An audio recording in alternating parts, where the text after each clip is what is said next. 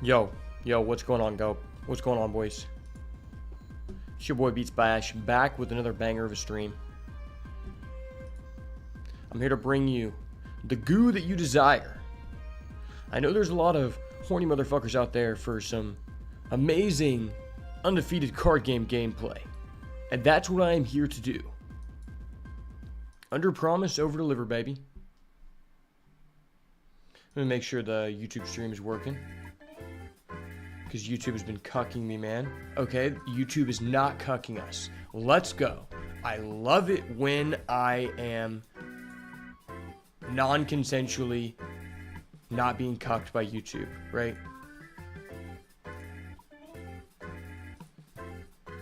Let me check the Rumble.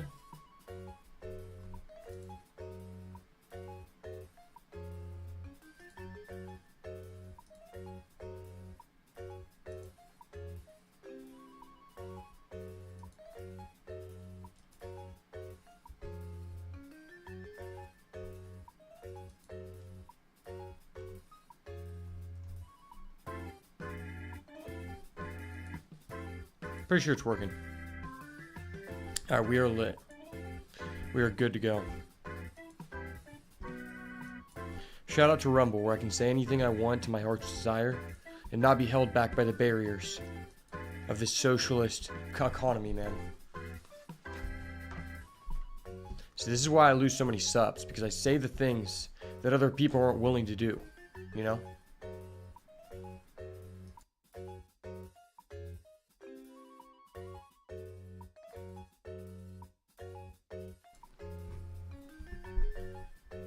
Alright, can we finally get 12 wins on stream so I can move on with my life? You know, I would really like to do other things. I've got a lot of, upcoming big things, so I'd like to not spend too much time on this, but the developers behind the scenes are really cucking us. Fortunately enough, I do have a Celsius, so I can be very tolerant of these high RNG motherfuckers. With high caffeine comes high tolerance. Remember that. Especially when you get to pick Shaman. Now, unfortunately, I did not get to pick any copies of the Gigantify guy for the 10th time in a row. L's in the chat for that. It's kind of like a developer misplay there. I should be guaranteed to be offered the new card every time, as long as it's a good card. Obviously, it's a bad card. That shouldn't be available to me, you know? Because there's a reason I'm the best of all time. But unfortunately, that is not because I get offered good cards. It's because I know how to throw them at the right places at the right time.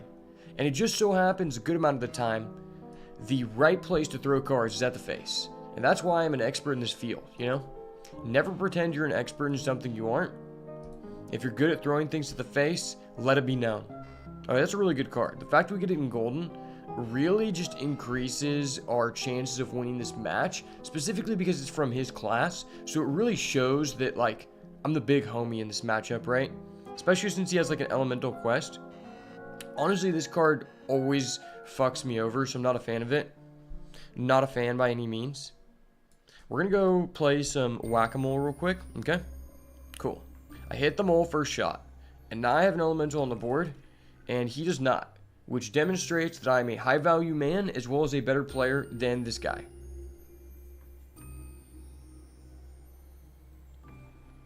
Honestly, really hoping that the patch notes are going to be revealed today. I don't know if they'll be released, but I'm pretty sure they should be revealed sometime this week. A lot of talk has come up about there being nerfs to the Painlock deck, and also potentially the aggro Paladin deck, which people have been saying they're going to hit Showdown. But I feel like if you hit Showdown, the deck's just unplayable, you know?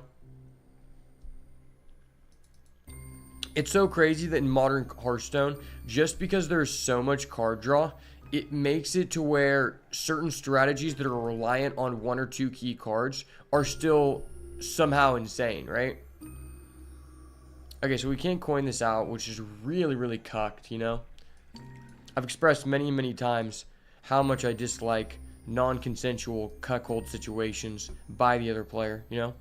Only one player can have fun at a time in this game, and that's why I have to take initiative and assert myself as the dominant Chad. Okay, buddy, calm down.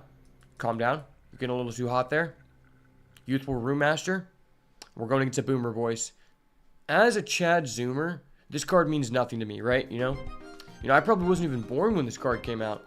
JK, I'm an OG closed beta player. I remember the Youthful Room Master days. That was back in my prime time. That was my peak, you know, when I could stay up all night at the age of 14 and just beat up on old people in card games. I don't know if that was like a big thing for other people, but honestly, the main reason I enjoyed card games as a kid was because most of the people that I'd go against in tournaments were quite a bit older than me, and I would beat them. And it just felt kind of good to beat people that you're not supposed to beat, you know? It just kind of like demoralizes them at a level. Because I used to beat up on like 30-year-olds all the time when I was like 12 and 13. You know, just because I was the blessed boy, the young jit, you might say. And that was really fulfilling. And it carried on to this modern day where a lot of the same people in the card game community I know and go to today are still there, and they're still older than me. So really the dopamine from my first time beating someone that should beat me every time, I've been riding since, and it's still with me, you know? You gotta love to see it. Once I get to like the age of 30, I don't know if I'll be able to play anymore because like, it won't be the same feeling. It's like I'll be going against people who should be like on the same like skill level and the same like, you know, level in general. Like right now, my brain is almost at the point where it's fully developed, but I'm going against people who do possess a fully developed brain. So there's a lot of enjoyment in that, you know, especially whenever I know that like, it's just making them feel really bad. It really motivates me, you know, to continue whooping them. And that's why Yu-Gi-Oh! Was so fun as a kid. Because like in Yu-Gi-Oh!, to be honest, if you're just better than the other person, you probably just win like 9 out of 10 times. Like there wasn't a lot of variance for the most part. So just beating the same people over and over again as like a 12-year-old boy and wondering why they keep coming back every week was really like beneficial to my self-esteem. It allowed me to grow up and act like I know nobody, you know? That is the dream. Okay, he has a lot of minions. We need an AoE. This is kind of unfair. How does this guy have a warrior card? I would like to call the judge. Actually, I would like to appeal to the head judge immediately. Also, I don't like how this guy's side quest has a symbol that looks like he has a secret. It's kind of tripping me up. Secrets are for bunk boys. They should just eliminate secrets from the game, and as well triggers from the One Piece card game. These are needs. You know, there are wants and needs, right? Just like Drake said. It is a need for my opponent to lose. I want to beat my opponent in outstanding fashion in front of my wonderful community. Okay. How do we fuck this guy up? We do have a coin, but I might get hungry later, so I might want to save the piece of chocolate. That is a question to be asking. Honestly, I don't believe that he has an AoE. He's not good enough to have an AoE, so I'm going to kill that guy, and we're just going to pass. Well, actually, we're going to sell him the snake oil so we can get a good value. Honestly, thinking back more into it, I think one of the reasons why it was so satisfying beating up on older people is because those were the same people who used to, you know, rip me off in trades as like a boy. So the fact that they would just rip me off for all of my good cards and I would still beat them, that was also very beneficial to my self-esteem. Forgot to answer you yesterday, but yeah, I know Michael from Wizards. Saw the iconic crossover you did while trapped in his basement. I actually, the reason I brought that up is because usually when my brother has to do something with his family, I would go chill with Mike. And we did a couple videos together. It was pretty cool. He's honestly like one of the realest people I've met. And there's just levels to this thing where it's like, honestly, it makes me feel kind of sad when I meet someone that I feel like is like a person that I want to be friends with, but they're just like addicted to the game all the time. And so it's like, we have good moments together in like the game and going to events together and traveling. But outside of that, like they're not down to do other things because they're so sucked in. And Mike is not like that at all. You know, Mike is a person that I want to be friends with for life, regardless of what happens in the game or not, you know? And so those people I definitely value way more, you know? Because those are friendships that It's a difference between having a friendship that you know if you always show back up to the game store, you'll see that person, versus a friendship that you met that person playing games, and you know that you always check up on each other, regardless of whether you have time or not, you know? There's like a different value to that. And I don't know about you guys, but for me personally, I feel like since I have been playing games and going to the game store for like 10 years, I'm very good at judging like character and just telling who are the people off the rip that I actually want to be friends with, and like who are the cool people. Because let's be real, most of the people who go to the game store are fucking weirdos, and like I don't really want to associate with them outside of the like parameters of the store where I feel safe. But I feel like I'm very good at just finding the few cool people and just deciding, okay, I fuck with you. I actually want to hang out with you. I actually want to test with you and help you get better because I like seeing my friends win. And then there's the people that like, ooh, I don't have anything necessarily against this guy in life, but he's kind of a bitch in the game. And so I would assume he's a bitch in life. And for that reason, I hope I don't get paired against him in this tournament. And then you get paired with the guy round one, and you and your homie are like, dude, fuck, I had to go against Trevor. And then, yeah, and then your homie's like, fuck, thank God I won my match, and you beat him. Now I don't have to go against Trevor. And then somehow your homie gets paired down next round, and he has to go against Trevor, and you're like, fuck, man, this really sucks. There's this one specific guy, and I'm just going to call him out. Okay, first of all, I'll answer your question. If Kendrick and Drake settle their beef in Hearthstone, what deck would they be using? That is a really good question, because that's actually some legitimate content. Because I could do an AI thing, like, I don't know if you've seen the Barack Obama versus Donald Trump or whatever in like different games and shit. I know they've done it in Yu-Gi-Oh! That's what I've seen mostly, is they'll do like the AI discussions in Yu-Gi-Oh! And that's honestly been very early on, before AI, like good quality AI systems have been available. And I could do something like that in Hearthstone. I think it'd be cool. But back to what I was saying is that I feel like I forgot. I was just going to blast this guy because I have no filter. And to be honest, I have no respect for this guy. So there's this guy, and I'm not going to name any names, but his name is fucking Christian. And if he watches this, just know that I haven't respected you for a long time. You got a little bit better. But to be honest, I don't know if you went back to your old ways. But basically, he just made the Yu-Gi-Oh! Community really unfun to the point where it was like, okay, me and my friends don't really want to go to this game store anymore. Specifically because there's a base chance that if we go to this tournament, that we might have to go against Christian. And he just ruins the game for you so much. So it's like, well, fuck. I don't know if I actually want to go to this one. Like, for a long time, we would go to the Wednesday tournament only. Because it was like the tournament where there was all, like, it was all cool people, you know? Because, like, I want to win. But at the end of the day, let's be real. If you're going to a game store, your goal should be, like, in my opinion, is to at least be respectful. And, like, I have a personal goal that no matter what tournament it is, no matter what the stakes are, I want to make sure that my opponent leaves the interaction feeling more glad that they met me than not. And if I know the person already, even better, because we can have banter. It makes me feel better if I like you, that you beat me, because it's like, you know, that's the homie. I want to see him win. Well, with this guy Christian, he was neither the homie, nor did I want to see him win. And he made the experience so unenjoyable because he was a constant rule shark.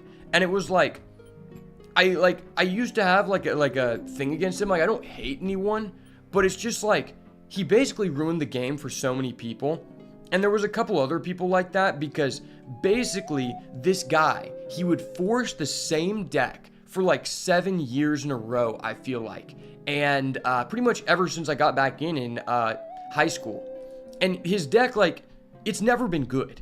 It's been tier 3 at the best. But like past like the first year of it being tier 3, it was just a garbage deck. But the guy would consistently win. He literally went 7-0 in a small regional playing his tier 5 machine deck. And that is basically physically impossible. But the way that he did it is basically in every interaction, no matter who you are, if he likes you or not, he'll do stuff like being like, okay, can I look at your graveyard, man, or your trash in One Piece terms? And he'll be like, okay. And you'll be like, okay, I want to activate this card, removing your card from the graveyard. And he's like, sorry, I already activated this card. It's like, whoa, let me see that card. You can't do that. Like, he'll try to do weird shit like that makes it not fun. And, like, it's kind of stupid because he's a judge and he knows how to play the game very well. So he could just play a meta deck and actually beat people fair and square. But I have a thing, like, at this point in my life where if someone is going to be a rule shark or try to cheat me, that is fine. But just let me know before the match that you're going to make it an unenjoyable experience, and then I will just give you the win and not play you. Because I didn't come to the card store to just win. I came to the card store for the human-to-human interaction. And if you're taking that away from me, I might as well just go home and play video games alone, right? And that's just a common theme in the Yu-Gi-Oh community. For anyone who has ever played Yu-Gi-Oh, I think you can argue that, I would argue that statistically, 1/4 or 1/5 of the people in your community are probably people that you just hope to not get matched up against. And that is one of the fundamental flaws of Yu-Gi-Oh! Because not only are the rules so complicated that it's difficult to, like, play the game effectively, the rules are so complicated that it benefits these people to be rule sharks and lower the fun level of the game for you, because there's so many areas they can catch you at, and it's so complicated that if the guy is also just literally cheating, it's difficult to catch him, right? And it's just people like that I just don't fuck with. Like, I remember at that regional, all of, like, the people in my city that went to the regional, we went to eat after. And the guy, like, wanted to, like, sit next to us after he had just been, like, an asshole, like, playing against everyone I knew. And he wanted to dap me up. And I'm like, dude, you know you're being an asshole. We've literally called you out on it. And you're going to come over here and try to dap me up? Fuck that. Like, dude, I will knock your ass out. Like, I'm not a violent person, but miss me with that fake shit. Like, that's one of the most disrespectful things you can do. And that's honestly why I've been partially enjoying Hearthstone so much.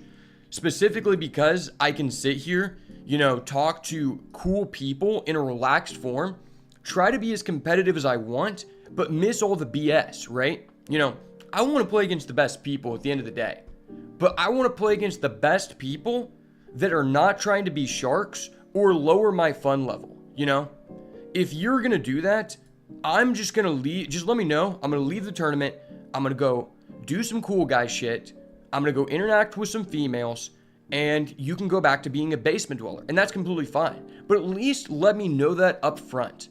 That's basically forcibly cuckolding someone if you're just holding them in the match, not telling them that you're a certified bitch boy and that you're going to just ruin the experience for someone.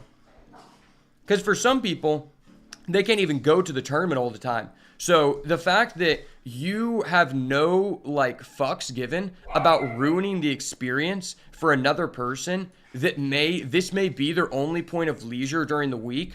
They might have kids and shit. Their family life might suck. And you don't give a shit. You're just like, fuck, man. I'm really horny to get these 2 packs after spending 3 hours there and just cuckolding everyone else in the building. It's like, dude, this is what I don't understand about these people who care so much about the prize support.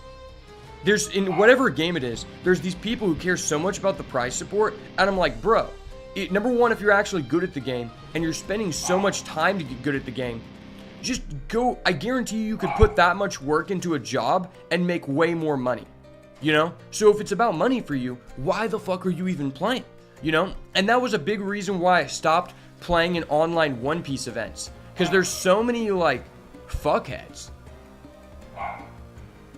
Alright, I gotta deal with my dog. He's too excited about my rants. He wants me to get a cigar.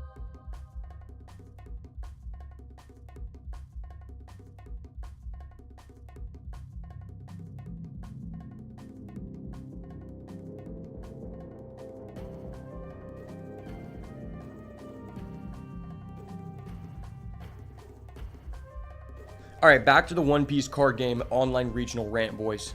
thank you for your continued support while I just straight up fucking blank people and just straight up, roast them for being a bitch because they're not going to do anything about it. So it's fine, One of the reasons why I'm so glad I don't play online tournaments anymore is because it's just not really like enjoyable. I talked about how the most enjoyable aspect of playing an in-person game over an online one is meeting someone that, regardless of the outcome, gave you an enjoyable experience that made you feel like you wanted to return and go against that person again, right? Online, I don't think there is any room for that. Every time I would do an online regional, I don't know about you guys, but my homie Ben would come over, he'd be in the living room, and we would play our matches, and then we'd go in the living room and like dap each other up and be like, fuck yeah, we both just got a W. Or damn bro, that guy cheated you. That was like the fun part. Interacting with the other people across the stream, not fun at all. Because it just didn't, there's so many people who are like, fuck man, I'm really behind on rent. I'm just over spending on my credit card because I keep just buying so much Mountain Dew and cigarettes. Like, fuck, I need to get this prize card, man. And it just gets to a point where it's not very fun. Because it makes it like, if you are, imagine this, in person, I used to be a person who would get fucked over a lot of the time by cheaters because I'm just a genuinely nice guy and I want to prioritize the experience for both of us over just me winning. But in online, it's like, I have to not only pay attention to what I'm doing, I have to pay attention to what you're doing to make sure that you're not being a fuck. That is where it gets just too stressful. My anxiety is running every single game, trying to make sure that this guy isn't fucking me over and he beats me honestly. Because there's nothing to feel bad about when someone beats you fair and square. But when someone cheats you, you're just like, dude, I thought we were doing this for fun. This guy kind of ruined the experience for me and I don't really want to do this again. And it sucks because it was something I really enjoyed, And it's because of that aspect of having to worry about what the other guy is doing, you don't really get that player-to-player interaction. You can't have banter because you might miss something. And another aspect to that is that someone may not actually be trying to cheat, but because you have to worry about what you're doing, what he's doing, neither of you may catch the misplay. If we were in person and you accidentally put out more characters than you actually had Dawn or resources for, then I would be like, okay, I think you didn't have enough Dawn. And you'd be like, oh bro, sorry, I didn't mean to do that. And you might actually not mean to do that. I have no problem with those people. But online, that's just not realistic. Because it's so difficult to pay attention to what you're doing and what the other guy is doing and make sure it's legal. Because there's so many ways that he can get away with it, right? Ooh, piece of candy. And that happened to me several times to where it just wasn't really worth it. Because it was just me sitting at the computer for 9 hours a day and trying to lower my stress level so much. I was doing good, but it wasn't fun. And also, I'm going to say this out there for all of the people who just don't have a good life going on and basically just take out their frustrations in life on other people in card games. It's not really enjoyable to play online because of you guys. I remember I went against this guy. I was looking back at my regionals and it was this guy, he cheated 3 times in one turn against me. And I didn't realize it at the time because I was streaming and because, I was trying to pay attention to what I could do, right? And the guy was acting cool, so I didn't notice it. Then I reported the guy to the judge, and the judge is like, oh yeah, you're right. He did cheat. And thank you for giving this information. And basically told me that he was telling the head judge. Well, it turns out I made a video about it, and it turns out no one listens to you unless you start yelling at people while you're holding a cigar. Because for some reason, people just like respect a man with a cigar versus a person who's actually participating in the event. And so once I showed that on there, and Bandai also threatened to ban me and other people by showcasing footage of someone cheating, literally threatening to ban people for showcasing someone cheating, the organizer contacted me and this other guy, I think the Black Samurai, he like sent me a DM before or something. I think he like, I don't know, he might be a judge or something. But they were like, they let the tournament organizer know, and the guy talked to me. He's like, oh yeah, sorry. The judge never actually reported this to the head judge. He did cheat you 3 times in one turn. And you know what? That guy got second place. And I would have gotten second place if that wasn't for that. And you know what? They're like, thank you for getting this information. I'm like, dude, you're gonna deal with this issue after the guy just collected $10,000 in prizing? I don't care about it at that point. Like, I don't care about the win for myself, but I don't feel like this guy earned that. So I don't need the stuff, but I would prefer that he doesn't get that in the recognition. And then on my Twitter post about it, the guy I literally called him out. He didn't read the first part of my tweet, and it was just my like overall tournament report. And I was like, yeah, a guy cheated me, ended up getting second place. The guy, he responded to my Twitter post and said, good games, bro. You almost had me there. I'm like, you motherfucker. That is such a bitch boy move. Like, to literally not notice that someone literally just called you out for cheating and say, good game, man. You almost had me. It's like, yeah, I mean, I almost had you. If you would have only cheated 2 times in one turn, I think it would have been, pretty close, man. And then I look back and it's like, oh, on this other tournament report that I played in, a guy who ended up getting banned and then unbanned. This is one of the biggest like atrocities in online.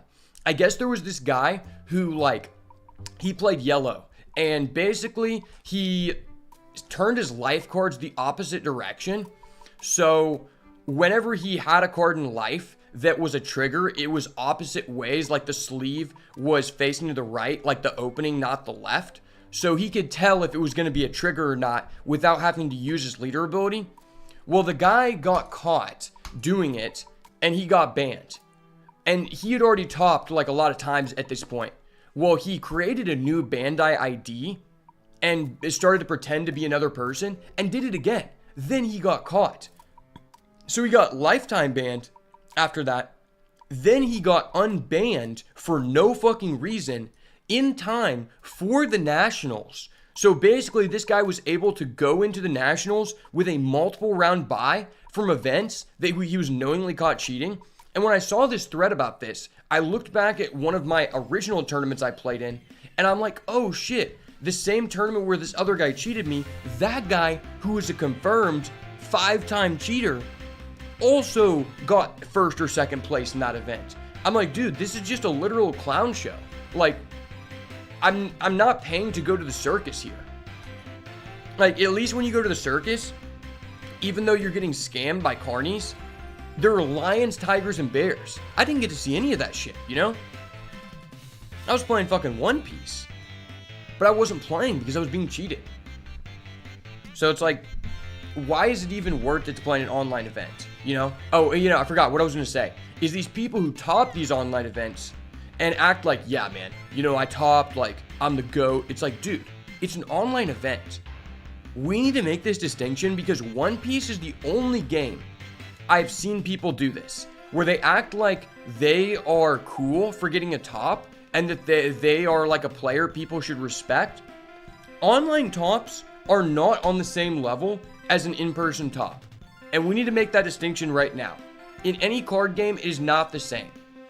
Because there are not the same level of controls for certain variables of cheating and rule sharking as there are in person, right? One of the last online events I played in, this guy, so it was supposed to be a 10-round tournament or a 9-round tournament. I was X1 going into the final round.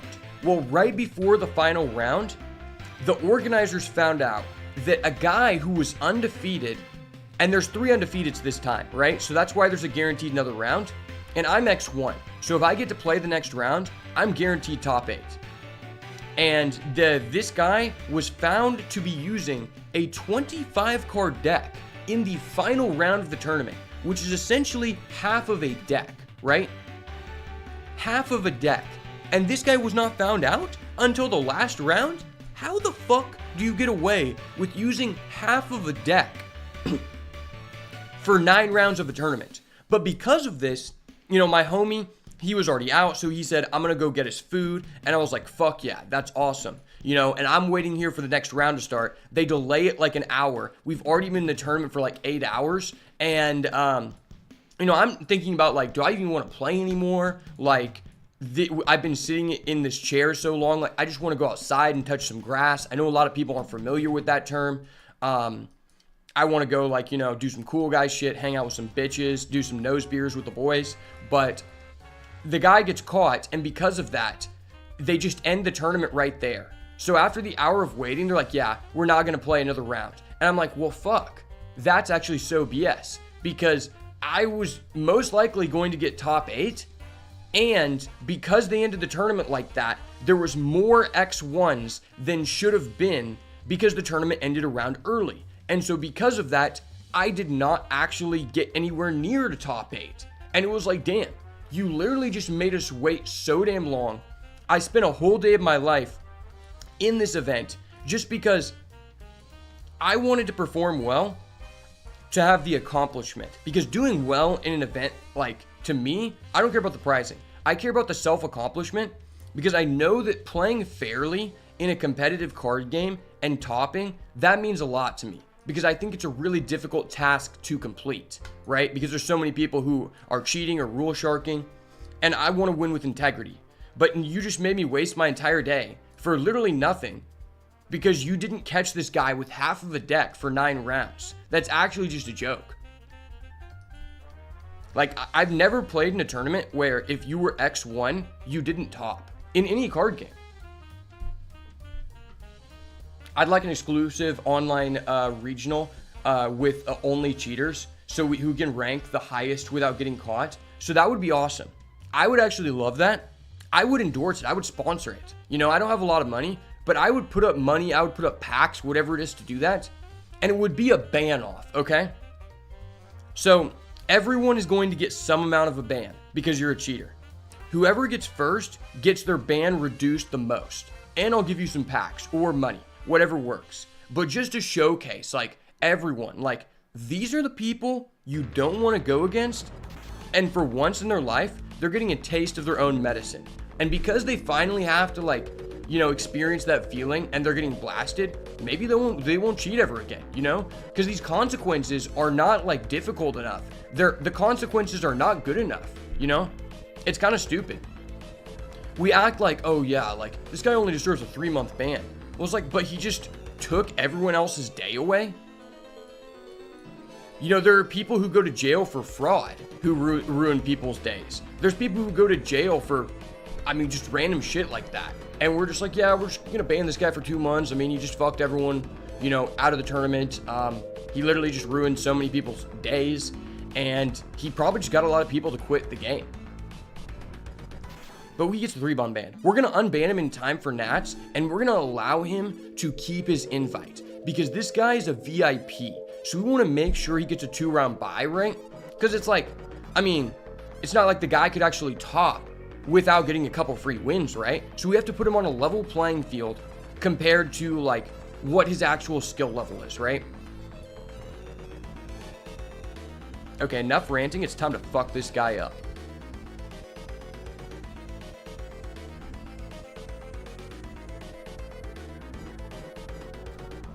The all-cheater event, though, would be tough. That would be so dope. I would be willing to pay money just to spectate it.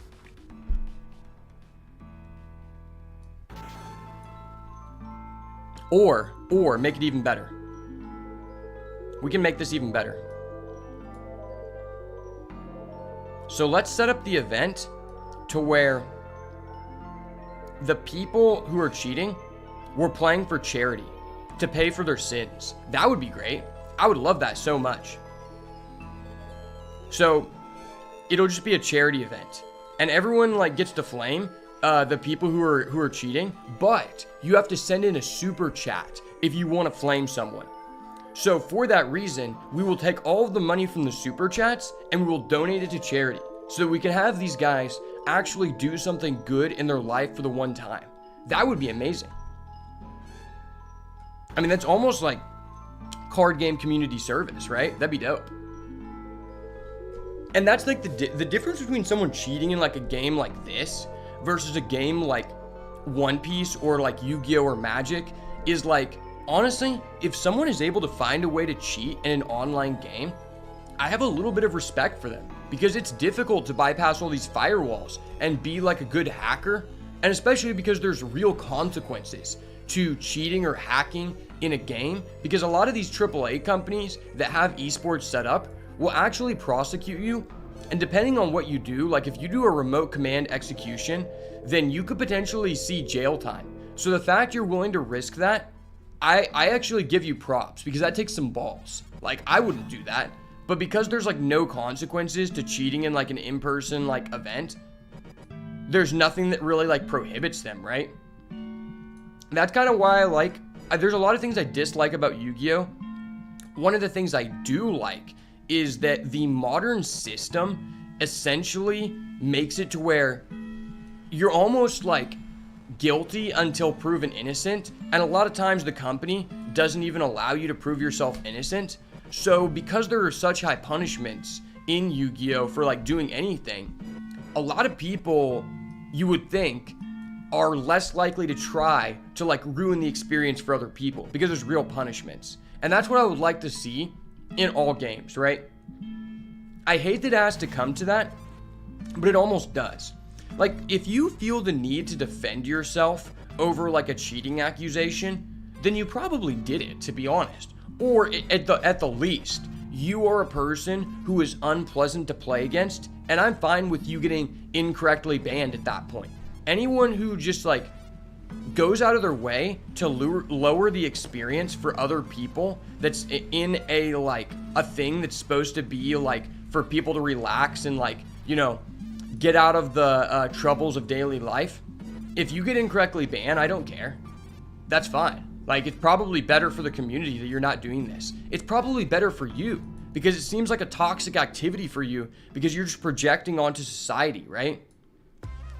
That's just my thought, you know? I mean, I'm kind of an asshole, but that's okay with me. That's okay with me.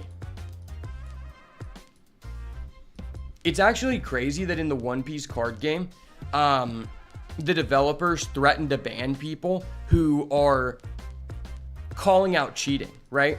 Like, there was this clip that I wanted to show on stream that basically showcased that in an online German regional, the people in the finals, it was two Whitebeard players, of course. They both cheated in the exact same 2-second frame. One guy looked at his own life cards, and the other guy did a fake cut on his own deck because, you know, the way he had his webcam set up, it looked like a 2D effect, so he didn't think the other guy would notice. And they didn't even get noticed until after the match that both people cheated within a 2-second frame. And so under that situation, I wanted to show that clip on stream and like, you know, just a meme. And the people were threatening to ban me for showing like people actually cheating because they don't want the game to look bad on them, which is stupid. Okay, what do we do here? I almost want to turn this into Ragnaros. Yeah, this is a Chad play. Let's turn that into Ragnaros because we're Chad.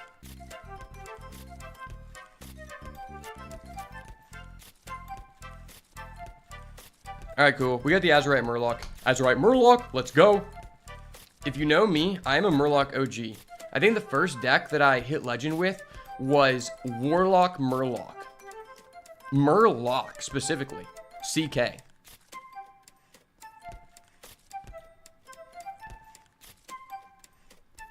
Honestly, I missed the OG Golden era where there was actually like in-person Hearthstone tournaments. In my community, me and my homie that I got into the game with, we used to go to the local game store all the time, and they would like have like $25, $35 cash pools because like we weren't getting that many people to show up, but it was just dope. You know, like we have something to play for. and we get to do a format that's actually fair, because we would do like best 2 out of 3, or we do like the format, the conquest format, where you bring 4 decks. It was just cool to compete, right? Because at that time there wasn't many tournaments hosted by Blizzard.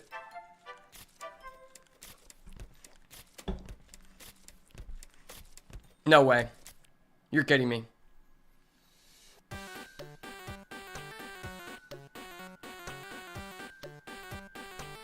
We're actually losing to this troglodyte. We're actually losing to this troglodyte. That was such a stupid way for him to lead to us. You gotta be kidding me. You gotta be kidding me.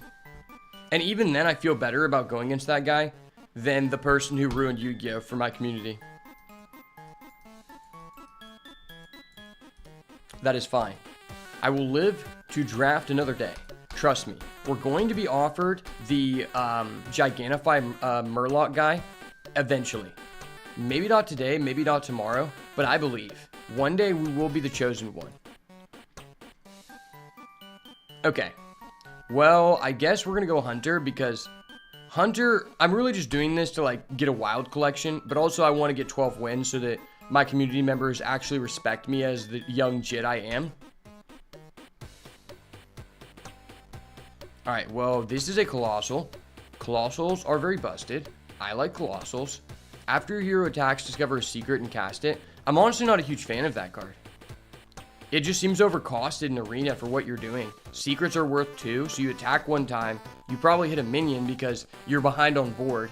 And then you get a 2-mana secret. So it's like, fuck, I took damage and I got a 2-mana card. That's ass.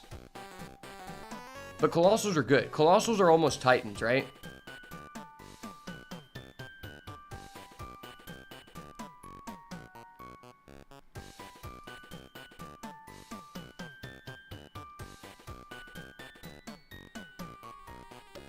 Okay, I need to turn this overlay off. I hate seeing overlays. I just have this on for the deck tracker. I'm a Chad to where I don't need to look at what they're saying, but I do need a deck tracker because I am kind of dumb, especially when I'm responding to the chat and I go off in a rant. Unless I have a cigar, then everything I say is completely valid, okay? Remember that about me. If you ever hear any controversial takes about me while I'm smoking a cigar, just know they aren't controversial. You just don't have enough manhood to respect a man with a cigar, right? I mean, that's why people disliked Andrew Tate, is because he had more expensive cigars than them, you know? A good cigar will increase your talking point levels tenfold, and as well, increase your testosterone naturally, i.e. naturally, okay? Okay. I'm actually doing what I said I was going to do. For a second, I was like, wait, what? Okay, I got to go to the settings. That's what this is.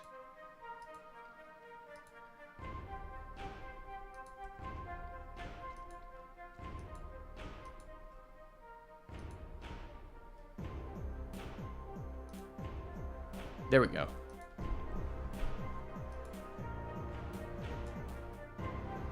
I swear.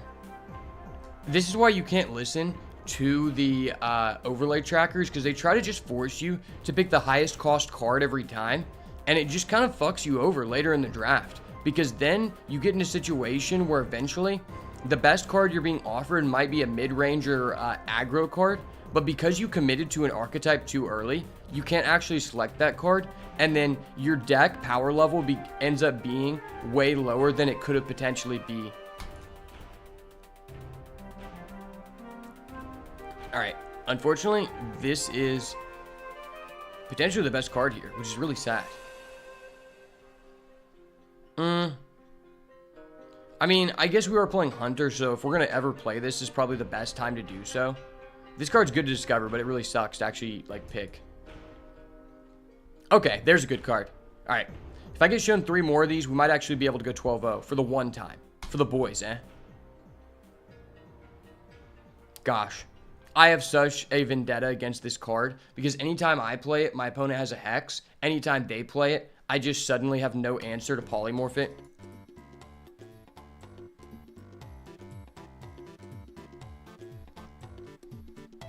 Alright, since we have a good legendary, I'm actually going to go card grader.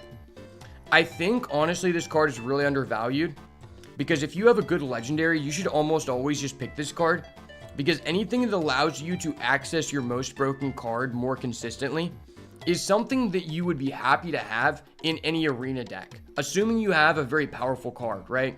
If you don't have a good legendary, maybe not, but if you do, which there's a pretty decent chance because there's so many win buttons in the game, it's more than likely worth it. Okay, there's a Patchwork Pals. We have a Messenger Buzzer and a Patchwork Pals. This is looking pretty good. And then we get a Twisted Frostfang. I swear I get offered this card so much, but I don't usually get offered Buzzard or Patch Pals. So, we're looking pretty good. Damn, these are all really bad for our deck archetype. I guess I will take this guy. Motherfucking Howdy Finn. Howdy Finn, boys. Well, if we go for a low-costed deck, I guess this is the best card.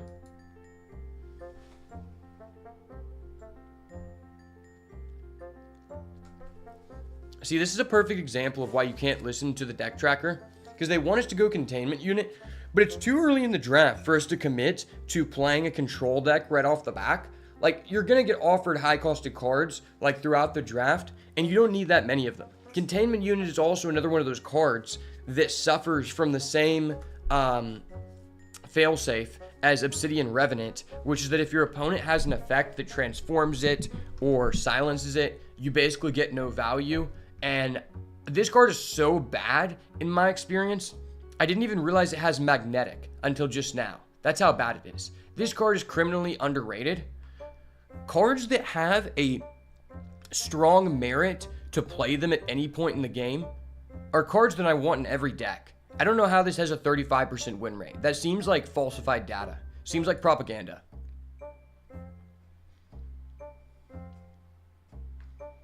This is a tough situation. I think these cards are a lot more even than the data is depicting. This card is really strong, but it's specifically strong if you have the weapon that allows you to delve.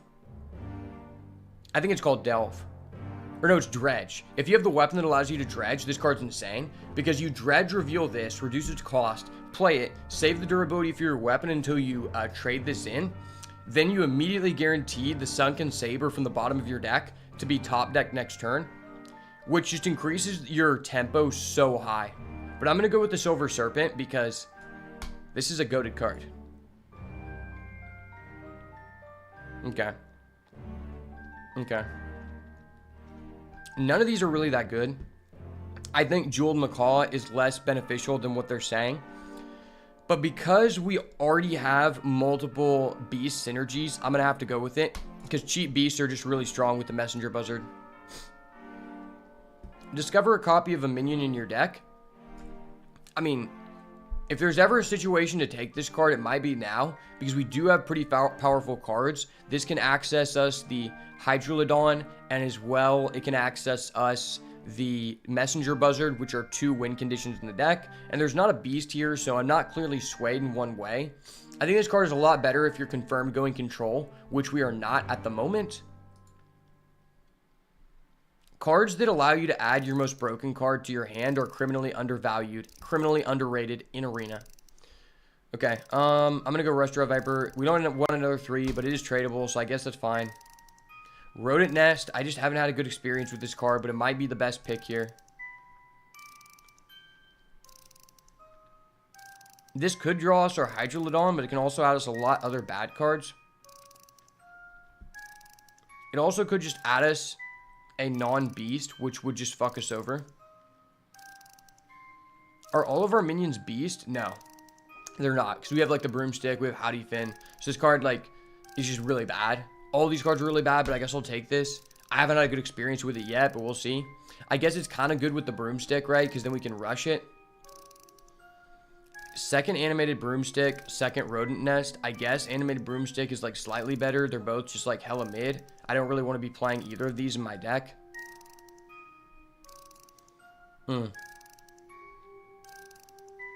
This really sucks. I'd like to have another one of these because this is one of the best cards in the format in the non-class selection. But Sunspot Dragon is just too swingy. It steals so many games. You shouldn't have an opportunity to win.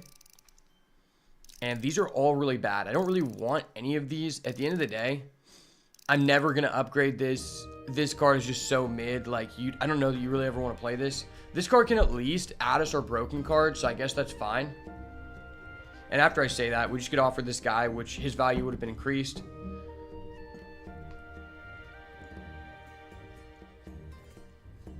Tempted to take this guy just because he allows us to get cards out of our hand. I guess I'll pick this guy. I just hate this guy so much. He never performs. All right, finally a good card. A decent card at that. Frenzied Fangwing is pretty good.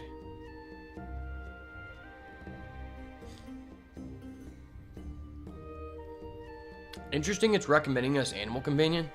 I'm kind of more of a Saber guy here. I feel like we just want 3 drops more than 4 at this point. Oh, that's a good 2 drop. We'll take that. We'll take that all day, baby. Ooh, bait and switch versus sneaky stakes. The age-old question. If I would have picked the guy who added a secret, I'd grab this because this is like, if you're going to play a secret, this is the one that's like the most worthwhile. Although I recommend not playing a secret because it just sets you so far behind in tempo and it's very easy for your opponent to play around. So I guess I'll go Sneaky Snakes. Second Messenger Buzzard versus Patchwork Pals. You've got to be fucking kidding me. I guess it's just this every time, but it really sucks. We have to choose between both of these. Because ideally, if we had 2 copies of each, I would feel this is a guaranteed 7+ wins run. I guess we go Ball of Spiders. We could finally take a bait and switch now. I don't think this card's really as good as they're saying it is. And our last card is crap again. I'll take a Howdy Fin, I guess. All right, let the aggro fest begin. No one cheat me. No one cheat me. I've got double Howdy Fin. This deck's insane. Double Howdy Fin, double Messenger Buzzard. You know, the synergies are just cracked. Messenger Buzzard adds cards to our hand. And Howdy Fin will just not be online because we're going to add a bunch of cards to our hand. So that's a really good synergy.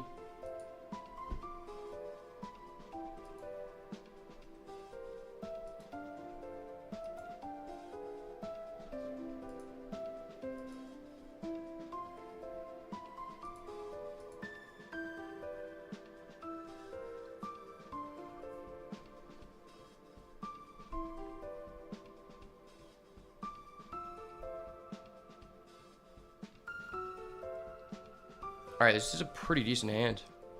Do this on 1.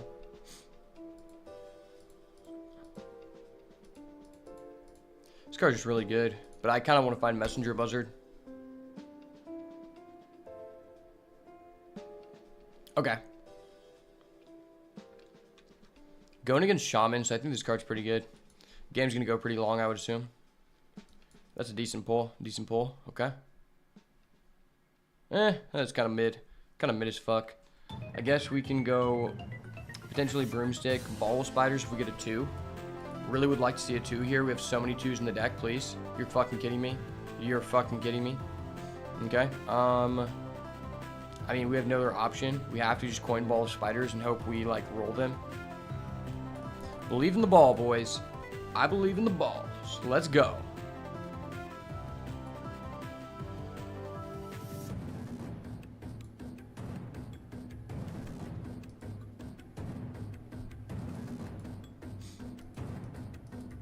Okay, thank you, Sneaky Snakes. Thank you, developers behind the scenes, for giving me this card 2 turns late. You love to see it.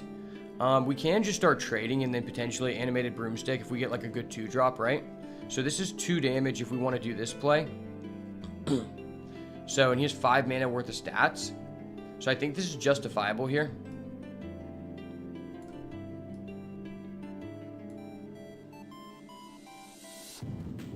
Give your opponent a coin. Don't want to play this card. Can't give him a coin. He's Shaman. His deck's too busted. He probably has a better legendary than us, which really, really sucks. So we're going to go Sneaky Snakes. We're going to go Animated Broomstick. Broomstick control, baby. Let's get our Beast. Beast control. Barren Glacier. Never seen this card. For each frost spell you've cast, get a 3/4 elemental that freezes. Do we even have any frost spells? I think the answer is no, and I already answered that for myself. Alright, Sneaky Snakes control. Now we use tracking last because we're a Chad. Messenger Buzzard every time. Messenger Buzzard, where are you, brother? Alright, Twisted Frost Fang you'll have to do. Put him in the team, boys. Stack him up, I'll knock him down, brother. Stack him up, I'll knock him down. Okay, Thunderhead. Never seen anyone actually get value out of that card. Pretty much every time someone plays this, the other person just kills it, and like it basically doesn't have text. And this is the one time we can't kill it. We're gonna play our dumb dude and just go face. All Chads get rid of stealth immediately and just go face. It's like, who needs stealth, right? Stealth is kind of like a pussy mechanic, and we're not interested in that, you know? Well, fuck. That was probably the best synergy I've ever seen with that card. Literally never seen someone actually keep that on the field and have it not die, which is pretty cracked. Death Rattle, do nothing. Fuck. Okay. Death Rattle, do nothing is pretty damn bad. I feel like we have to do this and just roll a rush or we're just dead here. Feels really bad though. Okay, we did not roll a rush. RIP. Ripperoni's in the chat. Why is this card only Overload 1? Why am I not offered Shaman? If this guy plays the Gigantify card on turn 8, I may legitimately quit because it's just so toxic at this point. Shaman was already the best deck even without that. The fact they got that is just cracked. And to my knowledge, that's one of the lowest, like, actually seen cards. Holy shit, that was an insane discover. That was literally an insane discover off his Menacing Nimbus. Yeah, I don't know if we're going to be able to come back, because I don't think the deck has any AoEs. We have this guy, but it's like, that's not really an AoE. It's kind of just like random damage to like clean up a mess, which we don't have. And this pretty much just cuckolds us for the rest of the game, right? Like, I can play this and just like dwindle with my cock out for a bit, but ultimately, like, this guy's gonna cream us. Literally and figuratively. He's got the goo. And I usually don't respect people who steal my goo, you know? Especially within my community. Sir, please speed up. I did not ask to go against a priest. I'm going against a shaman. We know your cards are more broken than ours. Trust. We always just get 2 insane Death Rattle minions. And they always cost 3 minimum, right? They're just always 3. It's never like we get 2 1-drops. Okay, this guy's deck's just so cracked. He just has all the elementals. And I'm playing the beast deck with 2 Howdy Fin. There's levels to this game. And we're going against a boss as we just joined the game. You know? You hate to see it. Wow, the amount of schoolings this guy just has everything. He has 2 copies of every card you want. Is this good? Is this good? Give a minion. Okay, it seemed really bad. Very, very bad. And he still had this dumb guy who's just busted. I think discovering this just auto-won him the game. Yeah, we're too low. Unless we just top deck something out of our ass that I don't know is in the deck, I think we just quit. Yep. Ripperonis. I'm going to play my legendary here just to show him I'm a Chad. It's just a cool card. Oh, I thought this was the other guy who did 2 to everyone. If you control a Hydrodon, summon 2 more. Okay. That's what that guy does. Gotcha. Why do these guys not come with Rush? This isn't fair. Okay, I'm glad that we actually got that, that Titan or whatever, or the Colossal. Because I thought we had the one that dealt 2 to everyone, and that one is just much better. Yeah, that's actually a lot better. We just got unlucky. I mean, you realistically have to curve out with Hunter or you just die. I haven't seen anyone yet build like a good control Hunter and actually get like 12 wins. I feel like it's just really, really low chance for you to do that. Because most of the good Hunter cards are just best on like turn 2, turn 3. Where you just like snowball them like, oh shit, he's patches, bro. He's literally playing with a banned card. He's starting out with a banned card. I need to draw my messenger buzzer to level the playing field or we're cooked. Okay.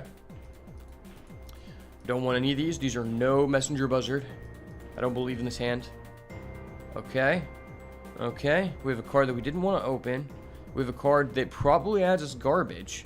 But we do have a piece of chocolate, which is the most redeemable aspect about this hand. Because even when I get extreme anxiety from our opponent just dicking us down, I at least have a piece of chocolate to calm myself down. And that's very important for managing your stress levels when you're the best of all time. And people just bring this false propaganda on your name, acting like they're better than you. Wait, I've never seen this card. Time Lost Raptor. Echo. Haven't seen Echo in a long time. Echo is pretty dope. Echo was an awesome mechanic. I'm glad it was added to the game. Unfortunately, it does not benefit us in this situation. So, I'm going to go ahead and coin out the Silver Serpent. He's basically the Silver Surfer. Basically the same thing, right? I'm basically playing Marvel Snap. I just slammed the Silver Surfer. I'm going to beat 2 out of 3 of his locations, and it's just wraps. If this guy beats us, I'm going to have to switch to my other hat, because it might just be the hat. Like, it couldn't be me or my play. It's always the hat, right? When you're a veteran in the card game community, you notice things about that, like all the small changes, and that's when you start to level up. So here, as a good player, I'm just going to reveal our Colossal. Okay, I just revealed our Colossal and a Messenger Buzzard. That is a toughie. That is a big toughie. This would be so good, but I don't know if our hand supports it, right? Like, I'm always throwing this back. Maybe this card is just better. This card is better in the long run, but I don't know if our hand can, like, survive for that long. Maybe it can. Maybe it can. I'm going to agree. I feel like the Messenger Buzzard is a little bit too late at this point. I do think it's a good card, but I got to go with the Legendary. People came here to see action. They don't want to see me abusing Messenger Buzzard. They want to see me slam a Legendary and our opponent quit out, right? That is what the people came here to see, and I must perform for the people. Especially when our opponent is using a busted-ass hero like Patches. Like, Patches has a +2 passive that makes him start with a broken pirate card. And see, this guy, he's almost a pirate. That's how he got this, you know? This wasn't earned. This was gifted by Patches. And for that, I cannot respect this guy, and I have no mercy. Alright, we're going Howdy Fin. Howdy Fin control. Let's go. The Murloc smoke screen has been activated. Let's go, boys. Howdy Fin control, baby. Talk about it. Honestly, I need to get a cool Murloc sound effect. That would be tough. Murlocs are goated. It's so sad that they, like, don't want Murlocs to be good, like, ever again, it feels like. Like, the only other time that in the beginning of the game when Murlocs was a playable strategy that I can think of was in the Anything Can Happen Paladin deck, but ultimately, that was just a mid-range Paladin deck that used a 10-cost card that cheated out as many minions as possible. You didn't really care about, like, Murlocs in general. You just had a busted card that put out more bodies than the mana was worth. So, it's not really a Murloc deck. Since then, they've really just, like, I remember when they originally nerfed the legendary Murloc guy, and I was like, dude, why? I thought that was the quintessential part of this game, right? I don't know that much about WoW, but I thought Murlocs were, like, a big part of WoW. I thought people, like, pogged over Murlocs, you know? Essentially Poglocks. Alright, fuck a broomstick. I'm trying to beat the case. Well, fuck me, man. I could have played that first. Always trade first. Always trade first. It's okay. We play Messenger Buzzard next turn with a broomstick. We use it. We draw the Sunken Saber on the bottom of our deck every time. Holy shit, he's Murlocula. This guy's not supposed to have that. I'm playing Murloc, sir. Sir, I already called dibs on Murlocs. I can't allow this. And he has this guy.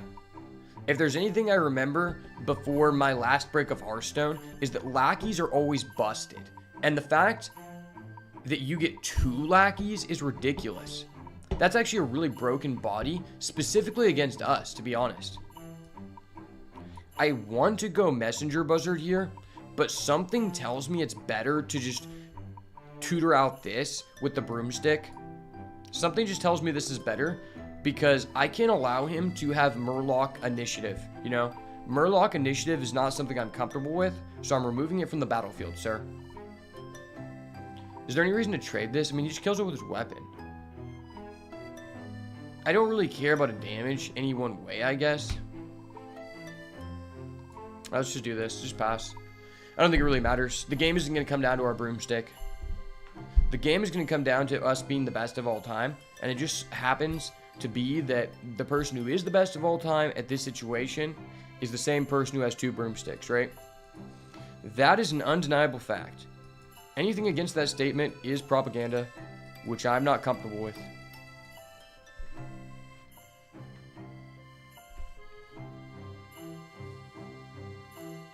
Okay. That was dope. You did 1 damage. I'm happy for you, brother. Very happy for you, brother. Ooh, we just had a power play. If I would have attacked with this, I'd have 1 less 1/1. I knew there was a reason I did that. Well, fuck. He killed it anyway. You can't be baiting me like this, my guy. Now, this would be a really good situation if we had the other Colossal, actually. The one that deals 2 damage randomly for each of your heads. That'd be dope. But this guy looks cooler, so, you know, we're going to rock with him. Fuck. Why do you have so many Discover cards, man? I need Discover cards. Discover cards are too powerful. Only time will tell if it was better for us to initially add the Messenger Buzzard. I feel like it did not really matter in any way or any form. So I guess we always do this. Now, if we had 8 mana, that would be crazy, though. Because then we could go Broomstick, trade in with these guys. Maybe I should have held off. I think that was correct. Because then I could have went this, traded in these guys, got our 2 more guys, then go to Broomstick, and that would have just been GG, right? I think it would just be wraps. So, what are his 2 biggest guys? I guess this guy. And then I guess that guy. It's kind of sad. We just put a legendary and somehow our opponent just trades with all of our guys on board. And he only has 3 1/1s. You hate to see it. You hate to see it.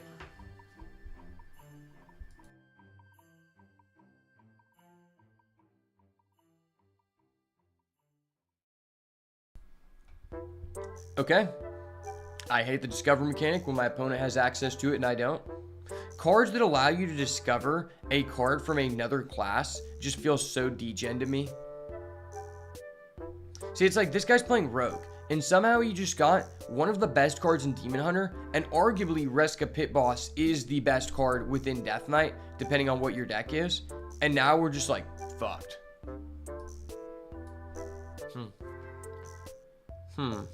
Maybe this is better because we can Broomstick.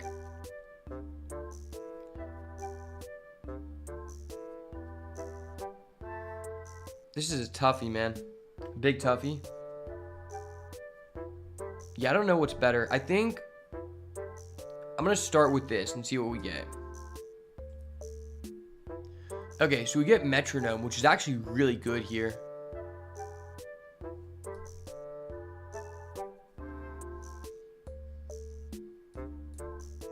Broomstick. No, why? Why did he get that secret in this situation? Okay, that's a good card. Good card, good. Good card, good. Thank you, Jeeves 2.0. Jeeves 2.0 2 OP. Let's go. Well, unfortunately, it feels like we're dead. 3, 4, 5, 6, 7. I feel like I have to trade with this based off, like, it does 12 damage. Alright, well, at least we got that guy, and now his ability is turned on. Unfortunately, we're basically just dead on field. Yeah, I think we're dead on field here. Very disappointing for the boat, man. Goats come and go, but boats stay afloat, you know? Okay, he just does a Diamond Velorock. I'm not looking at this. Diamond Velorock is just cringe as fuck. Yeah, that's actually just... someone asked me the other day what my least favorite card is. Since coming back to the game, I never played with that card in its prime. Apparently, it was even better. I extremely dislike that card in all formats of the game. It's not enjoyable to play against, and I don't feel like it's a very well, like, balanced card. Cards that just create massive power spikes based off of random effects occurring are not my forte. And it really became apparent to me, one of the biggest crashes in Hearthstone was whenever Ben Brode was on his way out, and he revealed in one of the latest sets, talking about Yogg Saron and a couple other meme cards, he's like, so the way we make cards is there's some cards that are made to be competitive, and then there are some cards that are meant to be for fun cards. And I'm like, dude, so basically what you're telling me is you're ruining the competitive nature of the game, because you're only releasing card sets that come out with like 130 cards, and then like vast majority of them are locked behind one specific class. So for the most part, there's not enough cards being released for you to fit in for fun cards. Don't take away the base slots in a set to add in for fun cards so that people who want to actually like enjoy the game can't like take advantage of like the nature of the game. Just add in additional cards, right? And that's always been one of Hearthstone's flaws, is they come out with these expansions, they're like, oh my god, it's crazy. But then it's like, oh, we didn't even get that many cards that have any effect on the game. The fuck are you doing? And then they, because of that, they're like, okay, we need to come out with a patch soon to shake things up. And it's like the patch is just nerfing the few decent cards that we got added to the game. And it's like, well, shit. Now we're basically just in the same previous meta we were before because all the good cards in this set were nerfed. And you just got us to buy a bunch of packs. That fucking sucks. Oh, for a second I thought I had a messenger buzzer, but that's fine. Old school Hearthstone streamers made legendary cards of themselves with fun effects. If I made a Beatsbyash card, what would it do? I think if it had to do anything, it would probably be... It would be me, like, shirtless in a boxing pose. And I would probably be, like, Beatsbyash accuses you of cheating. And then bitch slaps you in the face. And then leaves the game store. Something like that. I think that'd be a cool, interesting effect that the game hasn't really experienced yet. And I would be willing to be the first person to, like, set that trend, right? Or it would be me shirtless in a boxing pose with a cigar. And there'd be smoke coming out. And then the golden version would actually just have, like, a loop. Or what do you call that on Instagram? Where it, like, loops. It's called something. Fuck. It's rolling off the top of my tongue. I gotta look it up. What is that on Instagram where you like loop a video? It's not a reel, but it's like a boomerang. Yeah, it would be a boomerang of me just puffing the cigar and releasing a bunch of smoke. And it basically forces your opponent to hand over one clout token, you know? That'd be a cool effect. They really haven't like messed around enough with the mechanic of dispersing clout tokens. And I think that's because I wasn't previously making content, but now they know my presence is here. They're probably going to start doing that. Wait, is this kind of push, chat? This seems kind of pushed. If I do this now, I'll eventually get a 5-5 in 5 to 7 turns from now when the game is over. And that could be very beneficial to us, right? Maybe I should have saved that guy. I think that was correct. I think it was probably more correct to just save that guy. To be fair, we lose to an AoE here regardless, but I think it might have been more beneficial to just save that guy. Next turn we'll be at 5, so we can just play this. So maybe you just save and just do that.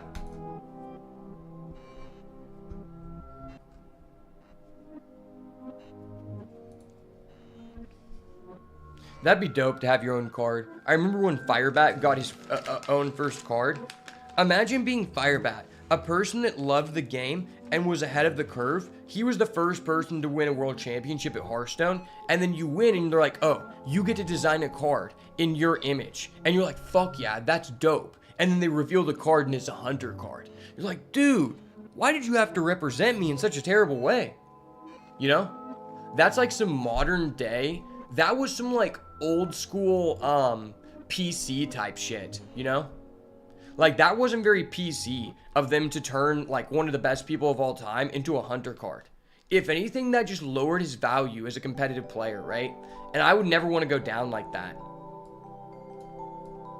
I would want to go down as, like, a warlock. Because warlock has always just been one of the most jitted classes. Or druid. I would want to be a warlock or a druid card. Wait, yes. A druid card. Where it's me exhaling the cigar, and it says, if you have a cigar on deck, gain 3 mana crystals. If you don't, give your opponent 1 mana crystal.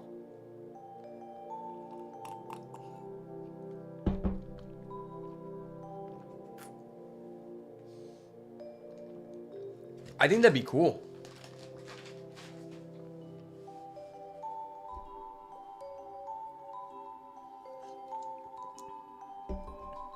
And oh wait, I got it. I've got the title. Smoker of the Wild. Smoker of the Wild. That'd be crazy.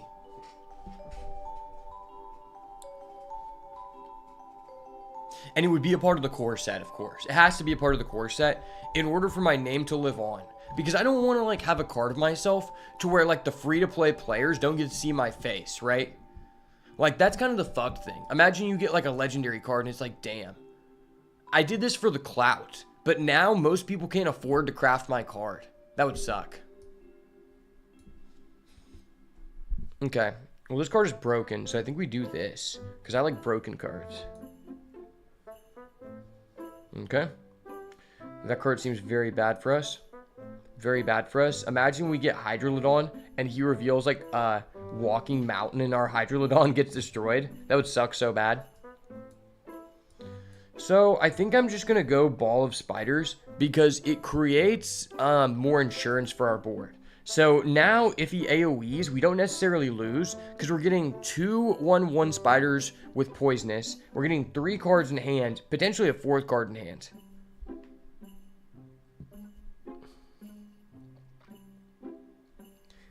What does everyone think about the new rock, paper, scissors card? I feel like they kind of flopped with that. I hate the aspect of, number one, this is the worst thing about the card. You know, it's supposed to be for fun card, but they limited the fun because they made it to where if you get a tie in rock, paper, scissors, you don't redo it, which is just stupid. Like, why is that a thing? So if I go paper and you go paper, just no one gets any cards and it's like I basically didn't even do anything. I don't know how they thought that that would be like a good aspect of the card if they wanted it to be fun, right? Because like most competitive people aren't even going to be using it, so why are you doing that? Even if it had that, it wouldn't be insane. It's still a random effect. And also, I don't like the aspect of you having to do it. You having to do it on the, like you choose your rock, paper, scissors on activation, then your opponent chooses theirs at the start of their turn. I feel like that was like a major fuck up, in my opinion.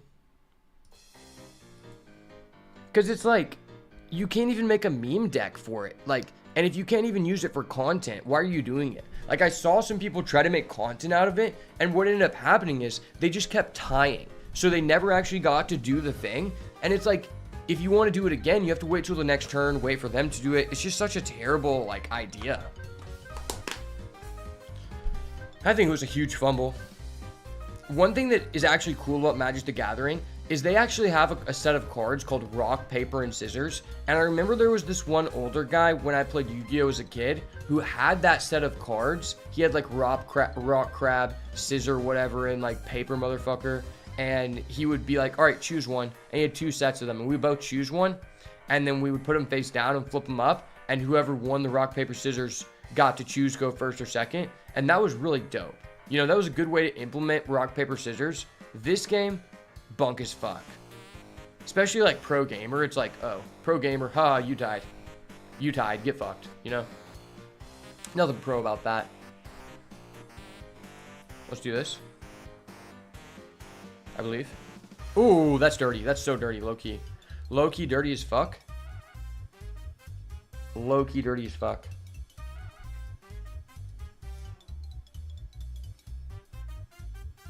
Shuffle 4 acorns in the deck.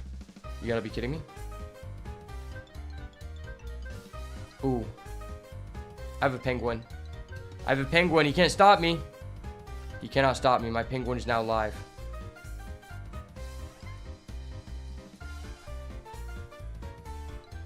Alright, we're setting up. We're setting up. The Bunny Stomper is here. Bunny Stomper. Let's go. Bunny Stomper OP. To be honest, I probably should have just sent everything face and just played this, but then we lose to a Hex. Now here, he has to have a Hex plus a Lightning Storm, and I think that's a better situation for us. I would have rather gotten our cards up front, because imagine if he had a Mass Transform, a negative Transform, made our guy 0, and there is a card like that. We had that last draft. This is one of my favorite cards in the card pool, and if I had enough dust to make this, we would be playing a ranked standard elemental tribal deck literally for 10 hours until we hit rank 1, because that's probably one of the coolest tribes in the game. Elementals are up there. Top 3 tribal deck in the game. Don't at me. Don't at me unless you agree. If you agree, hats off. What do we want to do here? I do like squirrels, but I also like dragons. What's cooler?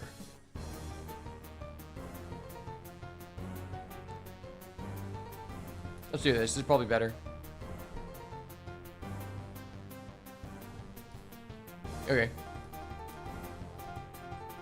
Alright, that's cool. That was cool. I like this card. I liked when we drafted a Druid deck and we got this card off of Discover and it was just better than every other card in our deck. Dragon Druid is such a fun deck. It's just so expensive. I hate how there's certain decks in the game that are extremely expensive, but also just not competitive. Like, if it's going to be a for fun deck, maybe you should, like, I don't know, decrease the cost of crafting it so that it's actually fun. That's what I would recommend, at least.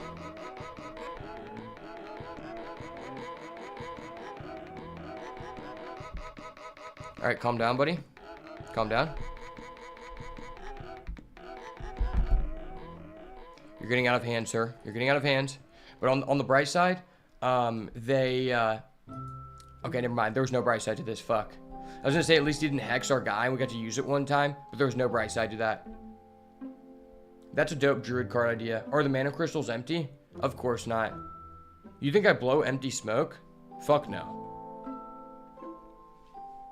Okay. This card's kind of good. We have these cards. Draw 3 spells.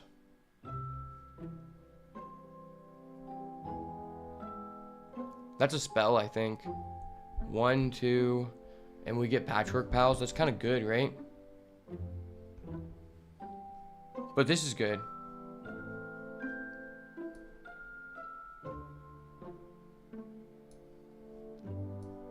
Alright, we're going Squirrel City. Squirrel City, bitch. Squirrel City, bitch. Let's go. Dragon Druid is the next one you're building, excluding all the legendary dragons. I have a great value brand deck, I suppose. The Ram Dragon synergy looks fun. You know why it looks fun?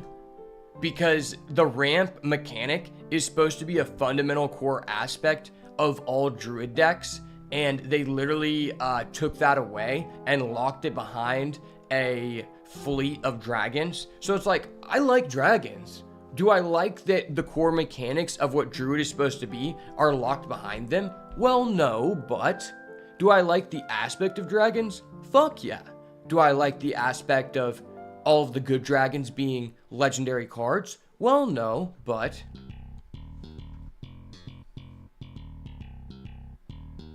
okay. So, can we go double Patchwork Pals here? That seems like a jitted thing to do. Seems very jitted. I think we do it. So if I play this, I'll burn one. So we obviously do this. Leok control, because Leok is superior. Leok is a jit. Now, is this just game? I mean, it's always just double Huffer and just hope it's game, right? I think it's just always game. That's what Huffer does, right? Wait, it's actually exact lethal. Let's go. I love Hunter again. I fucking love Hunter. Hell yeah. Specifically when you discover a second Patchwork Pals and you only have one in your deck. That's really awesome. Let's go. We got our one win. We got our one win so no one can talk shit, right? One win in the chat. Let's go. Do you guys think I should have my stats for my rolling 10 average? I was thinking about putting that up on the screen. Like showing my average wins from the past 10 runs. If I'm going to be doing arena for multiple hours. Or does no one care about that? Like, there's a downside because we've been doing kind of bad. Ever since I started streaming arena, I've been doing really bad. Coincidence? I think not. Because before, I had an average out of 30 runs of like 6.4 wins. And now, I think we've only went over 7 wins like 2 times. And we have not gotten any more than like 8. I don't even know if we got 8. We might have only got 7.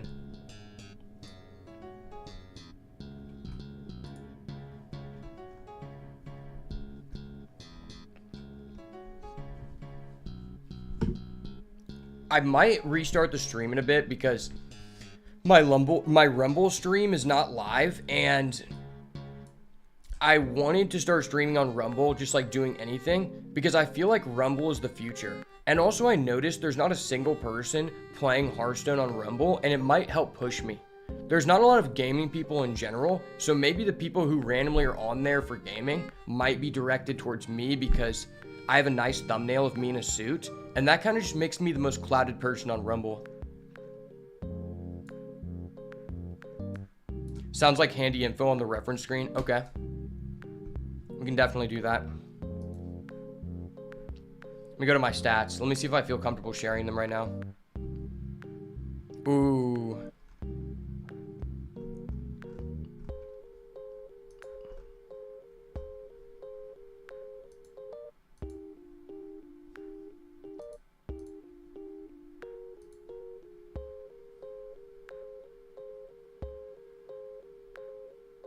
All right, so my rolling 10 average is 4.1. That's really bad for me. I know for a lot of people to be like, okay, it's not that bad. But to me, that's really bad.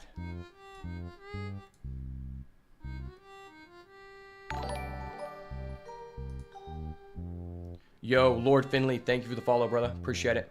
Yeah, I'm going to put the rolling 10 average up on the score, up on the board. But no one judge me.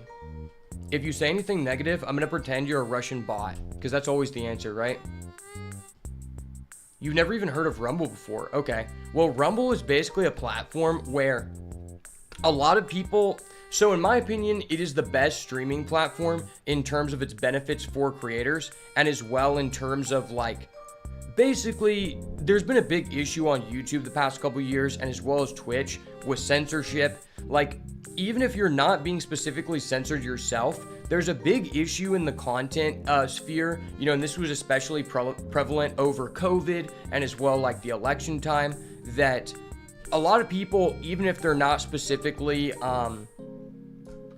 being like restricted by people's views, they get shadow banned. Because if you don't align with like the liberal viewpoints of YouTube, you will be shadow banned. And I'm not saying that because I have anything against liberal people, but it's just a known fact that over the course of the past like 4 to 5 years, the platforms such as YouTube and the Facebook and Instagram have all really started to push the people who make more liberal topics than the other people in the algo.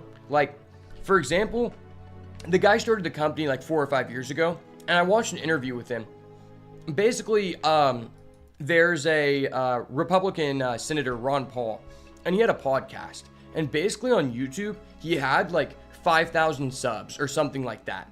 And he calls up the creator of Rumble, and he's like, yeah, the senator wants to talk to you. He's like, oh shit, am I in some legal trouble? And he's like, no. He talks to him, he's like, dude, my stuff is being shadow banned. People can't find my channel. If I go on your platform, and people search in my YouTube channel, will it actually pop up? And he's like, yeah, it should. And so the guy, Ron Paul, the senator, switches over to Rumble. And then what ends up happening is the creator's like, oh my God, we got to make sure it shows up. And sure enough, it showed up. And the guy skyrocketed to 100K in like a month. And that's absolutely insane because he was like 5K on YouTube. And you have to put into perspective, the massive amount more of people are on YouTube other than any other platform. So the aspect of this guy's podcast getting more subscribers in a month than him being on YouTube is literally insane. So that's why I like Rumble, because they don't censor people just because of the algorithm, and they don't secretly censor people either. Plus, you can pretty much say anything you want without being demonetized or banned, as long as you're not just like threatening someone. Unless you're threatening someone or saying like something racist, that's obviously still going to be against the guidelines. But the other stuff where it's like, oh, you said something positive about Andrew Tate or Donald Trump, your content will be shadow banned, or you will be banned yourself. That doesn't happen, you know? And same thing for the left, because what's really happened in media is like, you know, 5 years ago, it was just the people who were not liberal who were getting censored. Well, now what's happened is even people who just aren't hardcore left-wing, they're getting censored as well. So it's not just right-wing people. It's anyone who is not completely hard left-wing. And a lot of those people, there's been multiple politicians on the other side, people who are Democrats, you know, in the Senate who have switched over to Rumble and have seen their channel skyrocket.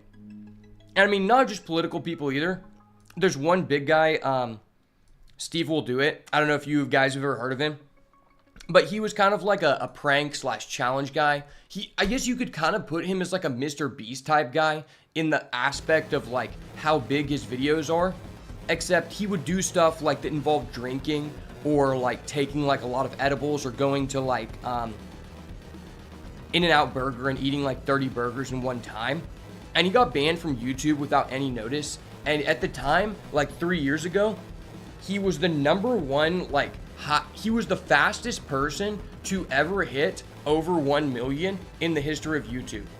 and he randomly just got banned and everything was taken away from him, and so he switched to Rumble. But he has nothing to do with politics. So that just demonstrates that, like, people are getting silenced on all sides of the spectrum, and that's why I like Rumble.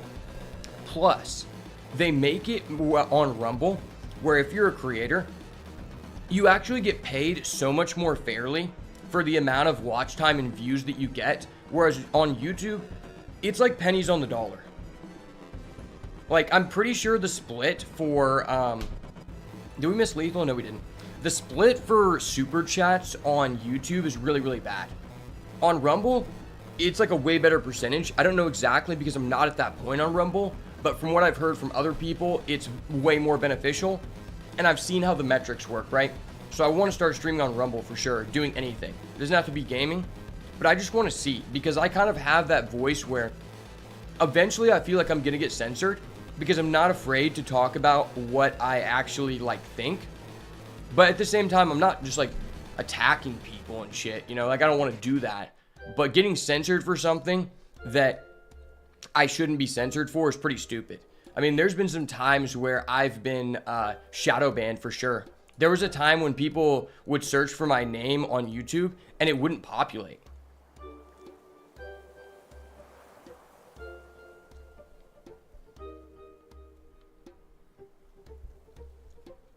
There's also just been times where on my other channel, I had multiple shorts do like 100K and like 80K, like back to back consistently. And then I have a similar style one, you know, where I've gotten all this momentum and the analytics show these are being pushed. And then that one just isn't randomly pushed to anyone and it has like 2 views. It's basically like it never existed. And the people who are watching the channel and subscribe, they aren't even being notified. So YouTube does a lot of things like that, whereas Rumble is more direct. It's just overall, in my opinion, way more beneficial to the creators themselves. So like a lot of people now are like, all right guys, I'm live streaming, and if you guys want to support us, make sure you're subscribed to the Rumble as well, because if YouTube ever takes us down, that's going to be our like main headquarters, our backup, you know? And honestly, from what I've heard about the guy who owns it, he seems like a pretty upstanding guy. Like every interview I've seen him do, he's very real. He doesn't dodge any questions, which is like a big red flag for me. Any person who's like in a big position of power, I don't really respect people no matter what side you're on, that are like dodging questions when someone isn't asking a question that's like meant to be attacking you, right? Like it's one thing if someone's just attacking your character and you're like, I don't want to answer that. It's another thing when a person's asking a completely normal, fair question that people want to know because there's something going on in the community and that person just dodges it and they're supposed to be the face of the company. I don't really respect people like that, you know? That's why I'm not a big fan of Mark Zuckerberg, because he's that kind of guy, you know? You ask him why certain people are being censored and this or that, he's like, I don't know, you know? It's not like I just like created this company in bad faith, you know? That's not true. It's not like there's just like a full-on movie about how I fucked over other people in order to grow this company. You know, just join my community. I'm building the metaverse, brother. And where has the metaverse been? No one gives a shit about the metaverse. Literally no one. It's so crazy because everyone thought that VR was going to be the next thing. People are buying like land virtually in like VR or in the metaverse. And it's like, dude, I don't know that they're ever going to be able to make it to where people are going to be able to do that as like their main source of information or their main source of like online interaction. Because most of the VR stuff, like you can't do it for more than an hour without getting a headache. And plus it's just like so restrictive. Like I can only wear headphones for so long without having to take a break. Wearing like a helmet or a headset, same thing. And that's really like the only way you can make it like consider VR or metaverse. Because if it's just something you do on the computer, dude, you're just on the internet. It's not the fucking metaverse.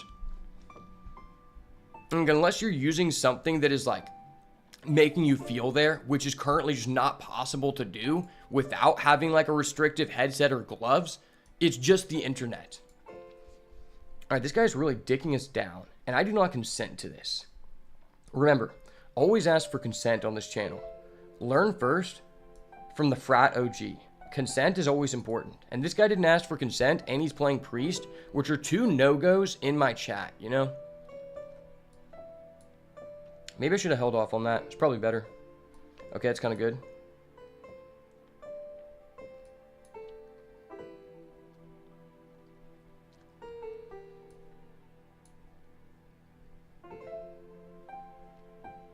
Alright, that was hot. We got this card. Unfortunately, our deck did not start with duplicates, so it's ass. This card is good, though. I've seen other people fuck me up with it. But that is a very rare occasion. People don't usually fuck me up, you know? But in this situation, where I am not being offered Shaman, I may get fucked up. I don't know if anyone else feels like this, but it just seems like every format Priest is centered around this card. It's not very enjoyable. Why did they have to change what the core values of Priest actually was? Literally. Literally, why? Alright, this guy's good. Let's slam him. Slam him, mamma jamma. Let's go. Okay, get that guy out of here. You a little bitch boy to me. You a little bitch boy. Get that guy out of here. Let's go. Alright, I just got rid of his ace card. His GG's. GG's in the chat.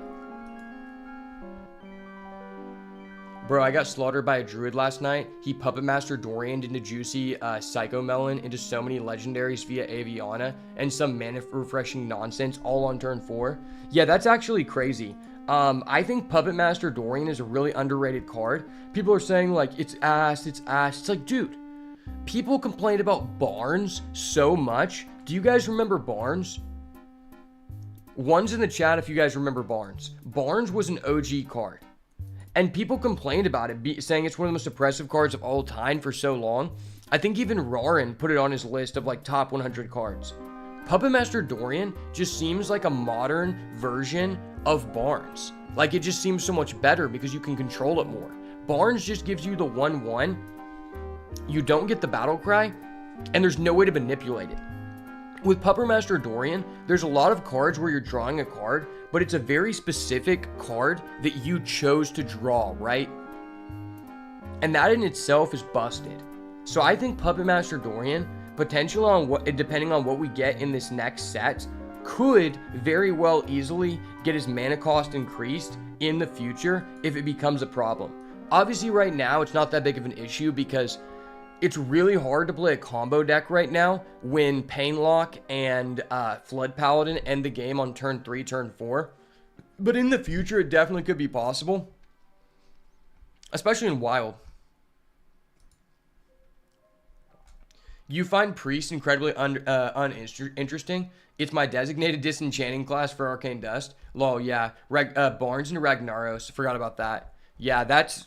The Barnes was crazy, and a lot of people said it was broken, but somehow they're like, Puppet Master Dorian, he's ass. Like, how is it ass?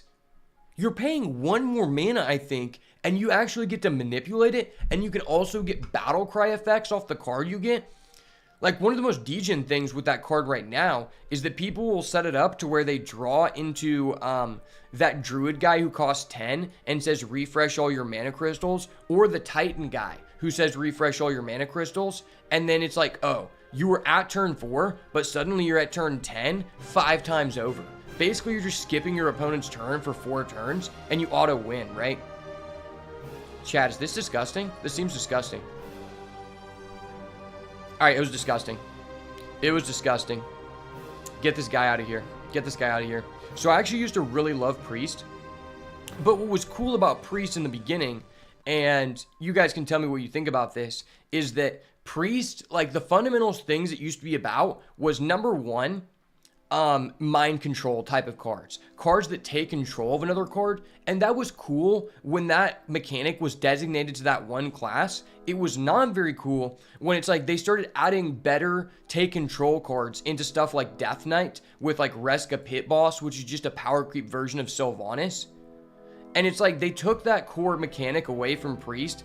And then also different things like Akanai Soul Priest, which allowed you to turn healing into like damage or minus to attack to set up like weird AoEs. And they always had like the removal that was specific on the character's attack, and that was just cool. all of the things that made Priest Priest have since been removed from the game, and it really, really sucks. It's so sad. Actually so sad. Okay, can we kill this guy? Let's do this first. Man, the broomstick would be so crazy here. Do we still do this guy?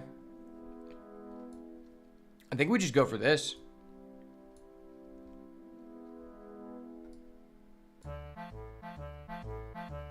That's fine. That's fine indeed. I'm loading up the bullet. Let it be known I'm legally obligated to play this card because I live in Oklahoma, which is an open carry state, which means that I am the only person legally allowed within this community to load up my rifle at the end of the turn. Just know that. And there's a difference. See right here, this is where the stand your ground law starts and ends. If any of his minions cross over across this line, I'm legally allowed to defend myself at all costs, which means I can fire my firearm, right? Or you can do the Oklahoma loophole, where I can potentially drag his minion across the line myself, then pretend that I didn't do that, allegedly, right? I told you, brother, stay on your side of the line. I'm standing my ground. I'm standing my ground, brother. Don't mess with me. My rattlesnake has 2 bullets loaded. Don't mess with me. Don't mess with me, buddy. Fuck. Is his snake already loaded? Wait, his snake is loaded. That's so stupid. Fuck this card.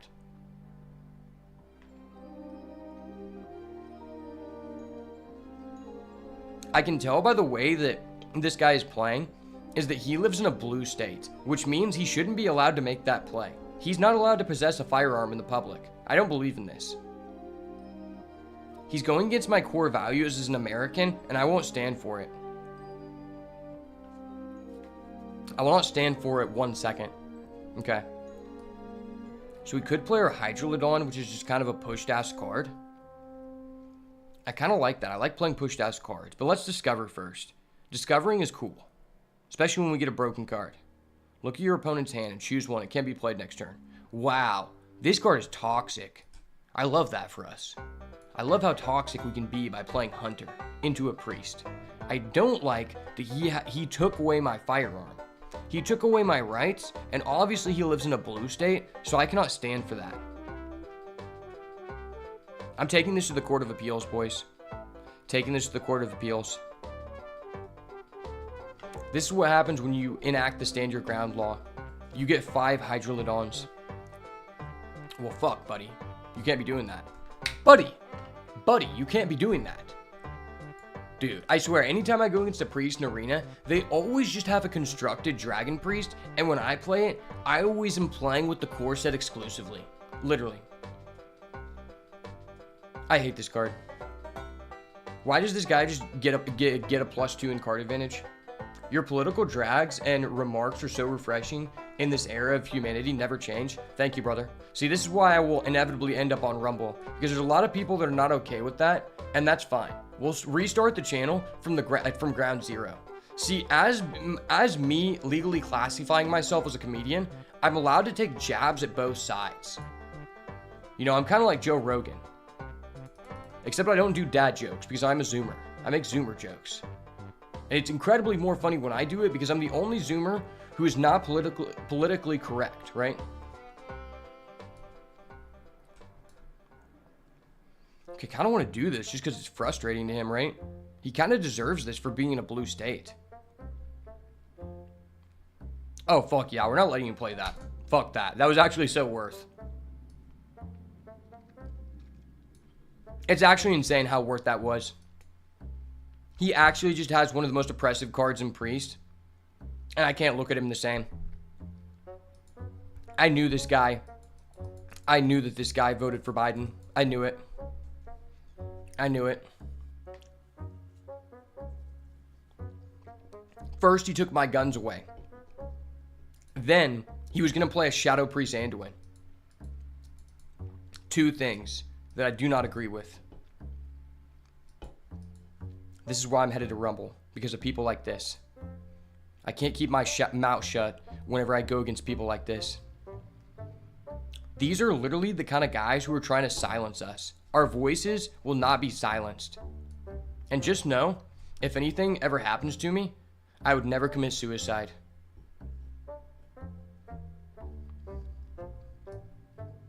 Okay. We do have the broomstick. Broomstick is kind of a dank card. We could trade. We get 2 snakes. We go pop, pop. Okay. I believe. But do we go Howdy Finn first? Howdy Finn is kind of a Chad card. It's kind of a Chad card. We have to do it. Howdy Finn control. Let's go. Alright, let's play this first. Discover a dragon. Dragons are cool. He has a dragon, I get a dragon. Okay, my dragon is better. Just turns out my best dragon is not actually a dragon at all. It is indeed a unidentifiable object that the government has tried to hide from us. And for that reason, I must take it and abuse it. It's time for the broomstick, brother. Broomstick time. Alright, I gotta play fast. APM is high as fuck here. He doesn't know what's happening. Alright. Read and wait, baby. Let's go. Let's go. Can't stop the Rat King, baby.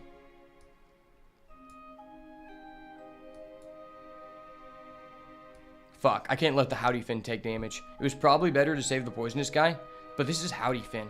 He's a representative of our culture. We have to be culturally appropriate here and keep the guy with the cowboy hat. Because as a Caucasian male, this is the only way I can pay homage to my heritage, right? And I'm allowed to say that because I live in Oklahoma. Anybody who's a priest main 100% voted for Biden. That's facts. See, the thing about me and why I'm reformed is at the time that I was a priest main, I was legally not allowed to vote because I was underage. So that clause does not apply to me. I was just a young man who didn't have a right mind and did not deserve to vote. But now that I've become of age, I've realized that as the Chad I am, I know what's best for my country, and not playing priest is the best thing I can do for my American comrades, right? There's not enough patriotism in this country compared to other countries, and it's because of all of the priest mains who are just bringing us down, right?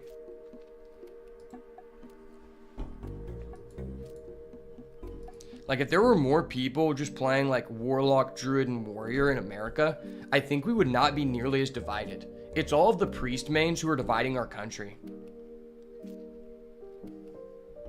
Okay. Kind of a hot boy here. I'm going to play my best dragon card here. Wait, is that Sugar or Howdy Finn? Yes. Yes. The cultural appropriations will be enacted. Let's go. Howdy Finn. Give me another card with a cowboy hat, please. Please. I believe, brother. Oh, wait, you have to have less than 3 cards? Fuck. Fuck, Howdy Finn. You let our people down. Brother, you cannot do this to us. Now let's play this guy. He has a golden card status. It's going to show our opponent that we have money. Okay? Oh my gosh. We got another hat. It's not the same, but it works. It works. I'm fine saying that this is also a cultural appropriation for my people. It's fine. He has a hat. You know? They say all white people look the same, and that's why we have to wear hats to distinguish ourselves. That's how you know who is an honorable man and who's not. Well, fuck. See, his guy doesn't have a hat, and that's why I can't respect him, you know? You know, I think they actually did a statistic on win rates in Hearthstone, and over the course of the past 5 years, on average, the person who controls more minions and more minions in their deck, which possess cool hats, wins 70% more on average than the players do not. And that win rate is actually doubled if the opponent is playing Priest. Dude, this is such a cool card.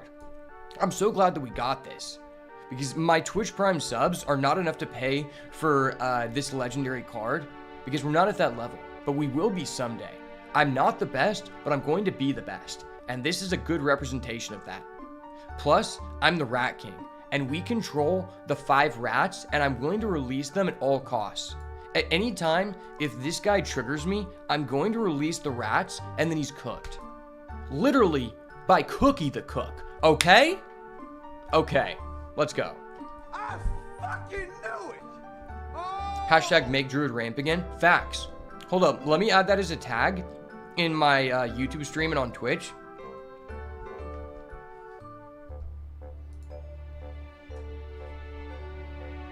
Adding that as a tag will help me find a lot of good Samaritans. And if you're not a patriot of this country, you can leave the chat now.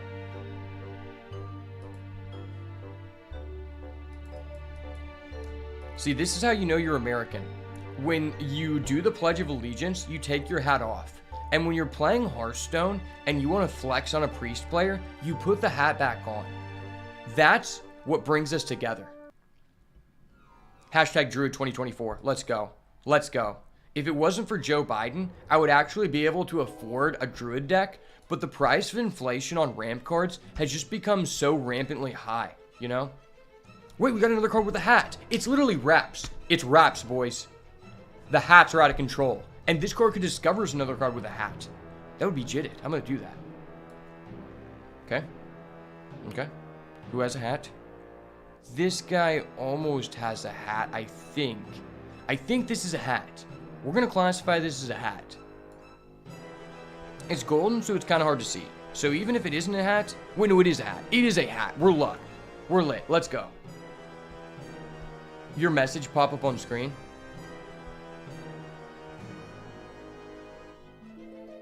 Yeah, they pop up on screen.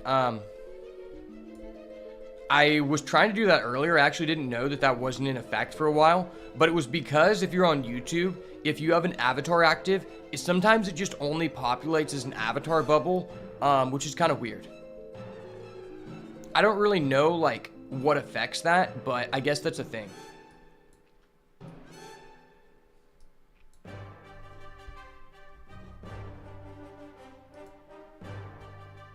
It's also just kind of difficult to like arrange things on the Hearthstone like client because there's so little space to actually have overlays.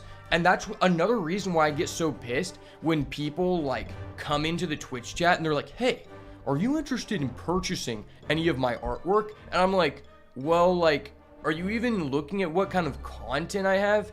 Do you think I have any room for any form of fucking artwork or overlays? Like, literally look at the screen. At least if you're gonna go in and try to solicit shit in a place that you shouldn't, at least target the right customer. Like go into someone's chat who's like doing like just chatting or something like that. Like I don't know how idiotical these people can be on Twitch, nor do I understand why they're targeting a person who has like less than 5 viewers on Twitch. Like even if I was interested in purchasing artwork, do you think that I am like the right client to be able to afford to purchase something for you? Like obviously I'm streaming so that I can make money. And now you're coming into my business and basically saying, hey, do you want to purchase something from my business? Well, I mean, I would, but you're in my fucking business. Like, why did you come in here and try to sell your oranges inside of my Apple store? Like, what the fuck? Is that not just like a weird ass thing? Because I know, like, I've talked to some of the people back, and they're obviously not bots. Like, are they just dumb as fuck? Like, I thought my intelligence was, like, pretty low because I went to business school. But apparently, I am higher IQ than average because these people don't know a thing or two about selling. You know, they say that everyone should try to get at least 2 years of sales experience in their life, especially, like, if you're a guy, because it'll just benefit you in all other, like, lives of business. But it's like, these people, they need at least 3 years of sales training because I don't know who is actually going to pay them.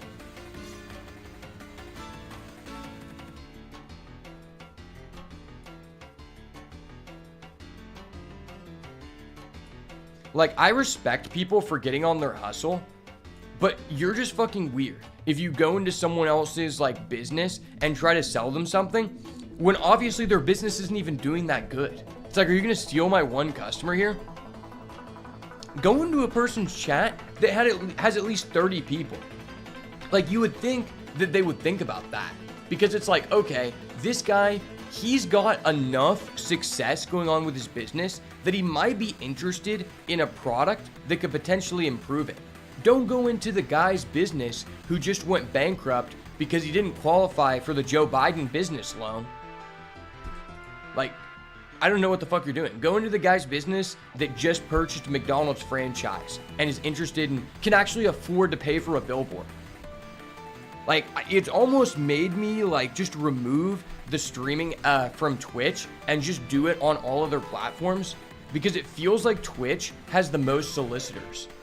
And like being in an open carry state, we don't negotiate with terrorists and we shoot solicitors on sight.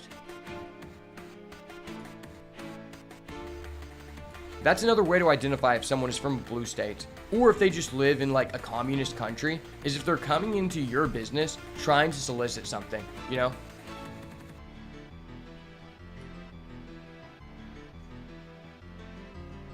Okay, let me ask you guys this. I was thinking about changing what like my bio on Twitch, and it was gonna be like something like, hey guys, I'm a new streamer and there are no rules other than do not come in my chat and try to fucking sell me artwork. But have fun, you know? You gotta say the words have fun so that people think you're inviting. I think that's optimal. Yo, what's good, Tim Oreo? I'm doing pretty good. How are you doing, my friend? Doing pretty good, just ranting here, you know? My blood pressure just increases by the minute, but that's okay because I'm chilling with the fans. Let's go. Also, my cards have better hats than the other player, which just puts me in a higher status bracket than them.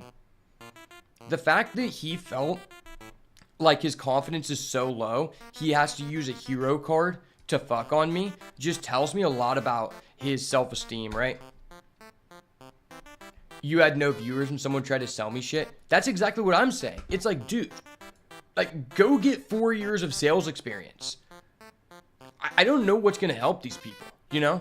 It's really weird. And it's kind of crazy to me how many bots there are on these platforms. Like, it's absolutely absurd. People talk about, like, bots being an issue, but I don't know if you guys know this, but there's actually a statistic that you can go look up online and see how many concurrent viewers there are on Twitch for the day. And it basically shows, if you look at this, like, actively changing clock, that the average person is watching a stream for 25.3 hours per day. And so that means two things. One of two things. One, the average person who is on Twitch is watching multiple streams at the exact same time, which I highly doubt that. I have never had 2 Twitch streams open at the same time. I know there are some people who do that, but to say the average viewer has 2 open at once is really stretching it. The more likely scenario is that there are just a fuck ton of bots that are rapidly increasing the numbers. And it's actually just so insane because, like, Twitch can literally just lie about the numbers in order to increase their advertisers' money. And that's happened with Twitter. At one point they said that, over 70% of users on Twitter were bots. Like, I think whenever Elon Musk, like, first took over the company. And that's very apparent on Twitch because the way that Twitch makes money is advertisers contact them and they pay per the amount of viewers that are, like, watching the ads, right? And that's just all self-reported numbers by Twitch. It's all just self-reported numbers by Twitch, and so they can just lie. It's in their benefit to just lie and say that there are more people actively watching than are actually watching, you know? Like, that would only benefit them. Because there's no way to check them. Like, there should legitimately be a commission that oversees that on Twitch, but unfortunately there isn't.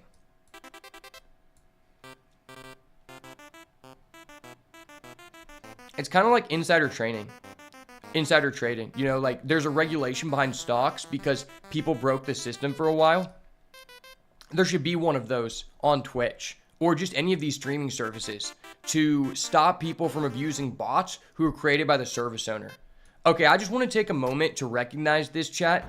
I've never seen an amalgam ban that actually has more more types cast than this card does. I've never seen a total of 9. I didn't know there was a total of 9 available in the pool, and that is amazing. We literally have 10 abilities. Wait, this guy's actually out of cards? I didn't even realize that. There's no way this guy mind controls our card, right? Okay, so I think we win by this, right? Okay, so he doesn't finale? Because he can't target it, right? Wait, was that insane? I think that was insane, chat. I hate how they do such a terrible representation of what abilities you have. Like, I don't know what the fuck abilities I have. Okay, well, I think we get the quick draw off this. Yeah, we do. That's dirty. That's actually dirty.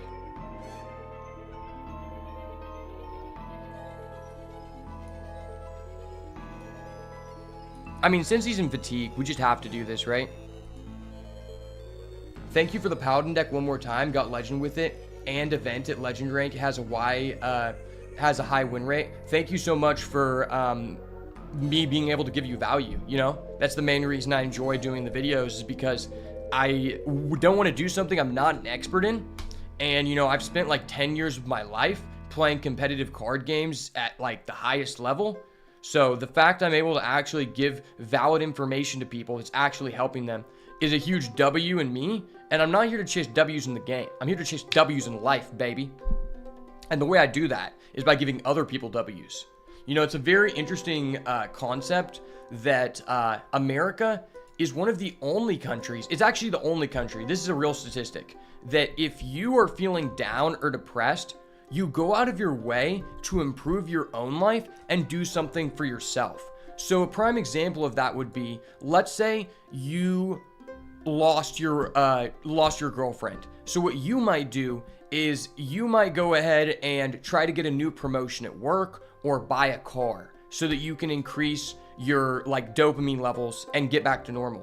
Well, in any other country, if you're feeling down or depressed, you go out of your way to do something for someone else. So that might constitute of you going over to a neighbor's house and giving them food, or helping an elderly person like mow their lawn.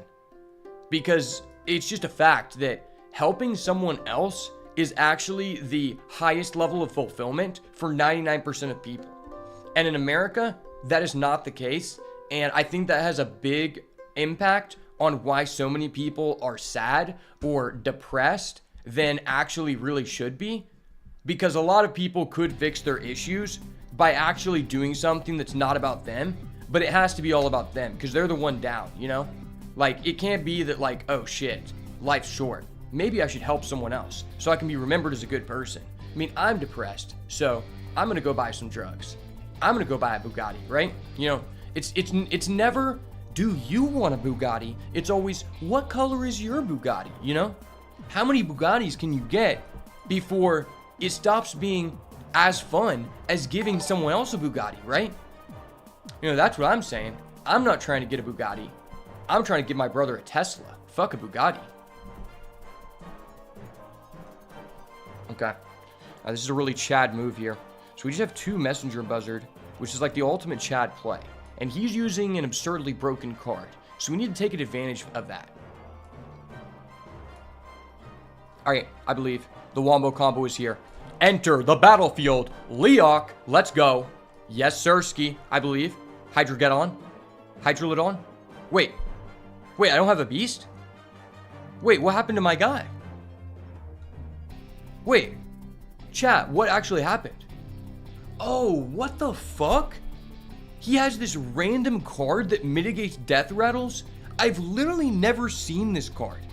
You actually have to be kidding me. Yeah, 100% this guy lives in a blue state. He voted for Joe Biden. No cap. Dude, this guy probably plays Face Hunter in his free time. That's actually so sacky. You have to be kidding me. I thought we were cooking. And turns out, for some reason, this guy's vote means more than mine. Hold up. Wait a minute. Something ain't right. Wow, this is really bad. I didn't realize that this guy was compensating for having such a small penis, but now everything makes sense. Everything makes sense. Okay. Just gonna extremely low roll here, you know? That is okay. When you're the best of all time, you can take small L's like that and then bounce back. Why is this card in the game? I feel like this guy was stream sniping me, you know? He could have been one of the 5 viewers, you know, because we just dropped from 5 to 4. It has to be that. It couldn't be that I made an arrow. There's no way I made an error, right? Or it could be that this guy is actually just toggling hacks. Behind the scenes, the Blizzard, what do you call it? The Blizzard intern, the unpaid intern, just pressed the toggle button and just added this card into the game. This could be a fake card. I've never seen this card before. No one else has, so it has to be fake. It was added into the game to stop me from my grind. Because they want to stop me from being the best of all time, but the reality is, I'm on the way to becoming a world champion, and if you get in my way, I can no longer guarantee your safety. So it's GG for you, my guy. Okay, this guy's a hat. He does have tempo as having a hat. But we can go sneaky snakes. This is a tough situation. I like sneaky snakes. Sneaky snakes! Fuck your death rattle card. Get that shit out of here.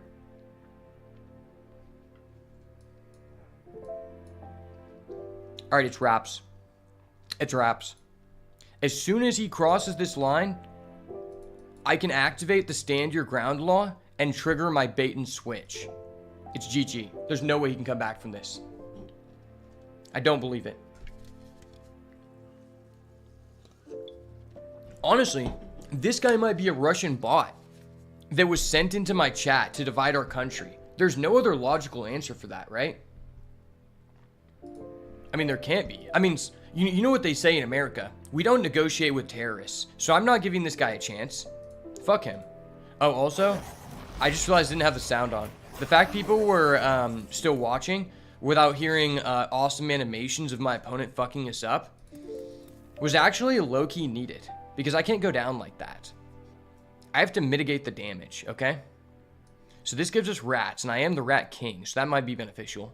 But this has a chance for us to discover a random broken card. So we'll do that. Okay. What the fuck is this? Add a bottom feeder to the bottom of your deck. With permanent +2/+2. Dude, that's fucking ass. We don't need any more people on unemployment. The unemployment rates are so literally criminally high. Why would I want this card as a hard-working American? Fuck this card. And it doesn't have a hat. This card has all downsides and no benefit. This is basically Millhouse Manastorm 2.0. Alright, how are we gonna fuck this guy up? I think we start with Howdy Finn, because Howdy Finn is a jit.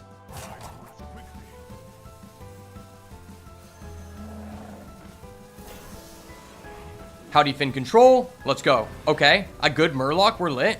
We're lit, boys. Fast as fuck APM. I'm insane. I bought him beater. I bought him beater just in time. Let's go. Let's go. Yes, sir. The American dream. I'm on unemployment, boys. Now I just collect free gold every day for the rest of my life. While you guys continue to work, I will just collect your free Prime sub and no longer work for the rest of my life. This is a prime example of that. Sorry about you, buddy. You crossed the line of no return. Let's go. Okay? Okay, talk about it. Stimmy check on deck. Hold on. Hold on. I'm getting a phone call, guys. One second, one second. Yes, I see. I see. Good news, everyone. Good news. The Biden stimmy check just came in. Let's fucking go. The Biden stimmy check is on deck. He's leaving President Trump with a parting gift to give everyone a stimmy check so they can afford to give me their Twitch Prime sub. I appreciate that, Joe Biden. I appreciate that, Kamala Harris. I was kind of salty about, you know, Vice President Kamala not actually like visiting the border, but taking a picture of herself 30 miles away. But since she just was a part of a stimulus bill that added more Prime subs, I'm completely fine with that. And she'll leave office as neutral in my mind, you know? Couldn't be positive, but neutral, you know, for the Prime subs and the stimmy check. I have to say, that was a good deed, you know? One good deed does not right a wrong, but if that good deed specifically benefits me over other people, then it might. It might legitimately, okay? If you control no other minions, add a saxophone soloist to your hand. What the fuck is this garbage? Damn, wait, this guy has a hat. I have to respect him. All right, let's play this card. It's a good card. I think we're kind of cooked, though. Kind of cooked. Okay, that's actually really nice. That's actually kind of dirty. Okay, I always knew I was a hoss. Let's go. Let's go. Hot boy play. Hot boy summer, baby. Let's go. It's my turn to press the button, okay? You've had your turn to press the button. You've had your turn to turn off my death rattles. But someone's new is coming into office. And I'm pressing the button all day. You know how the president has the red button in front of him and can just nuke any other country at any time? That's what it feels like to go against a Hunter player. Literally. Lightbow card art got nerfed according to Reddit. Robo got castrated. Need you to confirm if this is real for me. I mean, it's not an actual like loss against me, so it's probably not propaganda. Because the only propaganda in this world are things that go against me, you know? And if it's a censorship thing, it's definitely true. Because you know, like every company now is paid by Disney to enact censorship. So that makes a lot of sense. Oh wait, this guy only activates you have no minions? I thought if you had no cards in hand. Well, fuck. Yeah, I think we're just dead. Yeah, I mean, this guy just got to pick the gigantic card and I didn't. I feel kind of like unfairly treated. It's like this guy, he qualified for the small business loan because he owns a McDonald's franchise and I own a mom and pop bakery. And for some reason, my business was coined not essential while his was. And that's why he was given the gigantic card. It all makes sense now. COVID was 3 years in the making to make sure that my opponent was offered the gigantic card and I was not. I always knew there was something fishy about the China virus, but I couldn't put my finger on it. And it all points back to this Hearthstone game. There are no conspiracies unless there's something brewing in the darkness that negatively affects me, then it is real. It's always real, right? I think we're just cooked, boys. We're running out of guys with cool hats. Plus, we just have this guy on the field that creates another person on the unemployment chain. And I don't support that. Yeah, we're fucked. Yeah, fuck your Puppet Master Dorian. Fuck your Puppet Master Dorian. Take that shit with you when you leave office. Oh, wait. I just thought about something, chat. Maybe this whole time, the reason why Joe Biden talks so slow is because he's secretly a Death Knight. Thoughts? He might legitimately be a Death Knight. And that's why my opponents just keep getting these random gigantic cards. And I've never seen one in my life. It has to be, right? Like, there has to be something more to the story anytime someone beats me, you know? Because I'm doing this for the people. These W's aren't for me. They're for the people. That's why we're going to get blessed with a golden legendary in this pack. Or a signature. A signature would be acceptable. I'll allow it. Alright, I didn't ask for that. It's a Hunter card. Probably never going to use that. Fuck Hunter. I believe. Big Game is in the chat. Dude, stop giving me 5 epics in a row. Also, I hate this card. Honestly, the point of the mini set is just so bunk because you're just like, damn, I can't afford the mini set. So I'm gonna keep buying packs, and then you keep pulling cards from the mini set, and it dilutes the cards that you actually wanted. As a man with only 1 Prime sub this month, I can unfortunately not afford the mini set, which really lowers my ceiling of content. So I'm just saying, if you want the ceiling of content to increase and the more political jabs to be said, then I need your Prime sub. My friend got a gold and signature legendary in his 2 and 3 packs and you went crazy. Dude, now you're just making me jealous. Basically what you're saying is your friend got a stimulus check and I didn't qualify. And that's not fair, right? Because if someone else gets something in America, then I'm 100% entitled to it, right? Isn't that how America works? Okay. So what do we want to do here, chat? Okay, 1 for Druid, because I think Druid's fun. 2 for Paladin. 3 for Rogue to troll. Oh, wait. We'll do a poll. 1, 2, or 3, chat. 1, 2, 3. I just like the eye doctor. 1 or 2. 2 or 3.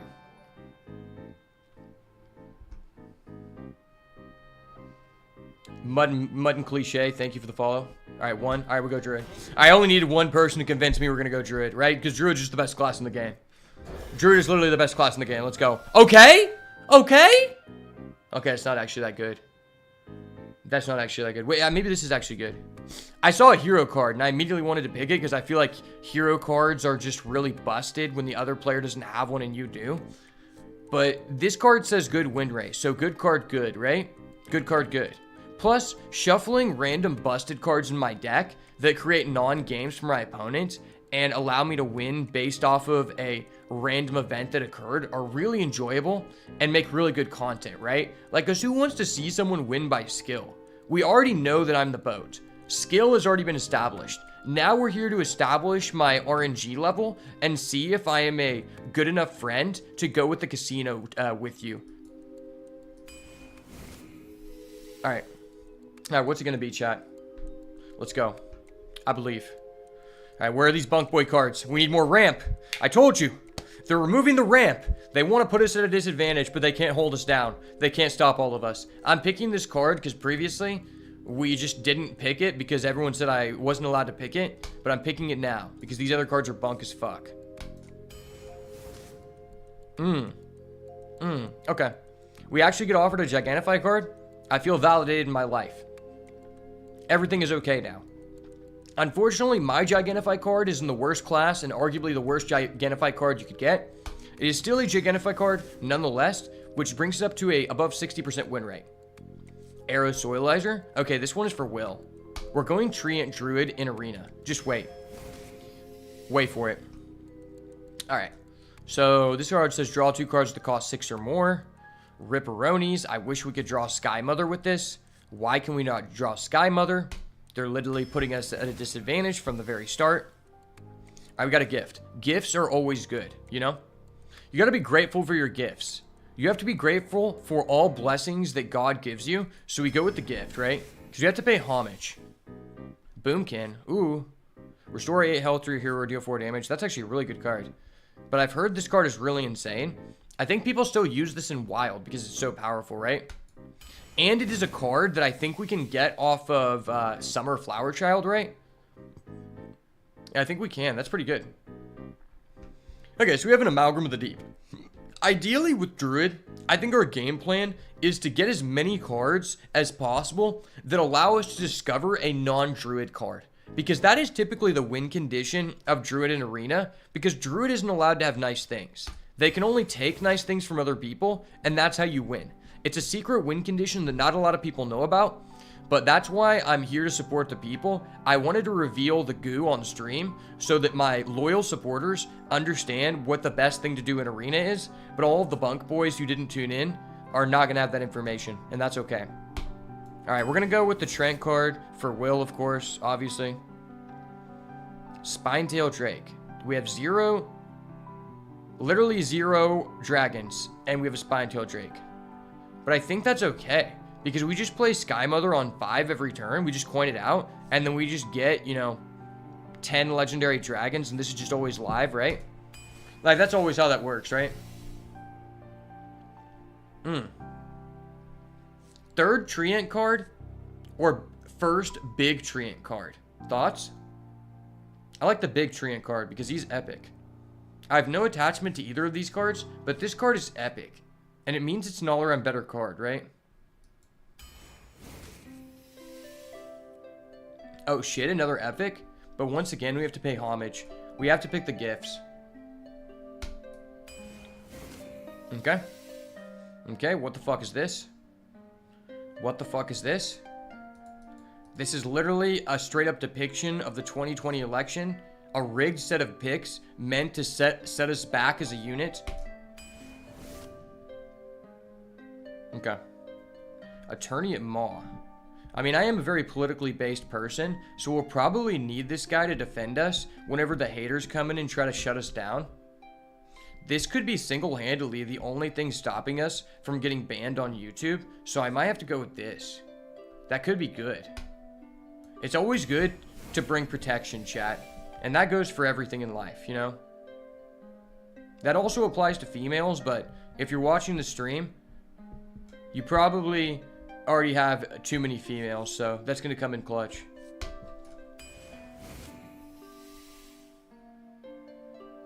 This is tough. That's a good card, but this lets us discover a card that could be broken, right? Discover card, golden card. Discover card, golden card. I feel like I have to pick the golden card. Golden cards are too good. And this lets us draw cards, so once we activate Sky Mother, we just draw. More importantly, because it was golden. Okay, yeah, we go with the Gigantify here. Gigantify control. I'm establishing my dominance as the better Gigantify player, as we are in the Gigantify metagame. And these are all ass. This card has actually been surprisingly decent. The fact you're basically getting a 3/3 for 1 mana is actually tough. It's actually a big tough. Okay. These cards are all ass. I think we have to go with Druid of the Claw for the memes. For the memories, you know? This used to be a good card before they nerfed it to the ground and then just reworked it into a completely different card. So we'll go with that. Okay. Cactus Construct. Never fucking seen this card in my life. Yeah, we gotta go with this card. It has a guy with a hat. That's typically the better card. Ooh. Second hat. Golden card. Second hat. Golden card. That's tough. That is tough. Is this better than this? Because, like, if we get 10 mana, this just pops off. Olivia John, thank you for the follow. Cactus Construct or Trog Gem Tosser? What are we feeling? I'm doing very well. Thank you, my mate. I feel like this might be better. I feel like Trog is just an all-around better card. Like, there's a reason why I bought the bundle to get a golden version of this. Ooh, dude. Now we have 2 Ancient of Growth. And I'm pretty sure we have a total of 3 cards that give us a Trent, which means we're basically playing Will's constructed 2014 Trent Druid. His 2014 version specifically. Because this deck isn't that good. Okay, no, we're actually just playing Will's deck. I actually just stole this card from Will. Okay. Okay. Another one of those, please. Another one.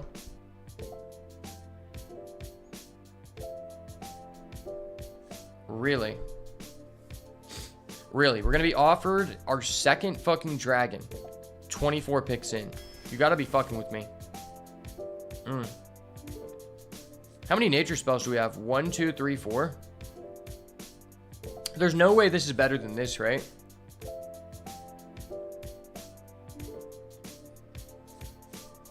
I think this is just the all-around better card. Please, show me a fucking dragon for my life. Please, for my sanity. For my sanity, please. How does Candle Rezzure have a negative impact on our deck? Are you doing fentanyl? This card's crazy. This card's literally just always crazy. Like, what? This card is so busted in the constructed Druid deck. I'm hearing you, mate.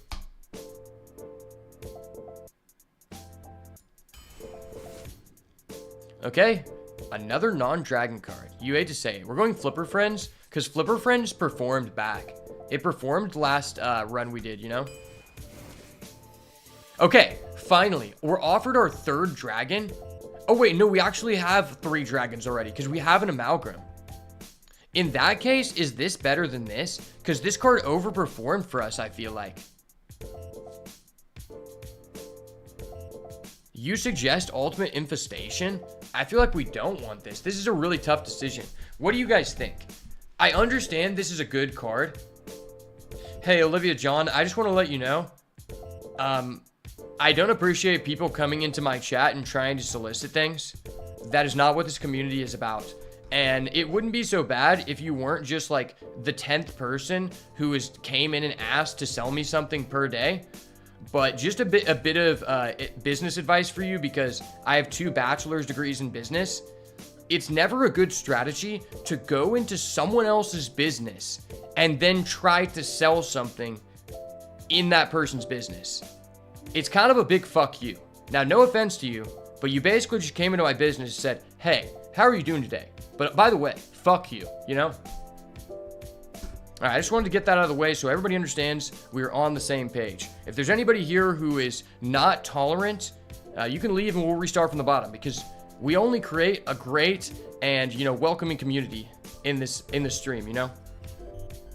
This card just overperformed for us. I feel like it overperformed so much, but this might be better. I haven't played with this card in so long. It was probably a card that Will played in 2015, so it has some merit. I still feel like this is the better card on its own, even though this card just overperformed for us. Because this can be any type, right?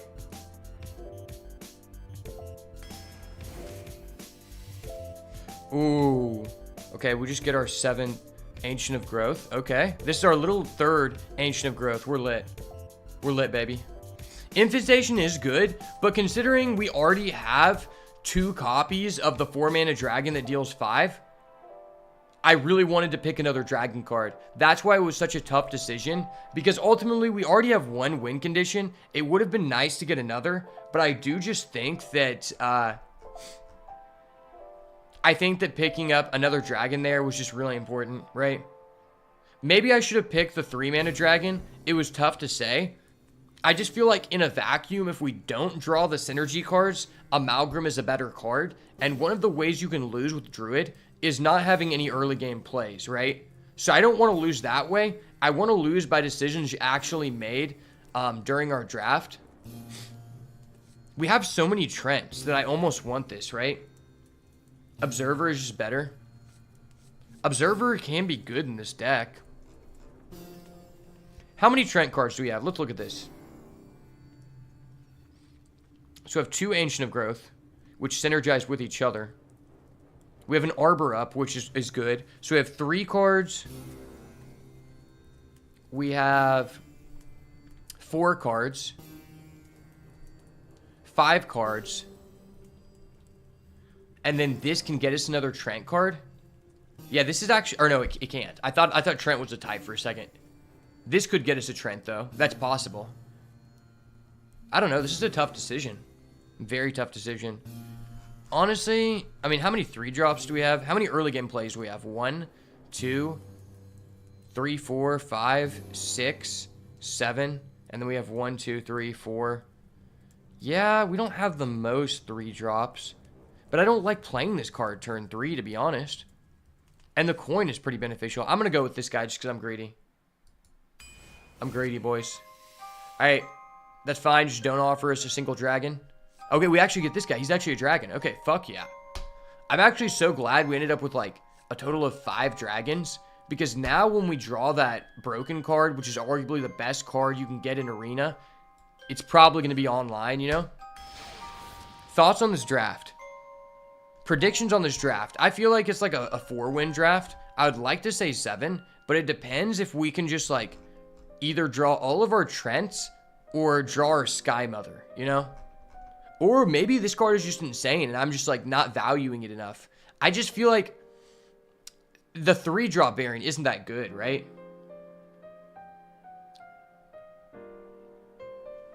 He's cracked. He draws 1 dragon and spell damage. Who gives us spell damage? Oh, this guy. Yeah, that guy. Okay, that is true. And he's golden. He is golden indeed. So that is what the prophecy foretold. I'm going to go to the bathroom and I'll be right back.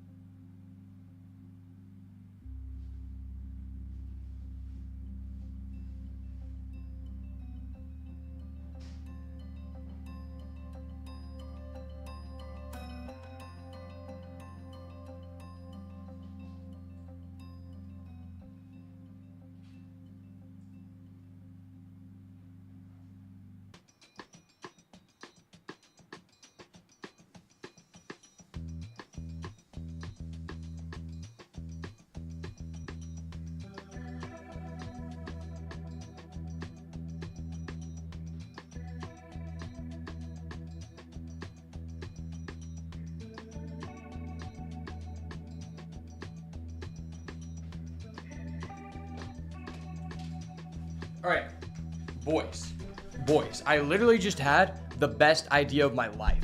This is what we're gonna do. I'm telling you, some of the best ideas you can ever have come while you're in the bathroom. And I just had the best idea. This is what we're gonna do, okay? I'm gonna add a new source. Hold on. All right, we're gonna add a new counter here.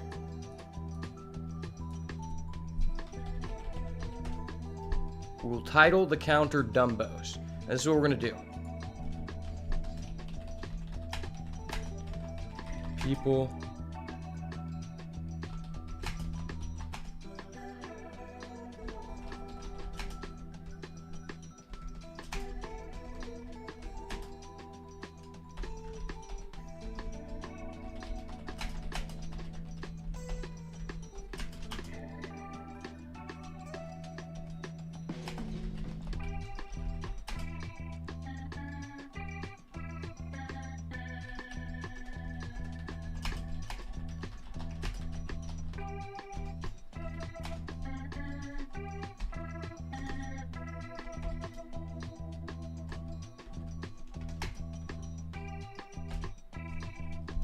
All right, great. This is amazing. I love this. I love this so much. Amount of people. We're going to have a counter. Here we go. Olivia, if you're still here, I don't know if you are, but you are now the first person to ever cause me to create a counter. You know?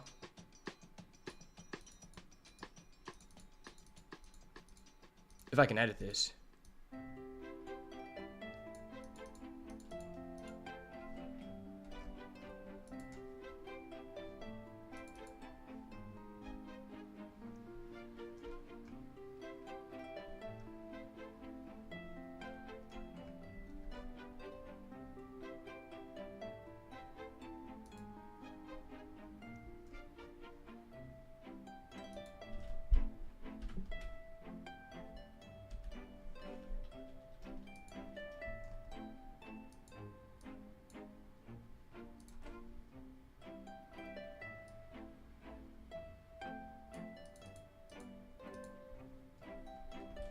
All right, there we go. We're lit.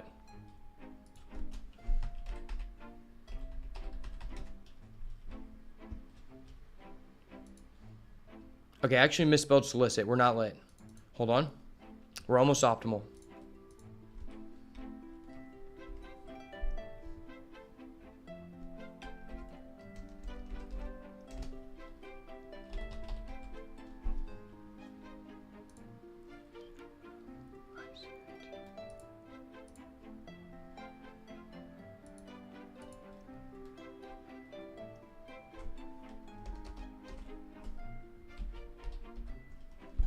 Okay, we're good. We're good. Amount of people who have joined the stream to solicit a product today is now 1. Thank you to Olivia John. Shout out to Olivia John for the follow. Shout out to Olivia John for trying to solicit a product during my stream. You have now caused me to be the first person to create a counter based off of your idiocracy. I really appreciate you. Thank you for stopping by. Without your continued support, I would not be able to make so many political jabs and to just call people out for being bozos. So I really appreciate that. I'm sure you're giving a lot of the other people in my community additional laughs, and that's what I'm here for. So thank you. Salute to you, my American comrade. Thank you. Let's go. All right, my life is complete. We now have a counter for all of the people to be shamed. You know, it's kind of like you're coming into my business and we have a wall of shame. Instead of having a picture of your face on the wall, we just have a counter. You know, it's kind of the same thing, right? And the only way I will remove your number from the counter is if you give me a Prime sub. Then I can forgive you. Until then, you will be timed out in chat forever, you know? So while other people are having fun, competing in boss battles, you know, doing battle royales, you will unfortunately not be able to participate, but that is fine.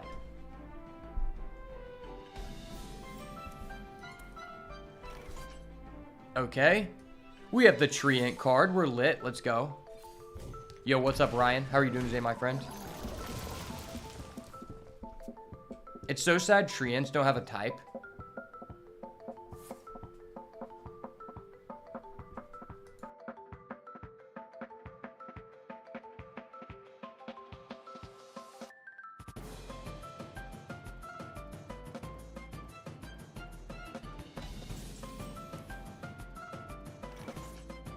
Honestly, honestly, Will, I think the only reason you weren't able to defeat me with your Treant deck yesterday is not because it's a bad deck. It's a really good deck. But because you aren't using the Treant hero portrait as I am. And I think once you do that, your win rate will increase tenfold. You know? I think that's just, like, mandatory to play the Treant deck, right?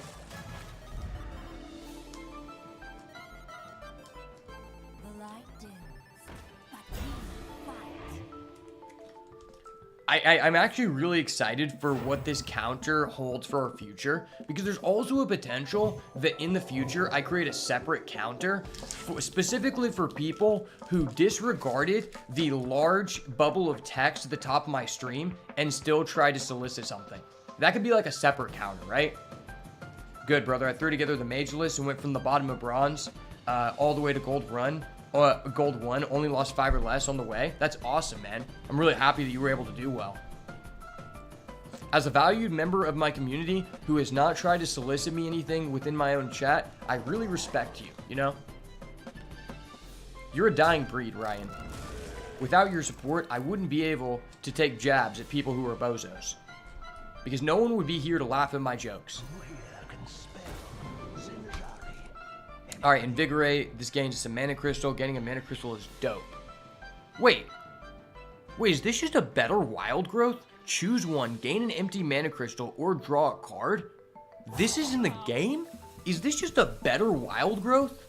Wait, literally. Is this... Wait, I've never seen this card before. You have to be kidding me. We're going to take it because I've never seen it before. When did that come out? Because I thought Wild Growth got limited to, got nerfed to 3 for a while. And I'm actually surprised they would come out with a card after that that just does the same thing but better. I wonder if in Wild you just play Invigorate and you play Wild Growth. That'd be pretty interesting.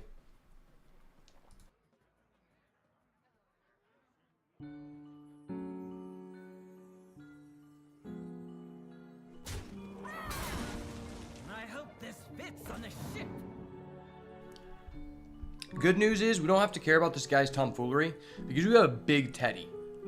And when you're a snuggle monster, you have no regard, you completely disregard other people's personal space. So I'm about to make this guy claustrophobic with our snuggle Teddy and then just take his life to 0. It's rotated out of standard, it's old. I understand that, but what I'm asking is, like, do people actually use that card in Wild? Or is it just ass?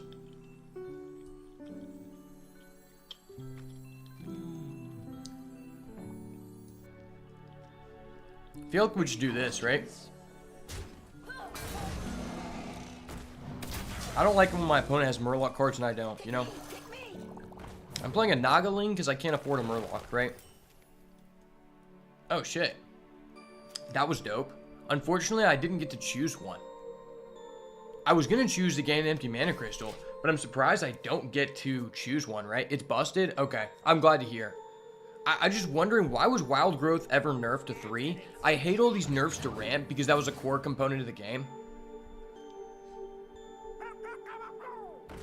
Come back with my lunch to see a Solicitor's Today count on top of the stream. Love it. Will, I'm so glad that you noticed that. While you were gone, I was just letting everyone know how much of an appreciation I have for Olivia John 147258. Not just because she gave me a follow, but because she was the first person to actually cause me to create a visible counter on my stream in order to shame people for being a bozo. You know, that's something that I think you should take pride in. So if Olivia, if you're here, take pride in being a bozo.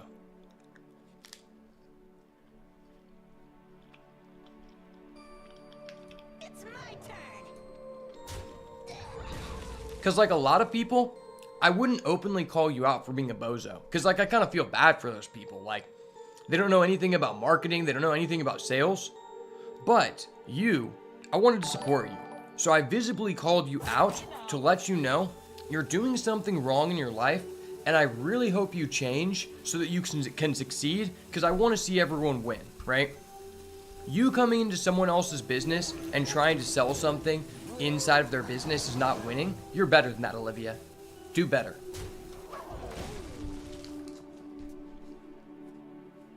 Also, if you give me your Prime sub, Olivia, I will unban you. The offer will always be there, and that is a very small price to pay for the infinite laughs you will have. Okay, what the fuck is this? Is this new Mediterranean? Also, I'm looking at Wild Growth and its 2 cost. Did they de-nerf it in Wild or something? Yeah, I know that they de-nerfed it at some point, but I was saying it was at 3 for a long time, I thought at least. I don't know exactly the timeline, but I would be curious to know, right? After a friendly minion loses Divine Shield, give minion your hand +5/+5. Okay. Okay, I see how it is, buddy. I see how it is, buddy. This is kind of hot, but we kind of need to remove this, right?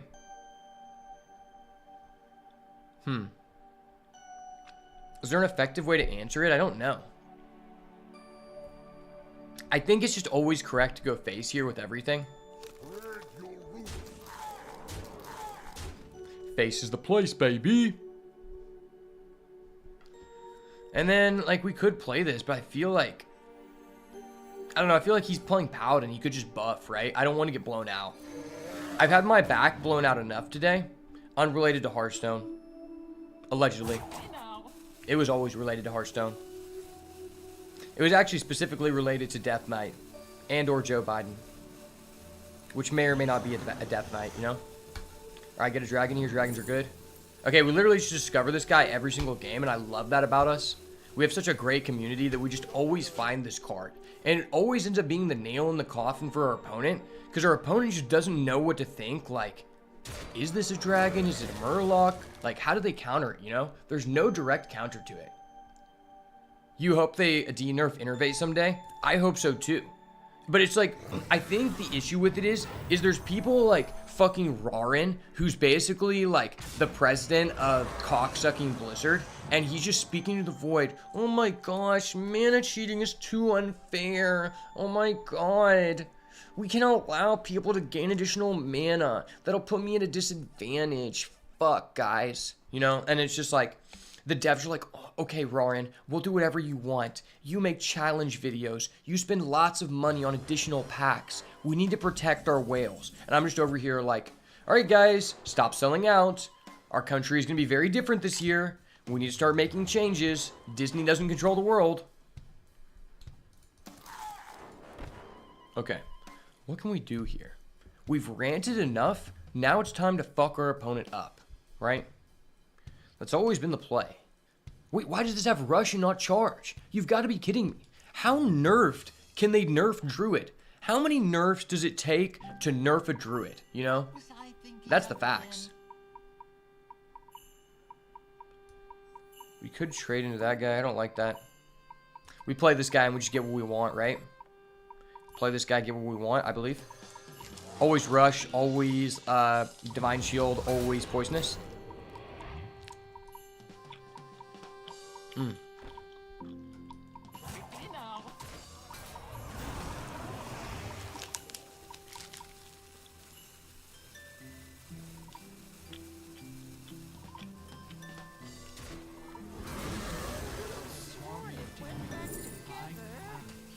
War Gear's a Chad. He's big stats. We go for him. Let's go. 4 mana War Gear. I'm too OP. Someone nerf me. Hold back on nerfing Druid. Send me a nerf. War Gear's OP.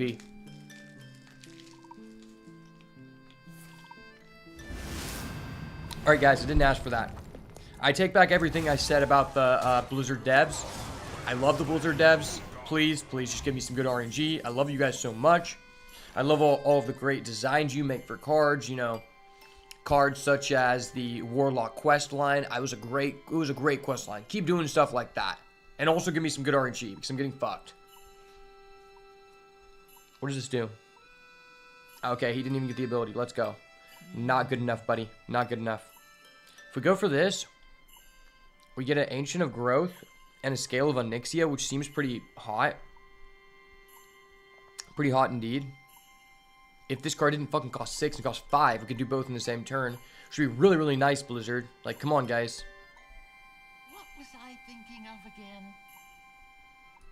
Maybe this is the right time to do this. We can't do anything else in the same turn. We're going for this. We're getting scale and we're setting up for next turn.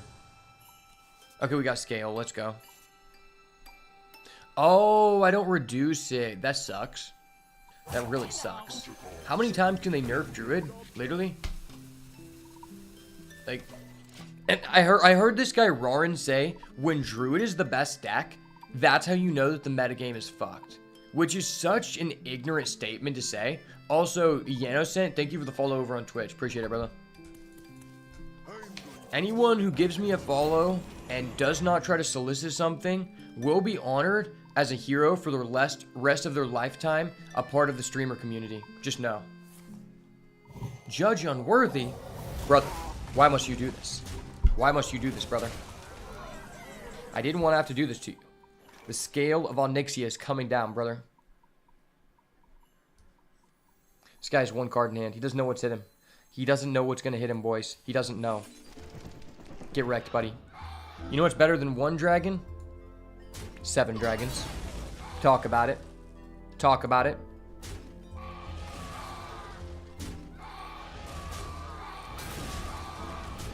You know what's better than 7 dragons? A Snuggle Teddy. Let's go. Snuggle Teddy OP. I'm so glad that everyone here is able to rejoice with me in this moment as I get the opportunity to actually select a gigantic card for the first time in the history of the game. It almost feels like I'm like on a semi-fair playing field with the other people, right? It's really cool. This guy's cool, but he's not a Snuggle Teddy. Wait, that's actually busted. Holy shit, I need to get that out of here. No, I don't want to do that, but I'm basically forced to. Well, fuck. This would do 6. Is there any way I can combo? Basically not. I feel like I'm forced to just do this.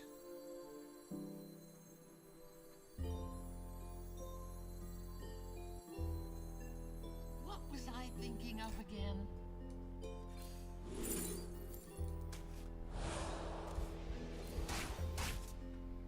He forced our hand, chat. He forced our hand. We're going with the auto control. Auto control. Let's go. I knew I was good at this game. I knew it. I knew it because I selected 2 Snuggle Teddy. Gigantify OP. Yes, sir. I fucking knew it. Yes, sir, ski brother. Let's go. Let's get it.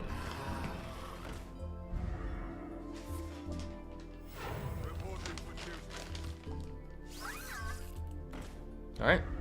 Unfortunately for you, buddy, this is not standard. You're not using Beatsbyash's standard aggro paladin, so you don't have access to the Crusader's aura, which means I'm going to beat your dirty little ass up. Let's go. Do we go Snuggle Teddy on his bitch ass?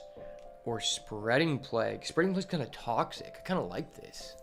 It's the more toxic option, which I'm always down to be involved in, right? But then we can't use all of our mana. Fuck, basically everything we do, we can't use all of our mana. Alright, we're going Snuggle Teddy. I'm basically Germany putting down the iron wall.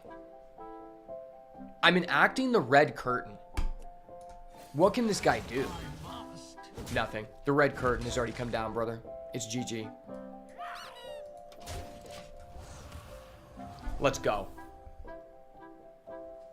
Who needs to beg President Trump to build the wall when we can create it ourselves? Honestly, I think that the biggest issue on both sides of the border crisis is that we haven't been rebuffering the wall between us and Mexico with the keyword elusive and gigantify. I think if that was the case, a lot more people would start trying to enter the country in a legal form. And that's kind of just what's been missing from our venture, right? Okay, why the fuck did he just get a 6-mana 10/10? I'm pretty sure that's illegal. I think this guy actually just cheated. Unfortunately, Snuggle Teddy has to end your life, but that's okay. What a great way to have your life ended, via Snuggle Teddy. Snuggle Teddy is basically just like the bear from the movie Ted, right? And I like that movie. That was a funny movie.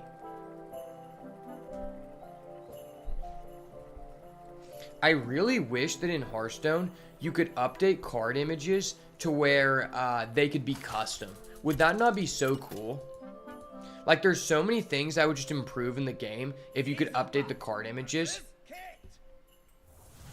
That would be amazing. Then you could actually make a custom card of yourself, which the people have been asking for the custom Beatsbyash card for a reason. It's because it's the best way to climb in Legend, you know? It's actually crazy we just beat someone with a Druid deck. I didn't know that was allowed under the new regime of Blizzard. Post Ben Brode, you're not supposed to be allowed to win with Druid. That's just a known fact about the history of the game.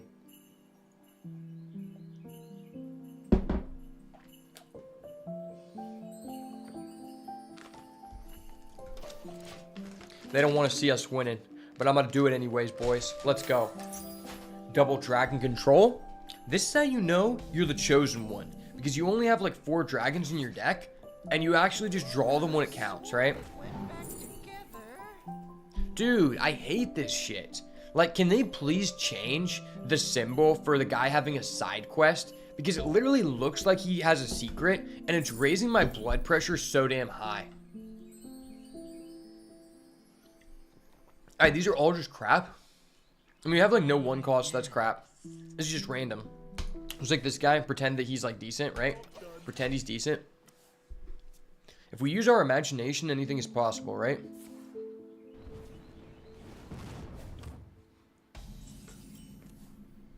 That's the problem. I have too much of an imagination, so I keep thinking this guy's a secret. But he actually has a bunk side quest. Yeah, we gotta go face. Face is the place, brother. Let's go. Some people might say, well, why didn't you just play your 2-mana 3/2 rush? And the answer is, face is the place, brother. Face is the place. Plus, this card creates a treant, and treants are cool, you know? I gotta do what is the best for the content. What is the best for the clout? And unfortunately, in this situation, our opponent does not have a minion, so I can't play this guy. So this is actually the worst play here, because it gives us no clout.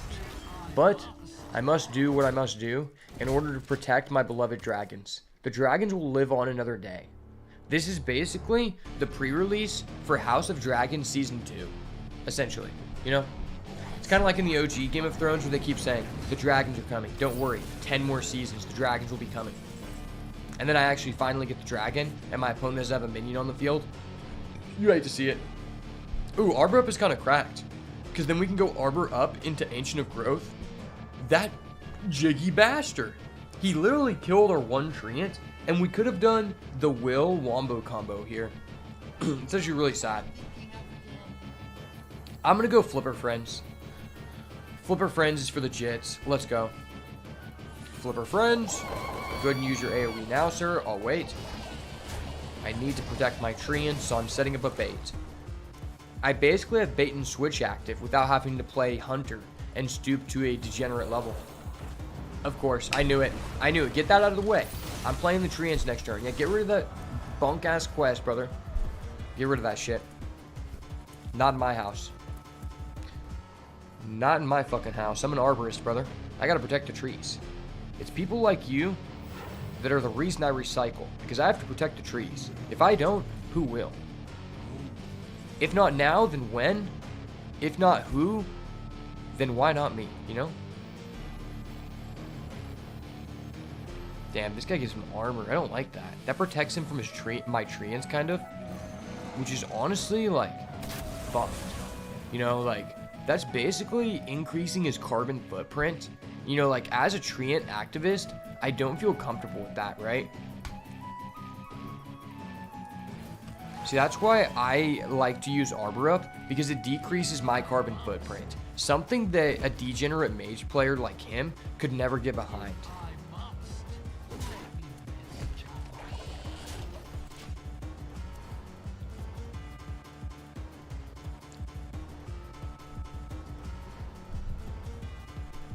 Actually, I just thought of the best thing. When the next person comes into the stream and asks to solicit a product to me, I'm going to tell them, sorry, I'm trying to reduce my carbon footprint right now. So unfortunately, I cannot comply to your request. That's like a great, like, one-liner, right? Because then if the person like tries to push me on the subject, they're not being PC, which means I can legally ban them under Twitch's guidelines, you know? Fuck, this is so good. But I feel like we have to do this, right? Like, I want to set up for the Arbor up, but I just don't think we can. I do not think we can, boys. I think we have to do this.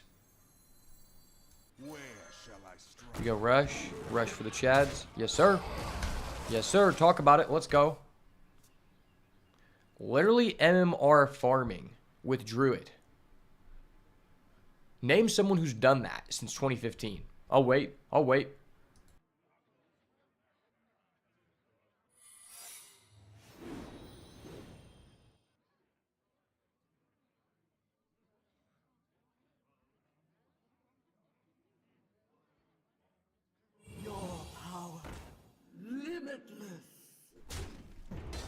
When you really think about it, the nerfs to Druid are the most oppressive thing we've lived through in America since the 2021 riots during COVID, right?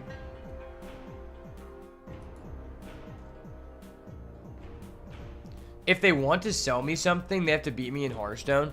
That is a good proposition. I mean, most of the people who join the chat and do that, I feel like they don't even understand what game I'm playing. And they're like, hey, how are you doing today? This game looks really fun. And it's like, yeah, I bet it does to you, considering you've never even played a game in your life. I honestly wonder how many of the people that are trying to sell you something even actually know what the fuck they're talking about and have actually, like, done work for someone else before. Because, like, you have to be pretty dumb to be the first person to let one of those dweebs, like, make some art for you, right? Like, I've seen a lot of these people. There was this person yesterday who was trying to scam me. And they were saying that, like, they wanted to do a video with me. And I'm like, okay, I mean, what kind of content do you make? Like, I might be interested. And then the person tried to give me this sales pitch. And I was like, no, no, no, no. You said the word collaboration. That's not what a fucking collaboration is. And I just called them out. And they were like, oh my god, I really respect the aspect of you being such, like, straight to the point, and we were gonna make a great team together. And I'm just like, bitch, I just told you I don't want to pay for your services. I literally am already doing the services you're offering and making more money than you. So why would I pay you to do my job when I'm already more successful than you? Like, that makes no sense. There's just so many damn scammers on Twitch. And I feel like there's almost none of those people on YouTube. It's so weird.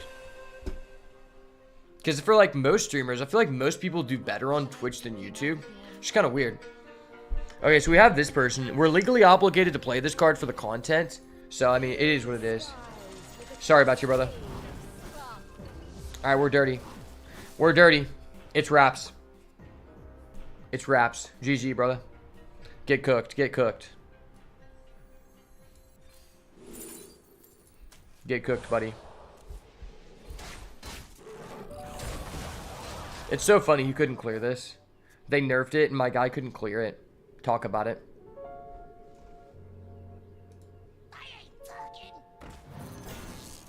Alright, well, thank you, sir, for doing that after I played my Sky Mother. If he stole the Sky Mother out of our hand, you have no idea how triggered I would be. No, that could have been a legendary. You're kidding me. Where are my legendaries? Hello? Where are my legendaries, mate? Legendary off the top. Brother, what the fuck is this? Where are our legendaries, brother? Where are our legendaries? Actually, we're at 10 mana. It's probably worth. I mean, it's golden, so it gets more value, right?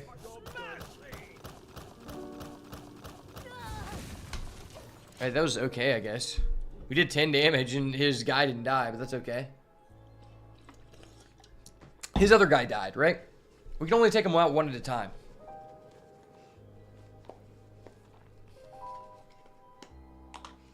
I can take them.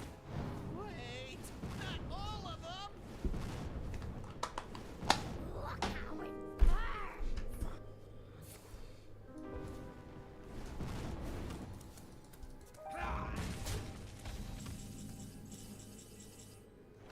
Okay. Draw a minion. Transform all other friendly minions into copies of it. This could be insane. If we get a legendary, right? feel like we always do this. I believe in the content, boys. This is for the clip. Well, fuck. I didn't ask for that. I mean, it was better than what we had, but still, like, it was just kind of weird. I think we still do this. I think this is still better. Even though I wanted to save the Arbor up for when we could create more treants, I think it's fine because we're buffing 2 Snuggle Teddies, which increases our potential to give out good hugs in the community. We're lit. We're lit. Wombo combo. That ain't Will. Wombo combo. That ain't Will. Let's go. Will, that was the exact combo you should have done against me yesterday. Just activate Sky Mother. Now we know. We weren't sure about how to break the deck before, but now we know. Just go Sky Mother into this card that like no one is ever gonna craft, but somehow it's in the battle pass, and then draw into Snuggle Teddy, and then play Arbor up. That was like the improper sequencing that you had against me. But now that we know, you're basically gonna be able to hit rank 1 legend with that deck. I mean, after you get past like the 50 bot matches you have to play to get against a real person. But don't worry, you got it. Wait, do we have enough spells in the deck to get that?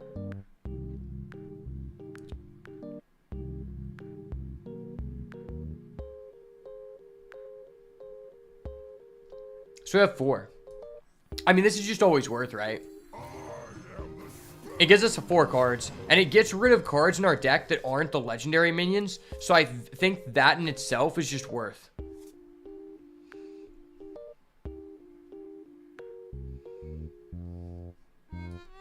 Now, this is probably worth. Like, why not, right? Or we just go Snuggle Teddy. I think we go Snuggle Teddy and then do this. Snuggle Teddy, let's go.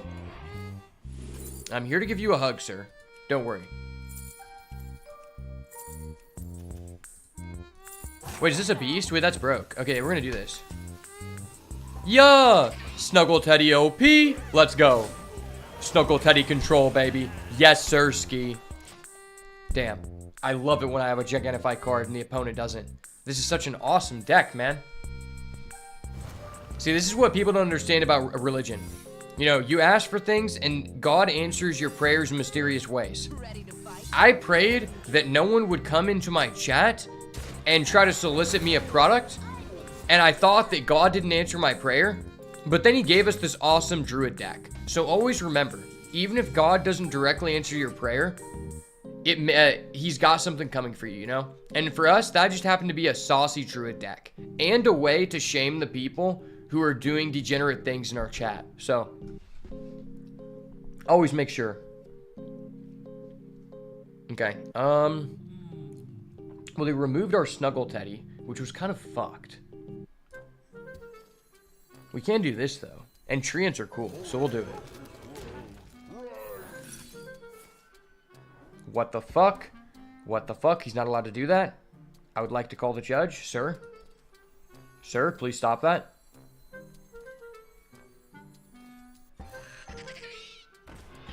Alright, buddy. This is what happens when you remove my Snuggle Teddy. This is what happens, buddy.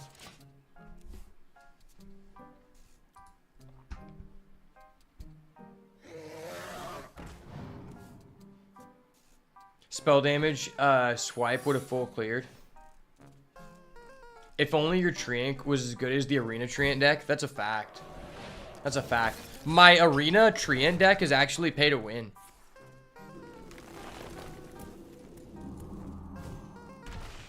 To be honest, Ghost, your chat came in delayed, so I didn't get to see it in time when you were telling me to do a certain play, unfortunately.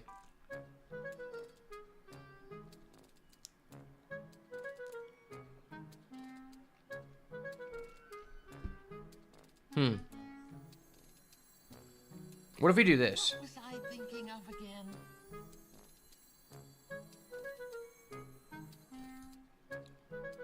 This could be pretty good, right? Or we could just freaking draw a legendary from Aviana.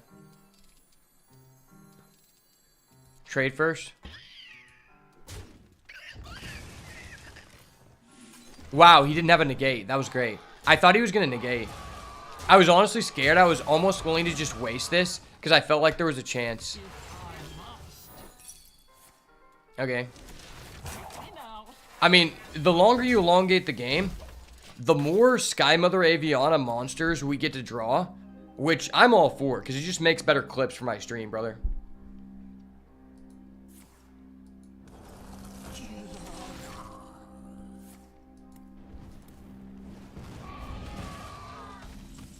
I don't know why, but the chats from YouTube just keep coming in so delayed compared to just looking at the actual, like, YouTube opened on my second monitor.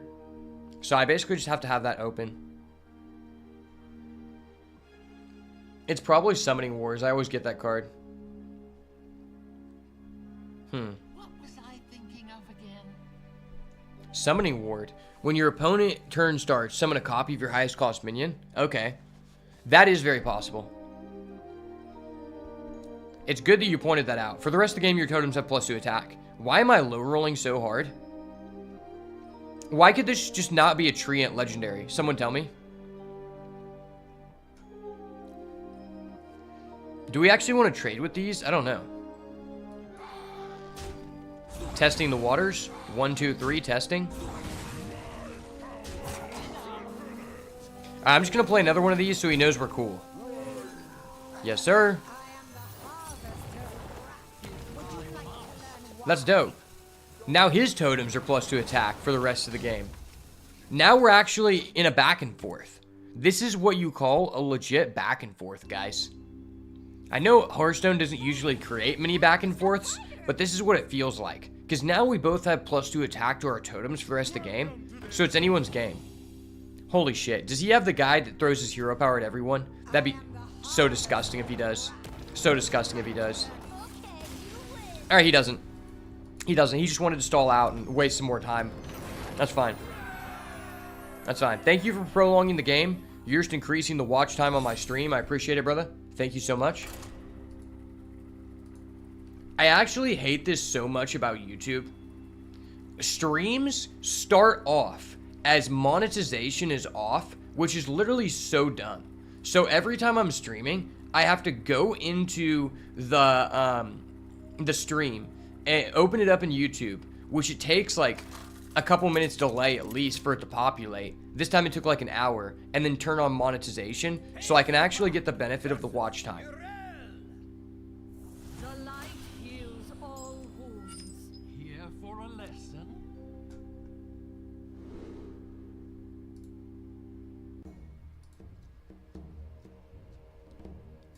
Alright, this guy doesn't want the smoke. He doesn't want the smoke.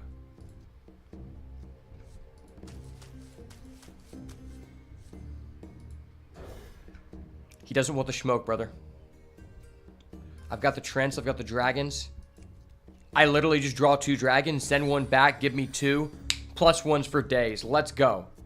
Ooh, piece of candy. Literal piece of candy. We're lit. We're lit, boys. Lit like Bic. Yes, sir.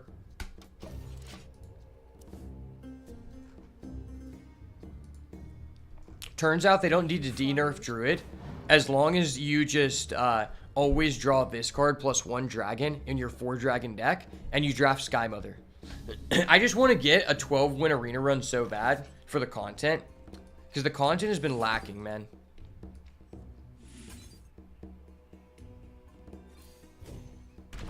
Obviously we do this because it creates a Trent. This does not create a Trent, so it's not optimal. Now next turn we can go coin into the dragon, show me we have a second dragon. What's really good about this card is it shows your opponent you have a second dragon, and dragons are busted. So that just means you're legit. You're the top G, in fact. The top dragon jit, right? I could technically do this. I think I'm just willing to not use the coin and just use our hero power. It sucks that we're sacrificing our Trent, but it is a small price to pay to keep our chocolate fresh. Because we might get hungry later in the game, because dragons get pretty hungry. Indeed, dragons get hungry this time of year. Ooh, that card's busted. Yeah, I'm so glad we kept this. I'm literally so glad that we held on to this, because that card's disgusting.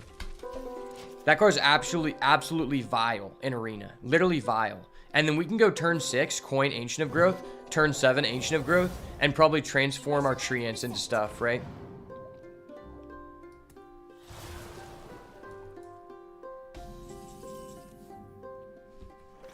He doesn't know what's about to hit him. We have dragon plays for days. Dragon Druid, let's go. Can't stop the Dragon Druid in Arena, baby. Let's go. Dragon Druid OP. I just want to get 7 wins with Druid one time, please. I've been waiting my whole life for this. I've been waiting my whole streaming career for this moment. Oh shit, he's got a rogue secret. That's kind of hot. Unfortunately, I don't know what... I've never seen any of these rogue secrets, so I have no idea what he can do. But the fact that he got a Tigress plushie is just kind of busted.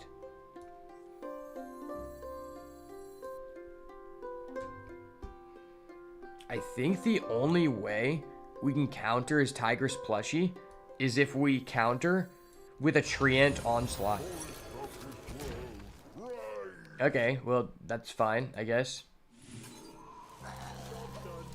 The Trench are coming. You cannot stop this. It was inevitable from the start.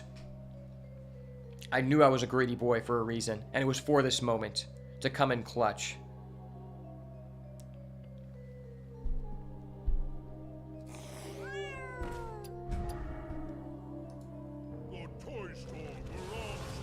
Okay, never mind. This guy is actually just playing my constructed excavate paladin deck. You hate to see it. Thank you for stealing my deck list, brother. I appreciate it. Would love for you to give me credit next time. That would be really appreciated. Would be very appreciated, brother. Can't be doing this to me. Wait, is this just busted? Can we double swipe? No, we can't. It'd be cool, though. It'd be very cool. Is it better to make our Trents into 5/5 Ancients? That might be better. Because if we don't, then he's just putting up so much damage. Alright, so always do this first.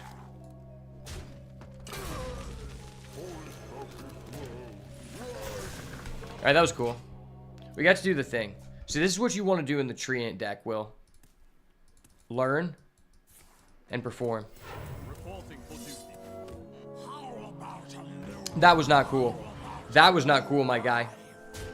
That was, in fact, the opposite of very cool.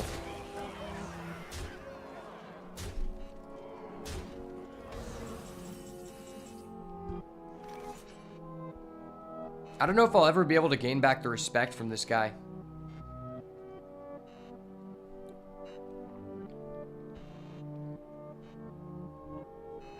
Swipe me once, shame on you. Swipe me twice, I fucking lose. What was I thinking of again? I think we're just dead. Yeah, there's just nothing we can do, I think. Right? Like, cause like I can swipe, but that doesn't do anything.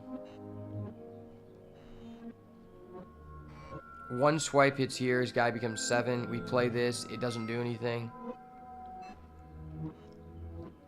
We double swipe, we trade, we still take 6. Yeah, there's like nothing we can do. That really sucks.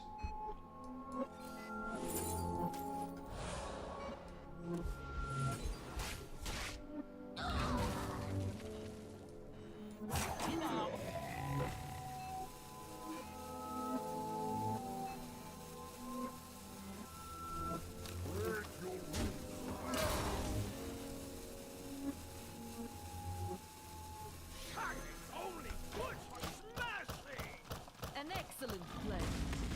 Oh, we're at 4. Okay, I'm dumb. I thought there was a chance if we got really lucky, we don't die. For some reason, I thought we were 6.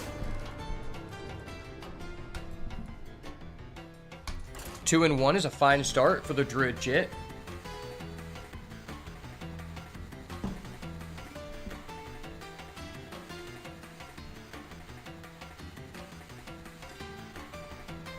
It is in fact true. Once the Druid Jit has begun his reign of tyranny, he cannot lose.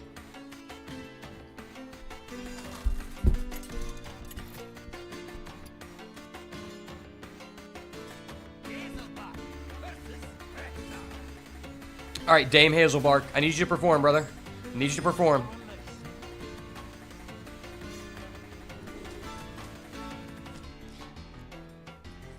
I kind of want to keep this, but maybe it's too greedy.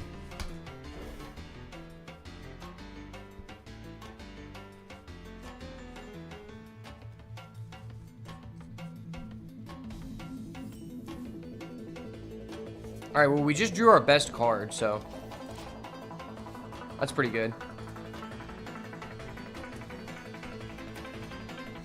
What if I did a live stream? Let me know how many of you guys would be interested in this. I do a live stream where the purpose of the stream and the title is I play Arena until we get 12 wins with Druid.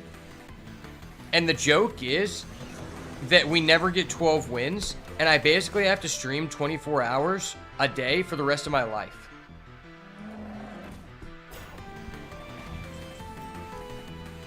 That could be pretty cool, right?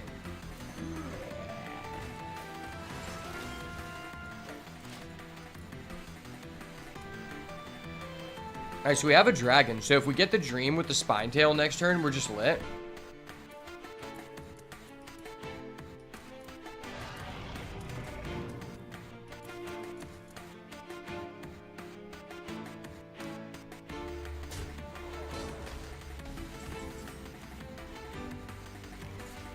What did I tell you?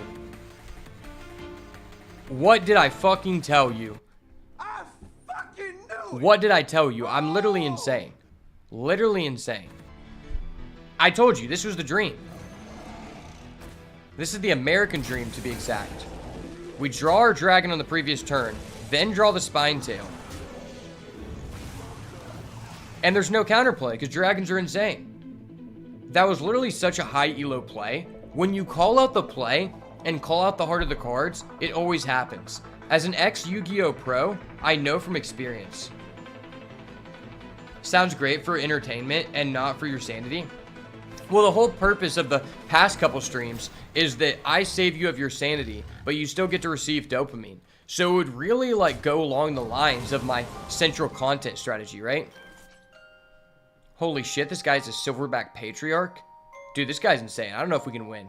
I legit don't know if we can come back because Silverback Patriarch is one of the most powerful cards in the history of Hearthstone.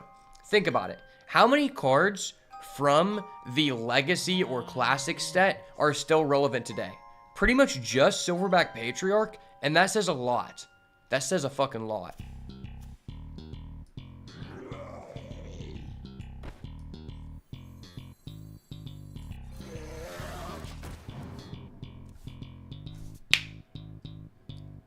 Why? Why must you do this to me?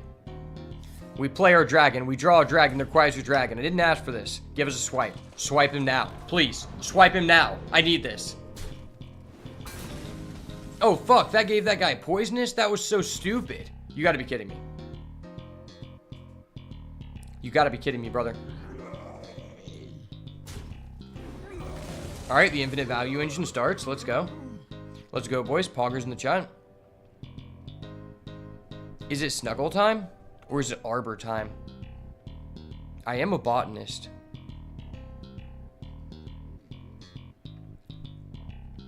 I feel like Snuggle Teddy's pretty tough, though. Yes. I could have sworn it went back together.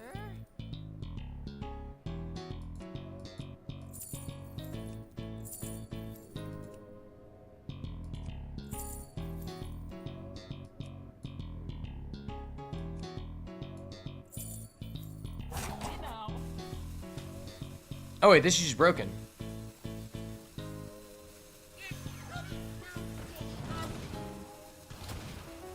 Alright, cool. I'm just good at the game. If we were really good, we would have just randomly hit middle, but that's fine. We have a Snuggle Teddy to compensate for something I'm not going to discuss. Oh shit, this guy has 10 cards. That's unfair.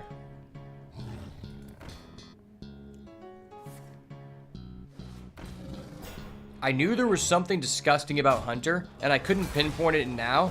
And now I realize it's because of his overwhelming amount of Silverback Patriarch that allows him to take control of the game out of nowhere. Silverback Patriarch should be nerfed. It's just not a fair card. It's also not enjoyable to play against.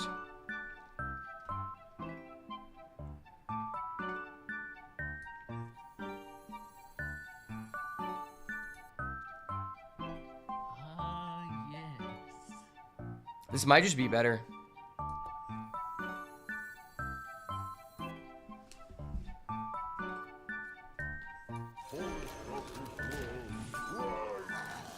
It's kind of bad because we know he has a Huffer, but I feel like it's better to do this now because there's a chance he just disregards our face. If he just disregards our minions and goes face, we could potentially go Arbor up, and that'd be disgusting.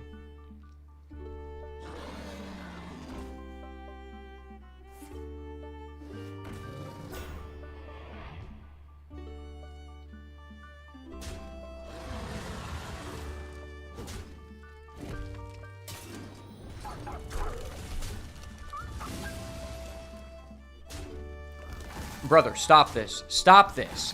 He's literally stream sniping. He knows we have an Arbor up. He literally knew.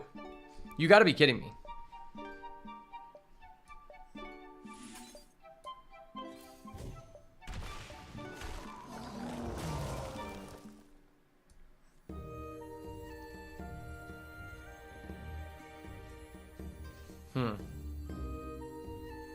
Is this worth? I feel like this is pretty good. It felt pretty good. I feel pretty powerful after that. This one goes there. Yes, sir. I see you, my guy. See what you did there. That one does go there. Let's go. All right, we finally used Will's favorite card to its full ceiling. All right, never mind. Our opponent just drew the most swingy card in the format, and suddenly he's just back on the bicycle. You hate to see it. You hate to see it. I hate Hunter. You hate Hunter. We all rejoice.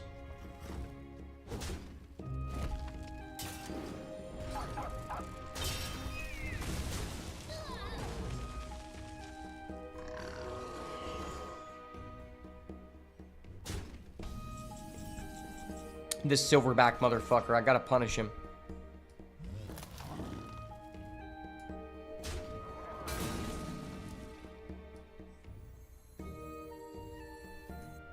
Alright, we always do this first. Let him know that we're jitted.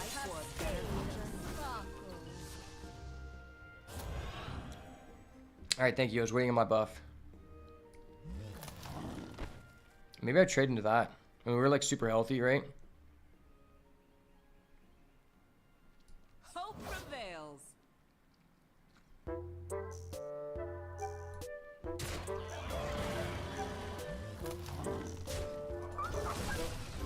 Seems pretty good.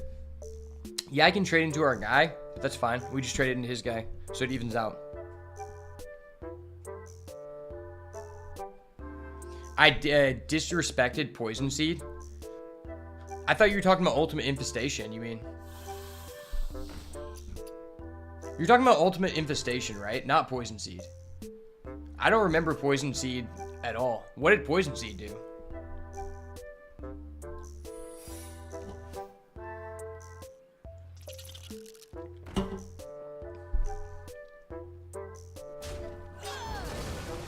Okay, buddy, calm down. Calm down, buddy.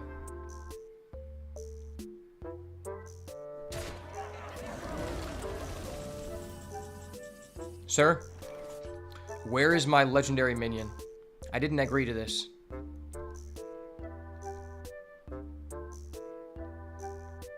Twirl with me.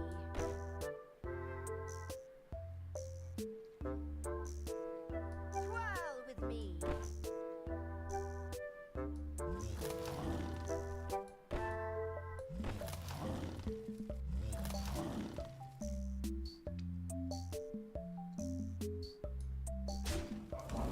The reason I did that is because I wanted to check if he actually had that one card, the bait and switch. That's why I did that.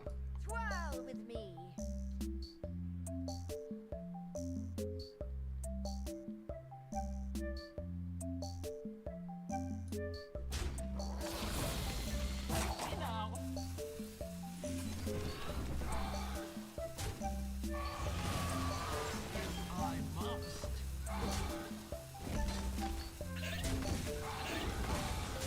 I know I did the trading there a little bit weird, but I wanted to test for the secret. Poison Seed was one of your options to pick it at all. Kill all minions, replace them with 2/2 Trents. I saw Ultimate Infestation was trash compared to Poison Seed. I never saw it. I actually don't remember that. I actually don't remember that. I might have just been going too fast. Because that card does seem pretty good.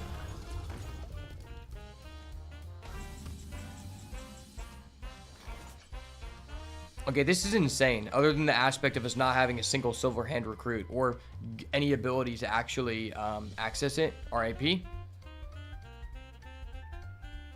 it's still a 3-3. That's like, okay, right?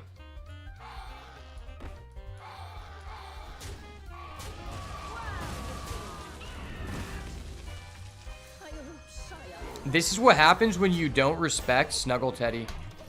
This is what happens. You play Hunter and you have an unoutable lifesteal machine. Literally, Snuggle Teddy. Oh, what the fuck?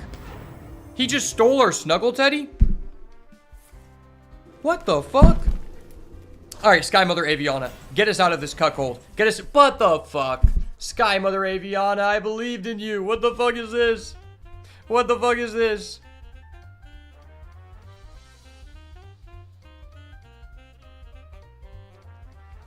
It's actually so bad.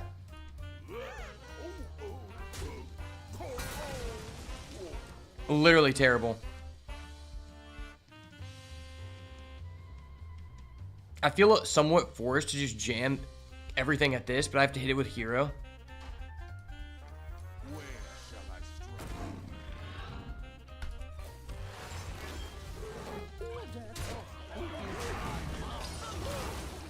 Specifically, I'm going to play this because there's a chance that this attacks that. If it doesn't hit face, we're rolling. No face? Yes, sir. Yes, sir. Let's go. Talk about it. I'm sure we have some more dragons, right? Like, of course, like, one of our legendaries has to be a dragon. Or we can top deck the Amalgam. That'd be great. Or Snuggle Teddy. We have so many insane top decks here. Or Spreading Plague. This card's so irritating. Why did we not get offered that when we played Hunter? The fact his guy just randomly gets Wind Fury is so stupid. Please, let me punish this guy. He's so bad at the game. I need a dragon. What the fuck? I need a dragon so bad. Alright, help me out, please.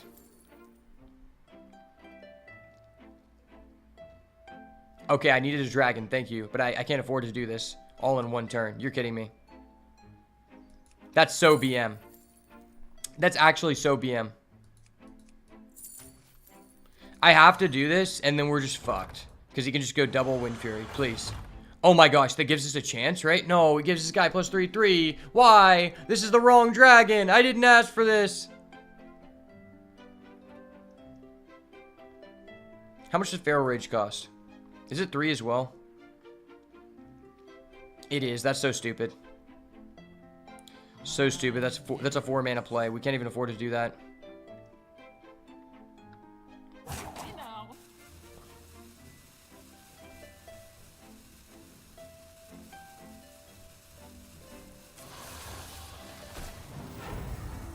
Well, I don't want to do that. And we're dead. And we're dead. That's so sad. We were so close to clapping this guy. Dude, this guy is one of the cheddar bros. He just cheesed us so hard. He cheesed us so hard. He's literally a cheddar bro. This is the kind of guy who chooses government cheese over pepper jack. Literally government cheese by the block.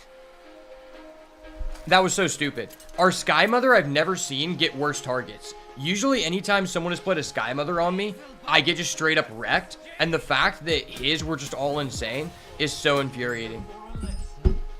Okay, wait, this is just a Treant tribal hand. We just full keep. We full keep because it is indeed a Treant tribal hand, and we need to confirm that. It's over. I'm literally playing Constructed Treant. Oh, that's true. I did have to choose Attorney at Maw for the protection. I didn't want to get banned off of YouTube because I really need the money, so I decided not to. If I was in a better financial situation, I would have went with your pick, if I'm being honest. I had to protect myself.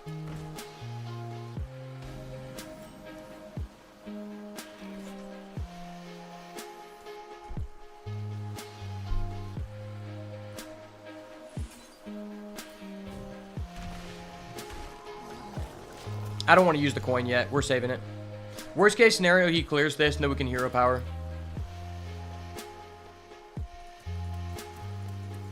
Like, if he plays a spell to kill this, that's fine, because he's not developing. Okay. I mean, that's what I wanted to happen, so sure.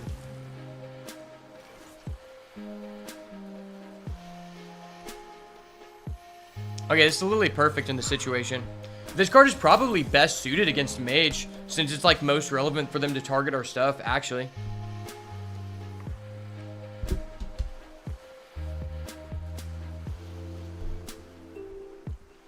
This is actually probably the best card we could have had against that. It's because he can't out it with his hero power. Okay. Okay. I could just coin Arbor up. That's pretty good, right? So how much stats are we getting for 5? We're getting 2 4 3s. And then, so that's 4 5 6 6 5 8 7. So we're paying 5 mana for 8 7 worth of stats. This seems very justifiable. I think I'm willing to do this, because next turn we could go like Amalgam plus that. I think that's perfect.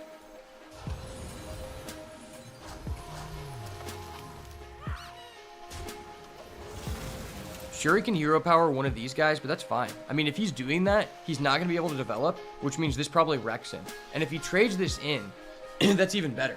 Yeah, because now there's guarantees to kill that. Because, like, surely we do 1 damage with this, right? We have 5 pings. Okay. Okay, dude.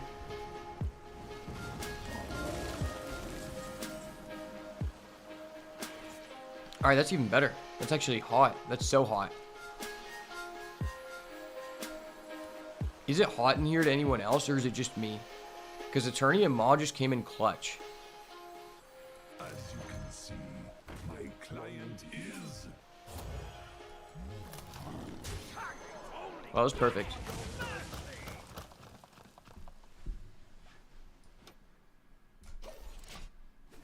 Amazing. I am not gay. I have relationships with women and sex with men. And I got news for you. That means you're gay.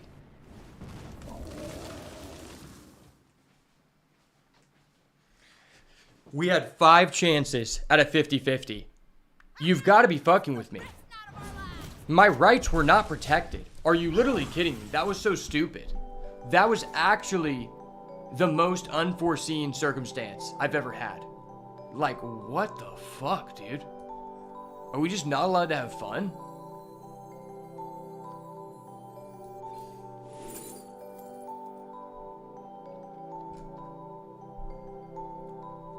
That was so sad. I'm actually so triggered right now.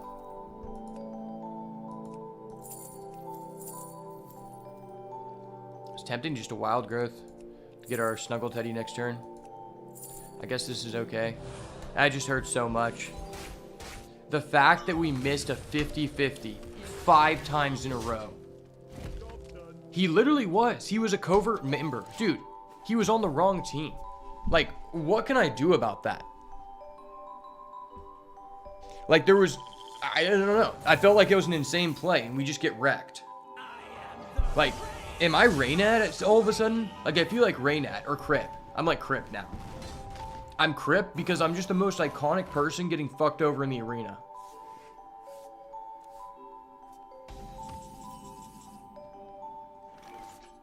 I don't know about you guys, but it actually really scares me when someone trades this in, because I just know that now, at any point in the game, he can suddenly top deck this card and come back out of nowhere and swap who is going to win the game. It's kind of irritating. This card is pretty fucking broke. Holy shit. I basically have to answer this and I don't. 3% chance that Gem Tosser only hits hero? That is so sad. That is so sad, dude.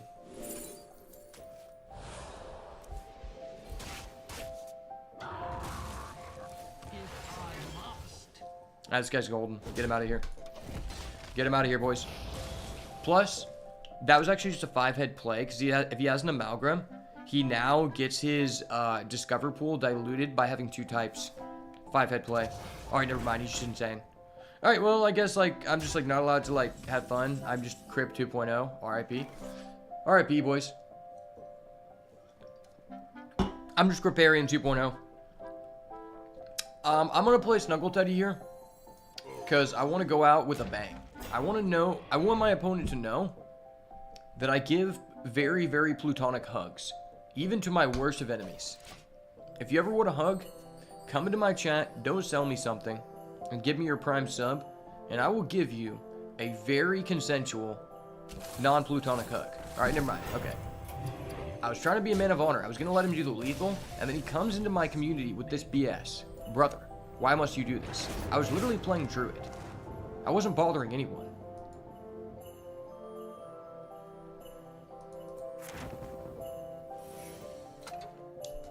Would I give a plutonic hug to a backstabbing gem tosser? Fuck no.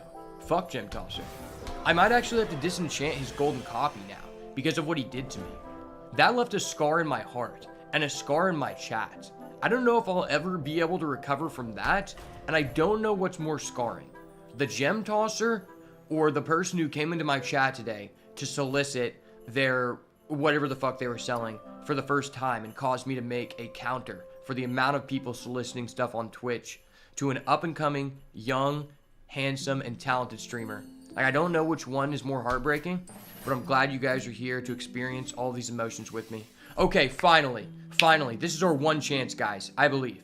If we believe hard enough, being that this is the first time we're actually offered Shaman, we can finally see the brand new Gigantify Murloc card. Trust, I believe it's a real card. We just have not been offered it in almost 50 drafts. I'm sure it's real.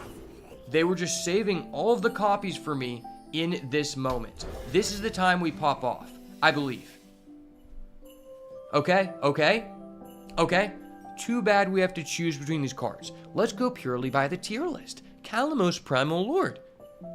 How about let's fucking not do that, okay? Okay? This is why you don't use deck trackers, guys. Because of Calamos the Elemental Lord. This is why you don't use deck trackers. Imagine, guys, I want everyone to think about this. You remember on SpongeBob when they're in that cardboard box and they're like, imagination. You know, and they're just going in like the race cars and shit, and like Patrick is in there and he's having a fun time. Squidward hops in and it's like not fucking real. That is exactly what just happened. I want you guys to put yourself in the shoes of a brand new player to the game. You find out that there is a game mode where you're not using a constructed deck and all players are supposed to be on an even playing field, and because you don't have a collection, you feel like you'll have a better chance to actually win a couple games. You download your first deck tracker, being Hearth Arena, and you think, hey, you know, this is a really good tool, this could benefit us. And then they recommend you a fucking 15% win rate card, Calamos the Elemental Lord, when you had the opportunity to pick a fucking quest. Think about that. That boggles my mind. Like, I honestly think that the company Hearth Arena should probably dissolve. If you own any shares in that company, I highly recommend you get rid of them now, because they are not on the come up, boys. Not anytime soon. Not with Calamos. Not with Calamos for sure. Alright, well, we have Corrupt the Water, so obviously we should do this. Alright. Can I see the Gigantify guy? I want to prove that he's real. I believe he is real in my heart, and that's what matters, right? That guy's Battlecry. He's good. Okay. It's so difficult not to pick this card because it gets you out of so many situations where you auto lose. It really, really does, but Excavate is so strong.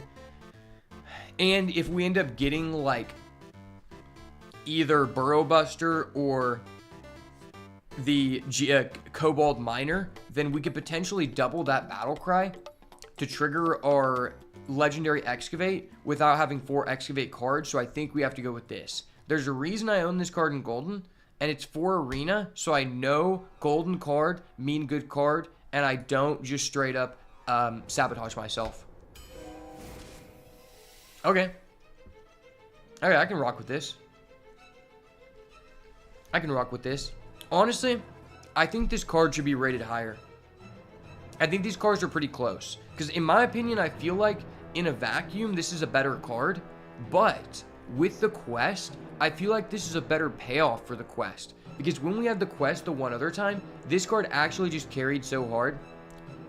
But not knowing what our deck entails yet, and being that we have no elementals, I'll start with the Marsh Spawn. It's probably the safer decision, but I do think that these cards are closer in value than the win rate depicts, to be honest. Especially with the quest. One important thing to know about the quest here is that you don't actually have to trigger a Battlecry minion. So if we play our Bogstroke Clacker and we don't have any other minions, we still contribute to the quest, which is absolutely absurd. Because, like, for example, if we end up getting a mech gorilla guy that if you control a mech, you get to discover one, we don't have to have any other mechs. He still contributes to the quest. And that in itself is completely busted.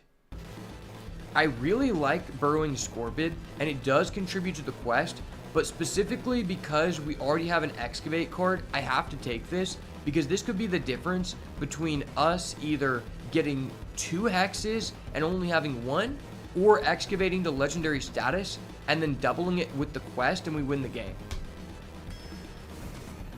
Okay, cool. Really good start here. I'm actually so glad that they increased the win rate of this card, because for a while they weren't valuing this card that high, and I always thought this is one of the best cards like in the entire card pool. It just gives you so much value for no reason, and also it just doesn't have overload, which is kind of dumb. I think it should be overload 1 minimum if you get that ability, right?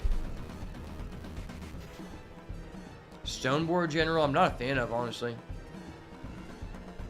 None of these cards are really beneficial to our deck, but I think I am willing to take this specifically because if we get offered a Pebbly page, then it means we'll be able to have at least 1 target in the deck confirmed. Because typically, other than that 1 5-mana spell that gives you 2 rush minions, there's not a lot of overload cards that to my knowledge, you actually want to have in a deck like this. Okay. So we could take this guy because he's Battlecry, but I'm going to go with the Elemental. I just think Elementals are way too important. That's what I've always thought about Shaman, and that's why I felt even before the release of the mini set that Shaman was the best class in the game for Arena, not because of the quest, not because it has broken legendaries, which is also true, but specifically because if you just pick every elemental you see, there's a good chance that you get enough elementals to where your deck is just so high value because you randomly have a constructed tribal deck and you're going against people who just have a random card deck. It's like there's levels to this game, and that's not fair. This card could prove to be very valuable though for our deck, so I'm going to take it. It actually gets a lot better because of our quest, since we don't have to actually trigger the Battlecry, because sometimes this is dead and you feel bad about playing it as a 3/3, but we don't have to because we have the quest. Gift Wrapper is also a Battlecry, but I think in this situation, Whack-A-Mole Hammer is just completely better. This is just a really powerful card, right? Ooh, there's that boy, Minecart Cruiser. I disagree with the win rate. I think this card is valued much, much higher. I would say that it has about like a 70% win rate in my opinion. Because the effect is just so damn powerful. Not having overload is so crazy when you're getting the stats of a 4-mana minion and rush for 3 mana, which this card is just almost always online. And it triggers our quest. Plus, if we get a Pebbly page, it's another card we can add. So, really strong. Going Pebbly page into that guy is literally absurd. Well, this is a tough situation. So we have 3 overload cards at the moment for the Thunderhead, and it is an elemental. At the same time, this guy summons an elemental, which doesn't actually help us, but he does have a battle cry for our quest. And this is a really good card to use with our quest, right? It's a really good payoff, so it's really difficult. It's really tough. I think I'm going to have to go with this guy just because I feel like you need as many elementals as possible. And this guy isn't bad, but it is kind of weird we've already started with 3 overload cards, which is kind of high value for this card. Because realistically, unless I get the 5-mana spell, I usually don't have any overload cards in my deck other than Candle Slogger or the Minecart guy, right?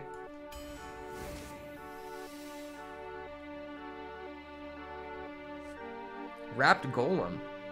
Why would I pick that card? Heck no. We're going Igneous Elemental because he represents 3 elementals. This guy's okay. I think this guy is completely underrated because sometimes he's the difference between you clearing the board and not. Especially if you already have a Pebbly page, this card definitely increases in value. Alright, I can mess with that. No elementals, but that's a battle cry. We love to see a good battle cry this time of year. Yes, sir. Ooh, Sleep Breaker. That's amazing. 2-mana battle cry cards. We want as many of those as possible in order to trigger the quest. So sign me up. Oh my gosh, this is so tough. Schooling versus Hex. Schooling versus Hex, guys. What are you feeling? What do you guys think right now? Schooling versus Hex. This is a tough decision. Alright, this guy doesn't want the smoke. He doesn't want the smoke. I feel like Hex is just so important. Schooling is a good card, but we're playing our quest turn 1 every time, right? I've got the Trents, I've got the Dragons. We're playing the quest every time turn 1. It doesn't really like work with our deck that much, in my opinion. I feel like we want Hex. You need at least one of these, in my opinion. Number 1, we already have the Diligent Note Taker, which is, this is the bread and butter combo with that card. Number 2, everyone plays that Obsidian Revenant card if they see it, especially Death Knight, and this is one of the only efficient answers to that card or Google in the game. So I feel like we're kind of forced to take it, right? I feel like we're kind of forced to take it. Ooh, okay. Well, I'm glad that I took the Hex last pick because we're forced to take this.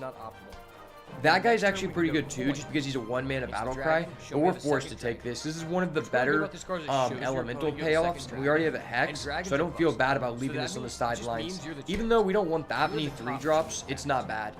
Okay, now I feel very comfortable taking this guy. This is the one time this card's actually good. Normally, I don't really like this card at all, but it's really strong if our battle cries are doubled. And we don't just want only cards that trigger our quest to complete it. We want a few payoffs in order for it to be worth it. Because some of the cards in our deck, such as like Minecart Cruiser, doubling the battle cry does nothing, but it's good for completing the quest, right? So I think this is really strong in our deck, but not usually strong in most decks. Plus, I want a couple more 4-drops if I can. Okay, well, there's our second Hex. Don't really have any other options here, but I'm not complaining about it. It's fine. And then we can go turn 6. Shockhopper, okay, that's great. Good card to double, and it's a card that we can play cheaply. What we're really looking for now is maybe a couple Sandar Elementals, because that card gives you 2 battle cries in 1 card for a total of 5 mana. But that card is good to trigger the quest and to use as a payoff for the quest. Alright, so we do have the Viracruel Necrolite, which is a potential payoff, kind of, but also a way to trigger the quest, versus the Baking Soda Volcano, which we don't have a removal like AoE yet, but we do have like Living Prairie, which gives us potentially 4 guys to enter the board, and I feel like our deck is suited very well to be able to stay on board early, and I don't know if we want to remove our own guys, right? There's a really big toss-up. Let's count how many battle cries we have to make sure we can actually complete the quest, because we are also kind of low on 2-drops, and playing this turn 2 is not nearly as bad in our deck, just because it counts towards the quest, right? So we have 1, 2, 3, 1, 2, 3, 4, 5, 6, the Trents are coming. 7, 8. You cannot stop this. 9. It was inevitable from the start. 10, 11, 12. I knew I was a greedy boy for a reason. Or no, that's not actually a battle cry. To come in clutch. It's just quick draw. Yeah, it's just quick draw. So I think we need this. We have to prioritize getting another low-costed battle cry here if we want the quest to work. Ooh, the Kobold Miner's insane. Okay, great to trigger the quest. Great payoff for the quest. And we already have 1 Excavate card plus the Diligent Note Taker. So with this added to the deck, we now actually have the potential to get the Azurite Murloc guy. So that's pretty good. Credit next time. That would be really appreciated. Whack-A-Null is probably the best card here, but I'm going to go with the Sludge Slurper just because I want to make sure we have enough battle cries, and we're really on the edge here. We really need to find one of those 5-drop elemental payoff guys so that our quest actually like works, because right now we don't have a lot of payoffs. Fuck. Is it Okay, better this is to really make our bad. Trents into Yeah, this is looking 5/5 bad. I have to take the instants? glacial shard. At least it's an elemental. At least it triggers the That might quest. be better. Okay. Well, it looks like we're going 'Cause if Saloon we don't, Brewmaster. then he's just putting up Pretty so much unfortunate here. damage. Alright, so always do Okay, this first. there we go, baby. Let's go. Amazing card we're looking to pick up. Not ideal. I want at least one other Living Prairie Alright, that was cool. or one of the 5 You guys drop do guy the we thing. had to pass So up at this the is what you beginning. want to do in the Treant deck, Will. Okay, Learn. I can work with this. I can work with this for sure. It's not insane. That was not cool. But I am willing That to was take not the cool, shock my guy. hopper here, probably over That the was, in fact, minecart, the opposite just of because very once our quest is online, this card is just way better, right? The way that we win the game right now is once we trigger our quest, we probably have to use like cards like this, cards I like don't know if I'll ever be able Kobold to gain back the Miner, respect or from our this guy. one copy of the Marsh Spawn to actually get a bunch of free cards. Because we don't have a lot of good payoffs with the quest right now. Last card, I Fight me believe. once, shame Second on Living you. Prairie for the Strike me chat. twice, I fucking lose. And they said, fuck us. Yep. They said, just fuck you as hard as you can. That's fine. I live for the dream. I die for the dream. I believe in our RNG. We have 2 hacks. Like, I can swipe. And we that have is- 1 copy of the Living Prairie. We're always going to draw this right after. One swipe hits here. Oh, I have some sort of audio overlap. Sorry. Alright, thank you for telling me that, bro. I actually feel really bad about that. I didn't mean that to be happening. It's because I had the YouTube stream open on my other monitor because you guys' chats were just coming in delayed on Streamlabs. I guess I'll take this guy's an elemental. Not an ideal draft for sure, but it's not like terrible. I don't know if we can get 7 wins with this. It's kind of dicey. That actually really sucks because of the audio overlap, because I was going to upload this one to YouTube if we did well. But now it's kind of just cooked because there was just an audio overlap and no one wants to hear that, right? But I'll be right back. I'm going to go fill up my drink before we just go 7-0.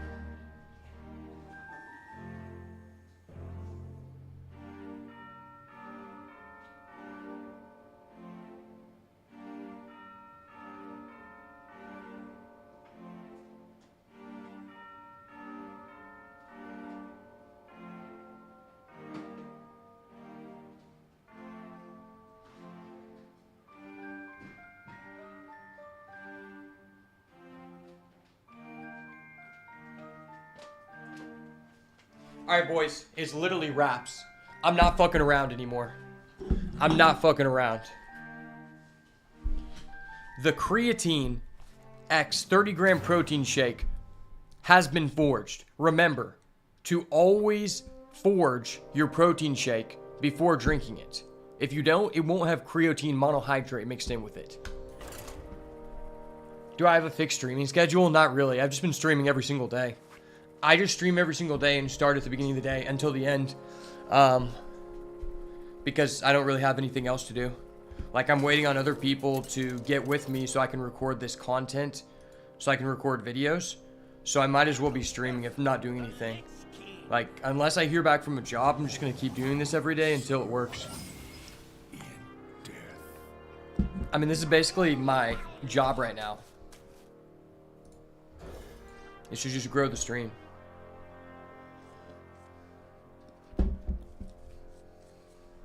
And to be honest, the Hearthstone content has, like, helped me gain back a decent amount of subs. Because for, like, the 6 months previously, even when I was just, like, being consistent, uploading a video, like I said, I was kind of just getting at a cap in the niche I was in.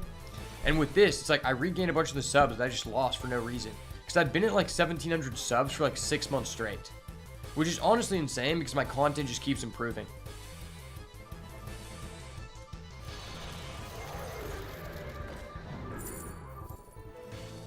Alright, none of these are good, but I'm going to get this guy because he's Battle Cry for the quest.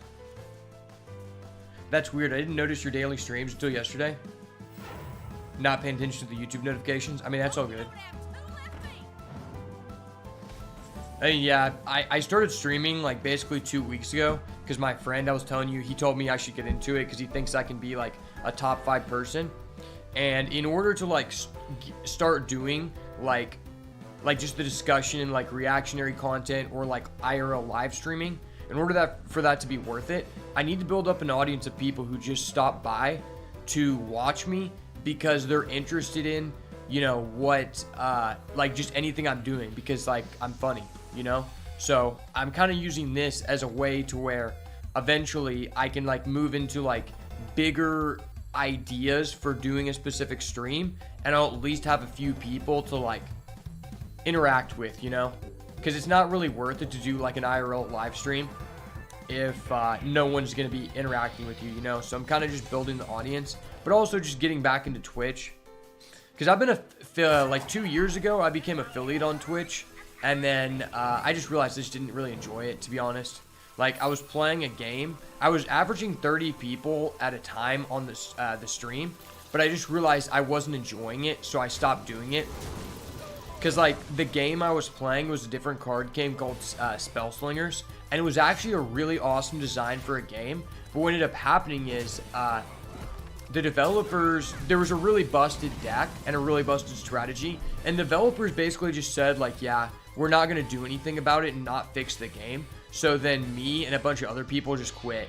And I could have just, like, kept doing it, but it was just hurting my mental health. Because it just wasn't enjoyable. Like, I was forcing myself to do something just to get 30 views. And, like, at the peak of it, I actually ended up getting a host that someone else gave me, which gave me 300 people. Which was the most people I ever, like, talked to at once in the chat. And to me, that was, like, a big milestone.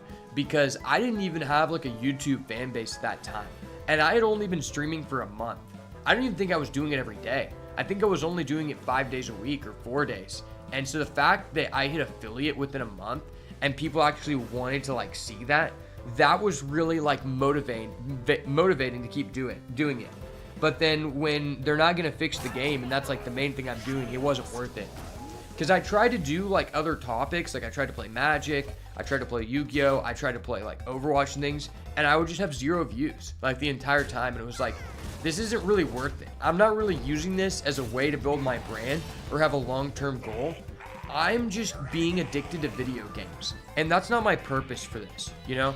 I'm trying to grow my brand so that eventually someday this can allow me to support myself, either being a side hustle or a full-time income, right? Like if I wasn't streaming, I wouldn't just be sitting here playing games for like 8 hours, right? But also I wouldn't be interacting with people, so that would make it even less enticing. Alright, so how many more do we need to meet? 4? So let's do this. So we get that. That's pretty good. Then we can do this. Just kind of cheese it a little bit. Cheesing out the quest, baby. This is actually a really broken card for the quest. Because you can like play a battle cry, bounce a battle cry, play it again. And then it's like buffed. And these are actually both pretty good. I think I'm gonna just get this one. Ooh. Ooh, that's pretty fucking good.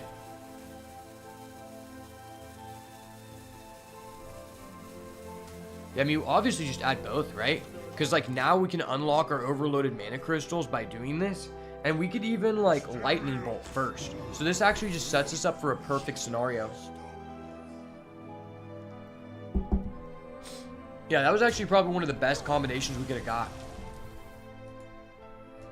I've said this before, and it's, I'll say it again.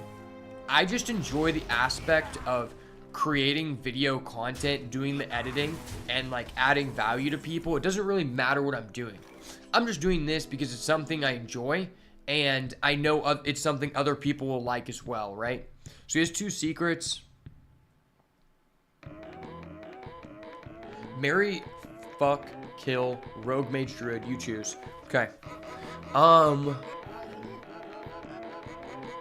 That's a tough one. Well, I hate to say this, but Druid is the only guy there. So I'm not going to be fucking him. I'm going to kill him. I'm going to fuck Rogue.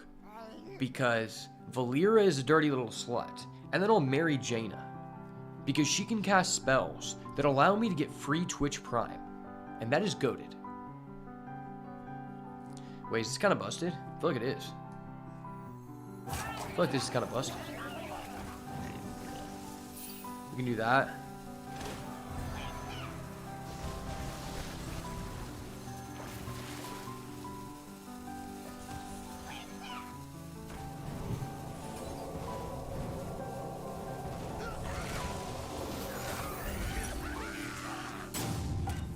That was pretty good. We unlocked all our shit, and we ended up double battle crying on this. Okay, at least I didn't attack that. If you would have got a 3-3 copy there, we were just cooked. Yeah, I think I would just rather marry Jaina. Jaina seems more stable, you know? Valera feels like she would just, like, run me up for my racks. She might be in for the one-night stand, but then she could, like, steal all of my doubloons, all of my gifted subs, or she could just, like, have my baby secretly and then just, like, leave in the night and then force me to pay child support, you know? So I'd rather fuck Valera than Jaina, because Jaina just seems cool. Plus, if there was a solicitor that came into chat, Jaina could use her fireball to ping them, and that would really like stop them from doing that, you know? That'd be cool. Okay, kind of a weird turn, but I think I'm gonna do this.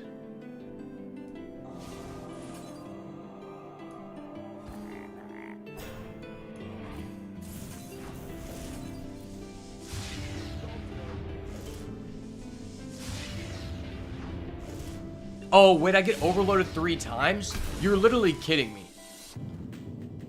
Why do I get overloaded 3 times? This card says the next spell you cast also targets adjacent minions. It does not say cast it on adjacent minions. You've got to be kidding me.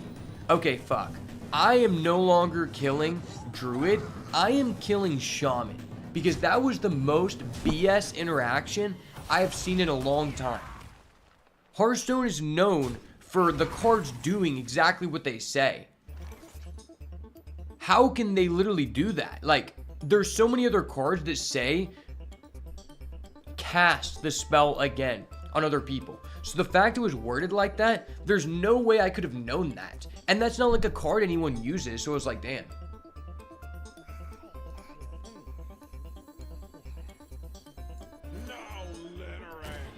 I'm actually just so irritated by that because that should have not happened. the card should have done what it said. Alright, at least we gain some health. I mean, he's Death Knight, so he probably just kills us because Death Knight's just unfair. Ripperonis in the chat. Fuck Death Knight. All my homies hate Death Knight. Literally. Death Knight has been the most oppressive thing in Hearthstone Arena since Demon Hunter.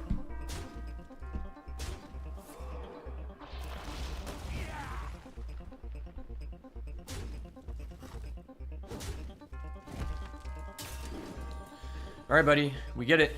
You're compensating with your small penis for these plagues, brother. That's really irritating. I cannot respect you for that, my friend. Actually, I don't even consider you a friend. Alright, let's do this. Alright, let's do this. We're gonna die, but we're turning this shit to frogs, because fuck him. If you could eliminate one class from the game, what would it be? Personally, for me, I still, like, if I could eliminate a class from Arena, it would be Death Knight. If I could eliminate a class from Constructed, it would be Hunter. Thoughts?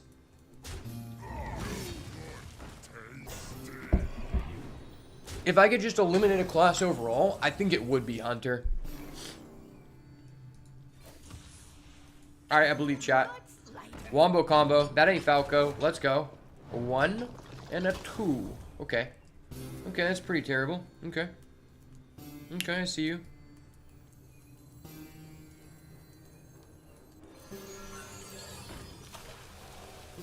Okay, okay. That's kind of cool.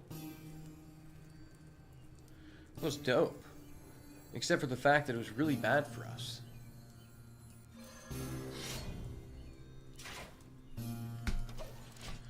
Well, I don't know if we're going to be able to win this. I thought by just picking the quest, we were just an auto lock, but turns out you have to actually have a good deck. And then now go against someone with an auto win button legendary. People say the quest is broken, but a standard Death Knight deck just dicks you down before you even get to play the quest. That's the sad truth of the world we're living in today.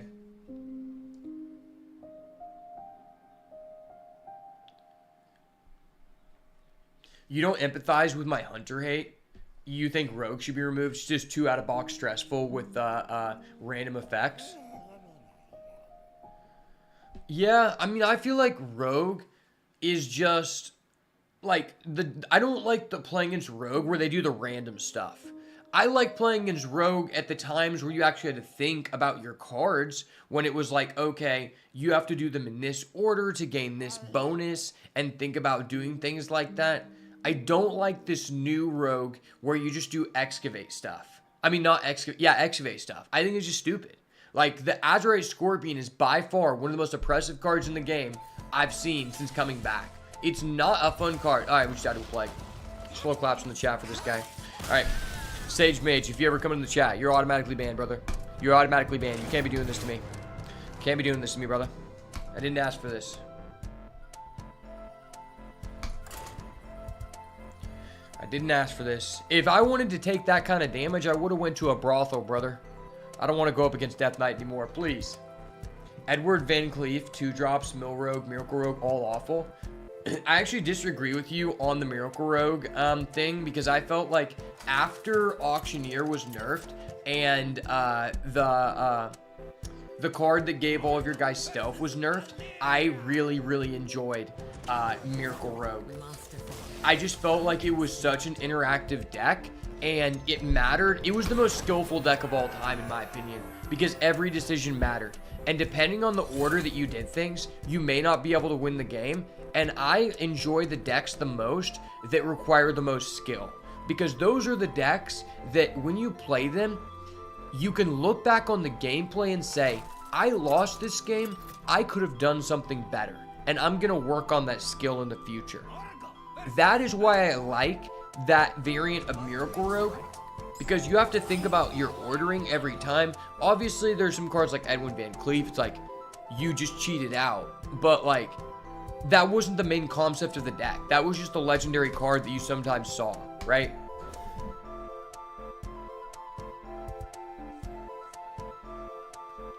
I would much rather the other person have Edwin Van Cleef and me have a chance to use like a removal card on it and potentially he just gets no value, versus going against the Azurite Scorpion and the guy just keeps bouncing it back to hand and getting 4 random spells from other classes that cost 0. That is not fun.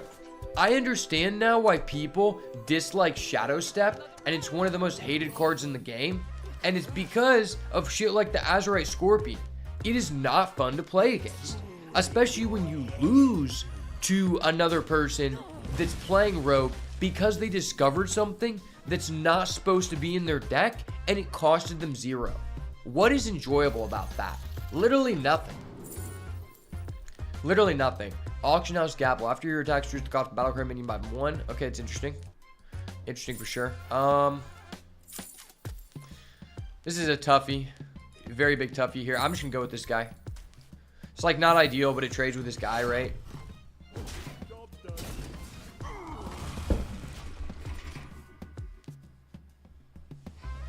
Once again, I just go back to my original thesis about how a lot of the classes, their core components of what they originally stood for, they're gone. All of the old bones are gone in some of these classes, and some of them just overlap and have no originality. Warrior is one of the only ones that still does pretty much everything that it used to do. And if you look at their classic cards, pretty much none of their classic cards are nerfed. You know, they still have 5 mana Brawl. That's still a card that is used today. They still have Slam at 1 mana. That is a card that is still used today. They still have Shield Block, which it costs 1 mana less, which I'm fine with. That's fair. Completely fine. They still have Shield Slam. You know, pretty much most of the good Druid interaction cards, most of the good Warrior interaction cards are still relevant today. And that shows that you did something right with that class. If the core components being armor, being weapons, that Druid originally, I don't know why I keep saying Druid, that Warrior originally stood on are still there today, 10 years later, that means you're doing something good with the balances. You look at something like fucking Mage, which used to be about burn, which used to be about freezing, and it's just completely random effects, which happens to be the exact same thing that Rogue is about today, and then you think, oh, what is different about Mage than Rogue? It's just reskinned where they both do the same thing. Their both entire basis is discovering random cards that cannot legally be put into their deck in order to beat the other person by a random event. It's like, brother, what are you doing? Why did they do that? What's up, Angela? Thank you for the follow. I'm doing pretty good.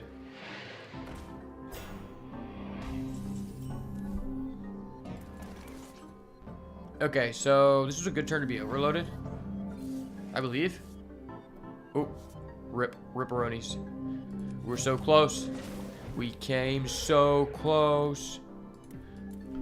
We came so far, but in the end, it never really mattered because we are overloaded multiple times.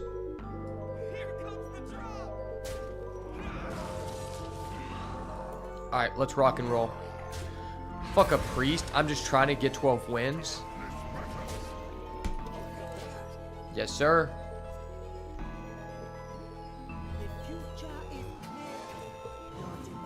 Madame Lazuli. That's a card that stood the test of time for sure. That is a card that has stood the test of time. I'm surprised people still play this. I feel like I just don't think that's that good. Ooh, that was kind of dirty though. Now we just got it back for +4/+4. I can respect that. Could play this guy.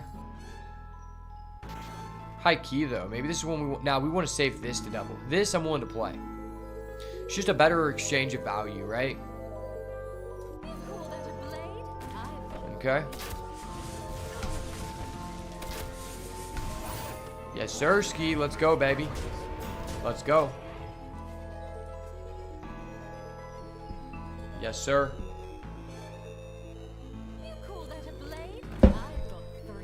You motherfucker. Don't come into my community doing this bunk shit. That was my play.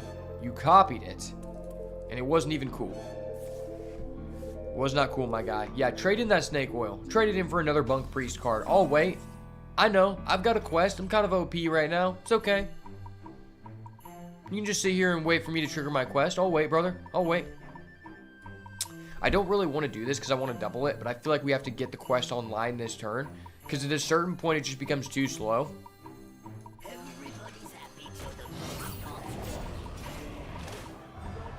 Alright, quest is online. I'm doing some things good. Unfortunately, there are very few payoffs in our deck that actually make the quest worth it, but it is an intimidation factor, which is the ultimate momentum swing within Hearthstone. Do I listen to rap? Any of the faith-driven rappers? I've heard of Lecrae. Personally, I mean, I don't listen to music a lot of the time, but if I do, it's usually rap. I'll listen to rap, and then I'll listen to some just like turn-up songs, right? So, I mean, some of my favorite rappers are probably like Nav, A Boogie, and then like one of my OG favorite rappers of all time has to be Tech 9. In my opinion, Tech 9 is one of the most, like, if we're just talking about like lyrically, he's probably one of the most lyrically inclined people. Because nowadays, a lot of these people, they just talk about shit that they haven't done. And that's why I respect Tech 9. Because he's able to like talk extremely fast. Like, that one song he did with T-Pain called Breaking Into Colored Houses, for the longest time, that was the fastest ever recorded like song of like, in terms of like how fast T-Pain was talking on that song, which is crazy. He's also just like a person that like most rappers respect him. That's how you know he's doing good, you know? And it's like, he hasn't really made any music recently that I really cared about, but if we're just going all the time, I respect him a lot. And then I also like some old Chief Keef. Lil Baby's also always, you know, Lil Baby's pretty good. It just kind of depends, you know, like most of the time I would listen to music is either working out, so I want it to be a turn-up song, or back in the day when I was listening to more rap music would be when I was in college and I was going to parties a lot. Like if we would be having parties at the frat, you know, or if I like get put on the aux, you know, it's more likely for me to listen to it then.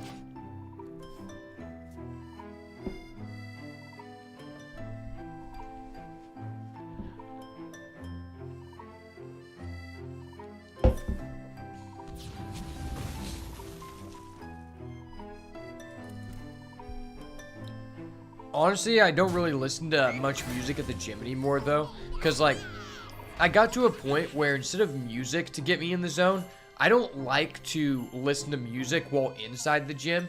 I like to leave my phone in the car so I can have no distractions and just go full in. Because, like, at the end of the day, like, and same thing for, like, MMA. If I am going to be in a fight, you're not going to be able to have music when you're in the fight, you know? If you're running on a treadmill and someone like has a gun, you're not going to be able to run out of the situation on the streets while also listening to music. So I try to like stay away from music during the workouts because I want to prepare myself for like a time that I'm not going to have the music. I think it's kind of a crutch. Every once in a while, if I'm doing cardio, I might listen to music, like if I'm trying to like run a certain distance, because sometimes it'll help me like push more. But if I can, I would prefer to at least like give it a break once in a while if I was running. But nowadays, instead of listening to music before, what I'll do is I will listen to like a motivational bodybuilder video on the way to the gym so I can get into that zone. And then when I get to the gym, I put the phone off. Because if I do that, then it helps me like mentally prepare. And also, you know, we look at our phones so much during the day. I like to have dedicated times to where I'm not looking at a screen, just for my overall focus. Because like 80% of people in my generation claim to have ADHD and claim that they need Adderall, when in fact only a very small portion of people actually really need it. And it's just that you're looking at 3 devices at one time consistently for the majority of your like teenage years and your childhood, and it's just completely fucked up your like attention span, right? So I try to do certain things that will like increase that. One of them is, you know, not being on the phone at the gym. Another one is that I don't have social media on my phone. So if I want to access social media, I have to be on my computer, which stops me from opening applications just because my phone vibrated, right? Because I know that I need to be focused on whatever job I'm doing, and I can't just like, I can't fuck off, you know? Alright, this is gonna be tough. Okay. Hot boy play, let's go. Let him know, baby. The Azurite Murloc is here, let's go. Yes, sir, ski brother.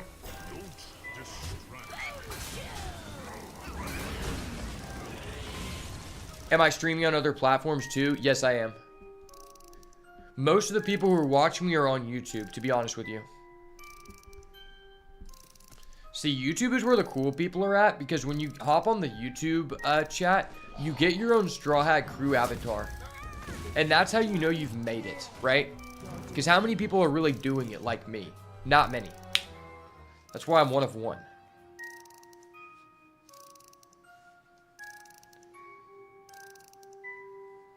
Welcome to the Pirate Crew. Appreciate you.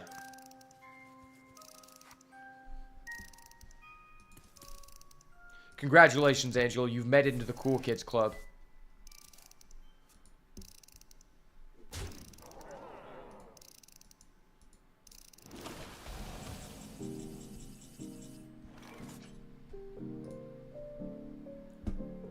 Alright. I think we're going to have to fuck this guy up. We're going to go for the Wombo combo here. So we're going to go double Battle Cries. We're going to play the Azurite Murloc for the clip, okay? The best Azurite Murloc of all time. Talk about it. Yes, sir, ski brother. Let's go. Look at that. Let's fucking go, boys. Yes, sir, ski brother. Discover or choose one. That's pretty damn good. Alright, let's do this, because we know we're doing this, right? Like, this is just busted. We're going to use all these, assuming we can use all of our mana.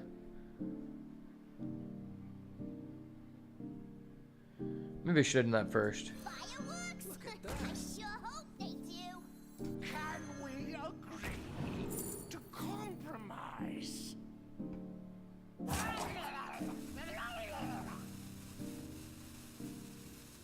Wow, these are all just terrible. Well, fuck.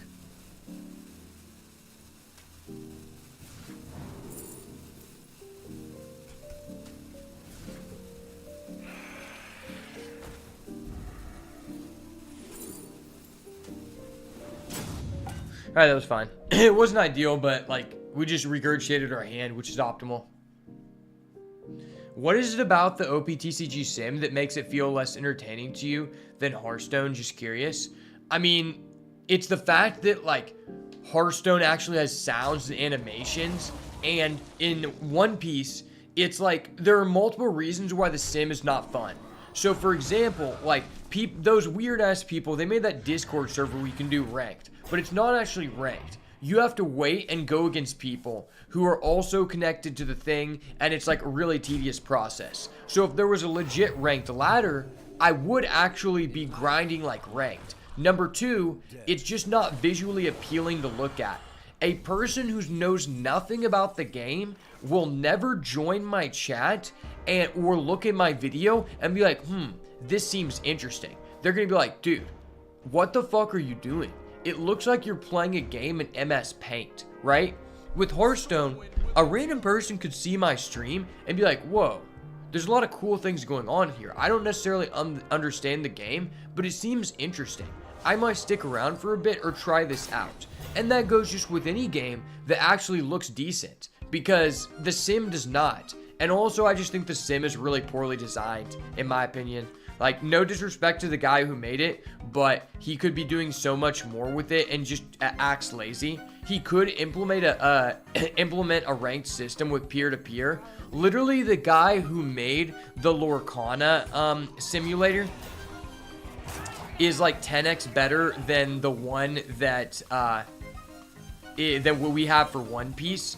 And I talked to the guy who made it, and I was like, could you add a rank? He was like, nah, it would cost too much money, and like this and that. And I was like, okay, well, like, can we start like a donation to do it? Like, I'd be down to do that. And then the guy has a Patreon. He's already getting enough money. I know for a fact that he could set it up to do ranked matchmaking and make these improvements. He just either does not care or is not like willing to put an additional effort to make, like, he's okay with the amount of money he's getting paid through the Patreon and the donations he's getting without having to do additional work. Or he's just not nearly as good of a coder as he says he is. Because to be honest with you, other than updating card images, what he did is not a very like advanced level thing for a coder. You know what I'm saying? Like, the person who made the Lorcana sim, it literally looks like Hearthstone visually, has a ranked, has like things you can unlock, and that was made by one guy. And then you think about how fast that guy did that versus what the guy who made the One Piece sim has done, and has basically done no real like improvements to the game in over a year, except forcing advertisements down your fucking throat for Will to Win Gaming and the Eggman. That's literally all he's done.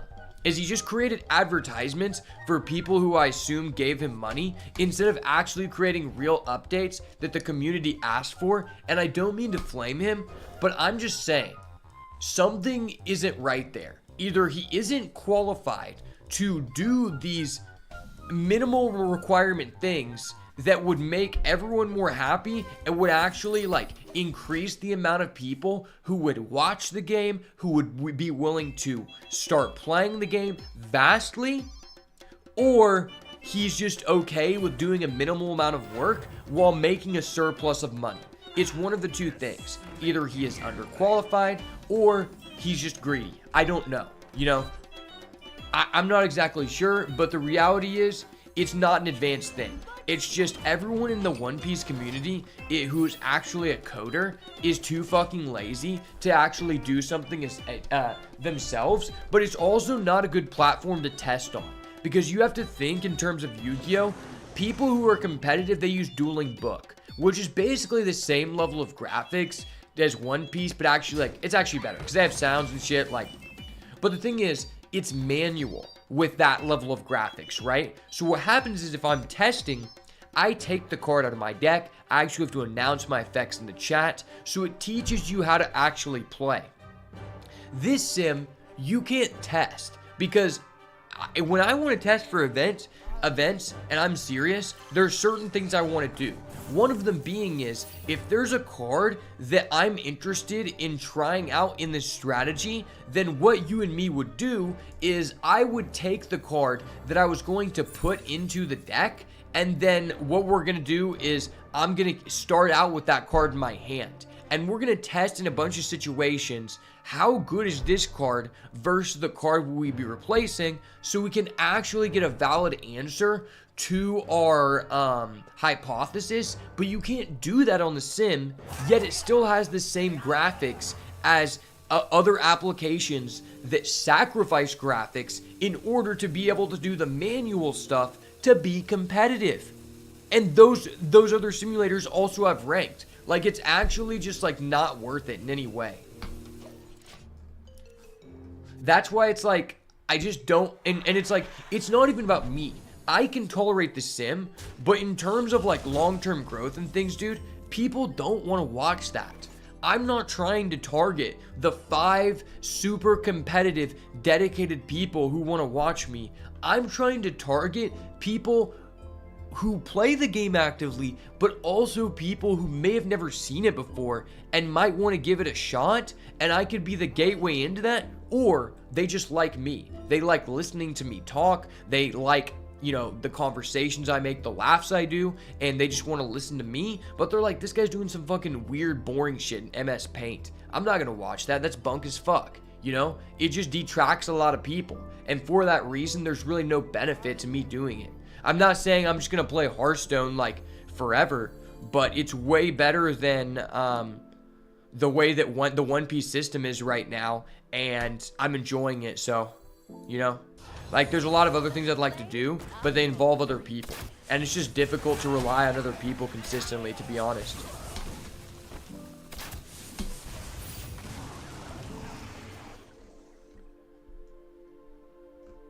You love how Hearthstone feels alive with all the details? Exactly. See, because a person who doesn't understand what's happening, they're like, that's cool. I can get along with that, right? And they might try it out. That's not happening in the One Piece community.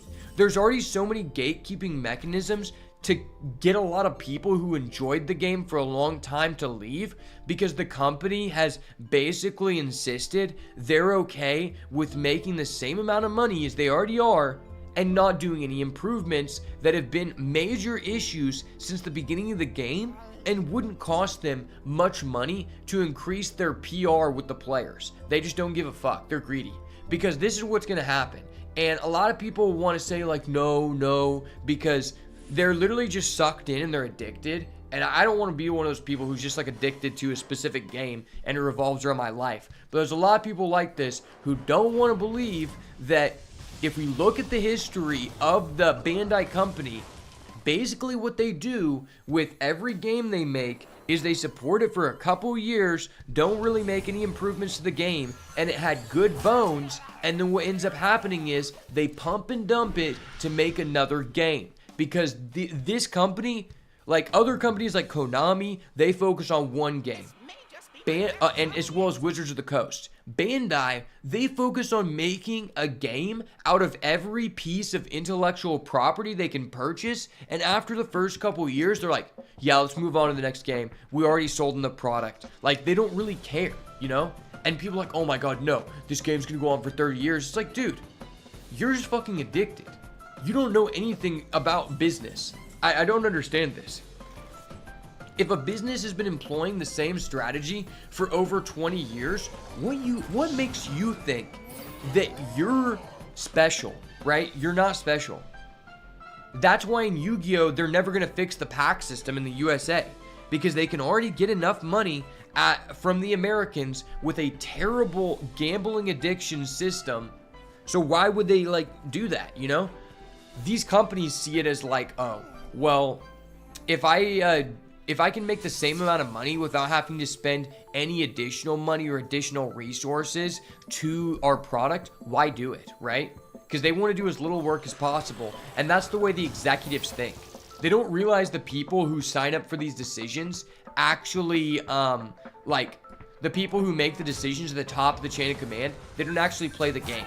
That you say, hey, I have this idea to make the players more enticed to be competitive in the game or do this, and they're like, okay, but that would cost us money, and there's a risk. There's no guarantee that happens. And then the game developer's like, okay, yeah, you are the boss. You're the head honcho. You're the one who's funding this game. I can't go against you. So then the game never gets like actual support. How do I feel about the content added to Hearthstone over the years? Duels, Battlegrounds, Tavern Brawl, Hero Portrait skins, gold packs, and mini sets, etc. Well, that is a lot of stuff, so I'll have to break that down. Let me answer this guy's busted card for a second, because this is a Bunk Boy card. So do we have a hex left? We have 2 hexes. We always play this. We draw a hex, and we're just winning in life. Winning in life. Please, please, please. Okay. Ripperonis in the chat. Ripperonis in the chat. Okay. I can go Bog Spine Knuckles, I guess.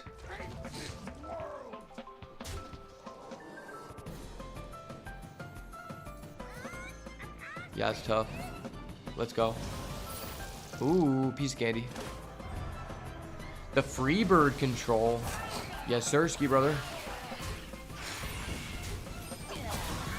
Alright, so that was a very good question. Let's break that down.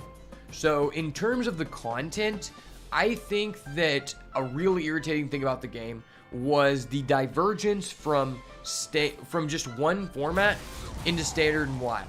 And the reason being is because there's not that many cards being released at one time, I already felt like a lot of the metas were very self-explanatory in terms of what is the best deck. There wasn't a lot of exploring to do in trying out different combinations of cards. And by making a difference between standard and wild, what they did is they gave you even less cards as a deck builder to choose from. So then it's like, okay, Aggro Paladin's just the best deck. You know, there's only like 5 decks in the standard meta. Aggro Paladin's just the best. And then it's like, it lowers the amount of time that people can actually spend invested into the content because they don't have that exploration or discovery aspect in there that something like Yu-Gi-Oh does. Yu-Gi-Oh has a lot of problems, but its biggest benefit is that it is the best deck building game ever made.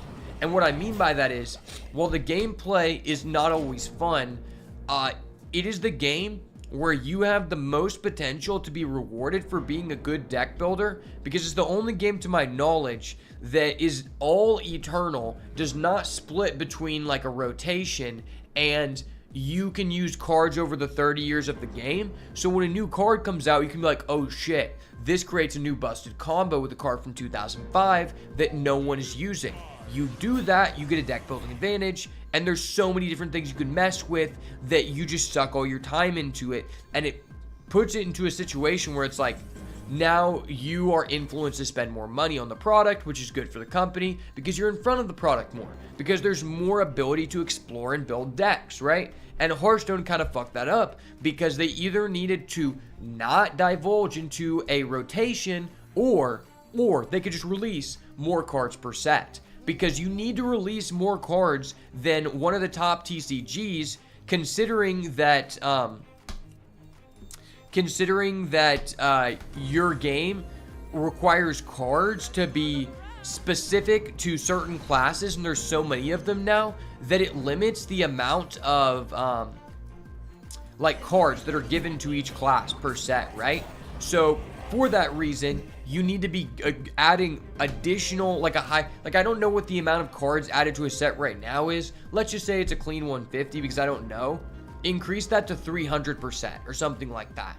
Because then it would create more creativity. It would create more people playing the game for a longer span of time and overall more money. So that was a very big flaw. In terms of the other content, I think that Duels was amazing. Battlegrounds is just like, I'm gonna be honest, Battlegrounds is gay. Battlegrounds is literally gay because Battlegrounds only attracts people who don't know about TFT. If you know about TFT, you're never setting foot in Battlegrounds because it's just a legitimately worse version of TFT. Like, there's literally no benefits to it over TFT. It's just genuinely worse. And it's like, I like TFT. I'm not like a TFT fanatic. I played it like, you know, in bursts of time for quite a time. I've never had the desire to play Battlegrounds. I played it for a little bit, and then I realized what TFT was, and I was like, dude, fuck Battlegrounds. Why would anyone play this garbage? There's nothing enjoyable about it. It's just like shooting dice in the bathroom in high school. It's just a random affair. There's basically no skill in it. You literally get offered a hero at the beginning of the game that might just be way better than everyone else in the lobby, and if you're all equally skilled, the hero just makes the difference. It's in game over. TFT is the best form of a game like that I've ever seen because they found a way to use randomization in a certain way where 8 out of 10 times the most skilled player and the most knowledgeable player always wins. Or at least gets top 3, right? You know, you may not win every time, but you're going to at least get enough points to rank up. You're not going to lose. And I like that. I like games that reward you more for the amount of time you put in, and Battlegrounds doesn't. And they've tried to over-support that game mode too much through the years. And it really is stupid because it's dumb. It's not a good marketing technique. Game companies keep fucking up with this so much. And it's so infuriating. And it's that thing where they try to focus on the casual player. And it's like, dude, the people who are casual are not spending money. The people who are whales are the people who are hyper competitive and want to own every deck so they can be competitive. That is not a good strategy. You know, Magic the Gathering has really fucked it up because now they only want to do Commander, which is the 4-player format. But there's no tournaments for that. No one wants to play in a tournament for that. It's not fun. It's just a thing we do with friends, and most people playing with friends don't care about spending $500 to get a bunch of cards because they're just playing with friends. It's a terrible thing to focus on. And that's what they've really done with Hearthstone. It's like, oh my god, brand new update in Hearthstone. 5 new skins for Battlegrounds. No updates to the actual game. It's like, dude, this was not the original game. Why are you doing this? This is supposed to be a small mini game. And that's how you know the people who are in charge at Blizzard are mentally unfit to be in their positions. And that's even further demonstrated by them firing all of the people who have done any sort of good things in the history of the game. Like any person who was a developer and created an expansion or designed a mechanic that the community overwhelmingly appreciated and enjoyed is now fired, you know? And they want to put in these fucking yes men who are like, okay, I got an idea we could do in Hearthstone. Let's create more Battleground skins. And the CEO's like, yes, it won't cost us almost any money. We can just reuse old artwork and old screen grabs. Yes, good shit. You were promoted, Tommy. We need more people like Tommy, guys. Stop talking about these new cards, new archetypes. All the money is in Battlegrounds now. It's like, no. Whoever fucking thought that? I don't know how these people get into the positions of power. It makes no fucking sense. It's literally becoming like Disney. You know, the Pirate Software, he worked there for like 20 years, and his dad worked there for 30 years. His dad was literally the guy who worked on the South Park episode with the blue shirt guy. His dad is literally the blue shirt guy. So he knows a lot about Blizzard because he worked there for so long. And he was saying that a company is, a lot of people think of a company for doing certain things, and it's like, it's not the company, it's the people. And the fact that Blizzard no longer has over 90% of the same people they used to that did the best things at Blizzard when Blizzard was arguably the best game studio in the world at the time of World of Warcraft, and those people are all gone, that's not even Blizzard anymore. It's a completely different company because those people don't work there anymore. That's just the brand name they're under, and that's really displayed, you know? It's very, very displayed in what's happening in all their games. That's why the company has just been on the downfall for 10 years.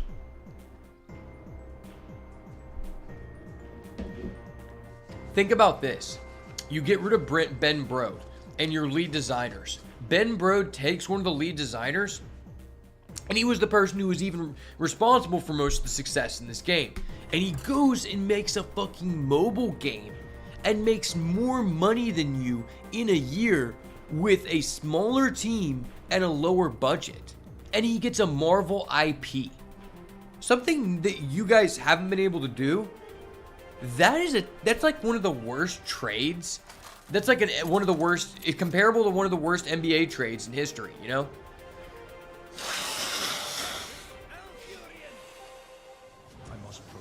It's like when the Los Angeles Lakers traded away everything they had for Russell Westbrook, and he just shit the bed. That's basically what status Blizzard is in. Ben Brode, he went on to make Marvel Snap, which is a highly successful game, arguably higher, like, profits, potentially, for the amount of, like, resources that needed to be allocated to create it and, like, update it in a shorter amount of time. And Blizzard got Battlegrounds updates. Literal Battlegrounds updates.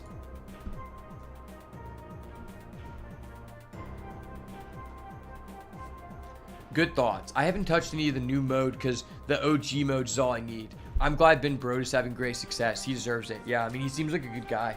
Every time I've heard of him, he seemed cool, I guess. He seemed cool. Honestly, I was a huge fan of duels. The fact they removed it just shows me how money hungry they are and how much the executives don't actually care about the game and don't even play the game. Because they acted like, yeah, it doesn't make any money. And they also asked, like, the classic game mode didn't make any money. It's like, dude, They're acting like it requires so much money for them to update the mode and keep it around. No, it does not. You already have to pay for all this bandwidth. You should be wanting any touch point possible to get people in front of your product because it's going to make them more familiar with your brand, create a positive brand resonance for the brand in your customer's mind, and it's going to give them a higher likelihood of potentially purchasing a product from you, even if that game mode or that feature that's attracting a bunch of people doesn't directly cost money itself. You know, if that's what their argument is going to be, then fucking delete the core set. You know, delete standard, because people can just come in and use the core set for free. Like, why do we have standard, right? Like, the standard doesn't require people to spend money. You know, just have wild, right? Their logic makes no sense for why the game mode was deleted. And, you know, replacing the classic game mode with this twist game mode. Dude, they're about to release this new twist format that everyone is just saying, why did you just not remove duels and just add in what this twist format is about to be into the duels game mode? Because duels already uses a bunch of unique heroes, and this twist format is about using sealed decks with a bunch of unique heroes. But you have to own legendary cards that are really ass to use each of those sealed decks, and you don't get to make your own deck, which is just a terrible strategy. I guarantee you the duels game mode is gone in 6 months, or at least we're getting some kind of notice that says, yeah, sorry, twist game mode is not working, it's leaving. Like, this is guaranteed, because they're just implementing terrible strategies. I think they want it to be removed from the game. That's why they're doing things to make it bomb.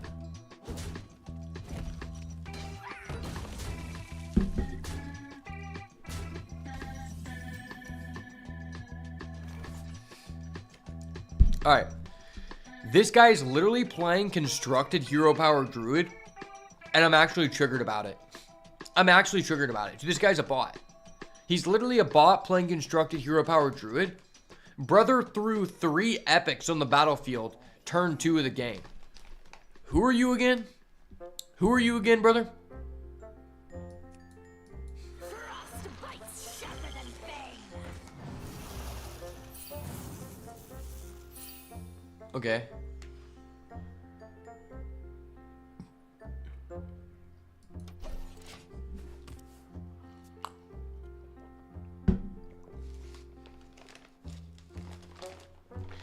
Dude, imagine if Ben Bro just never left Hearthstone, or just any of the other designers just weren't fired. The ceiling could be so high. I mean, even Rarin, who like majorly like honey dicks the company so that he can get like stuff given to him, he even talks about all the features like a custom game mode where you could set the rules and the parameters. Oh my gosh, so many people would hop back into the game.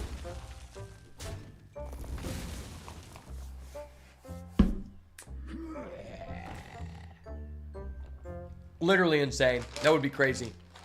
And what he was saying is, he was like, yeah, so like, I know they could implement that into the game, and the reason why is because they're able to do tavern brawls. So that shows they're willing to create that content. The code is already there. They would just have to create a new interface for it. I don't know.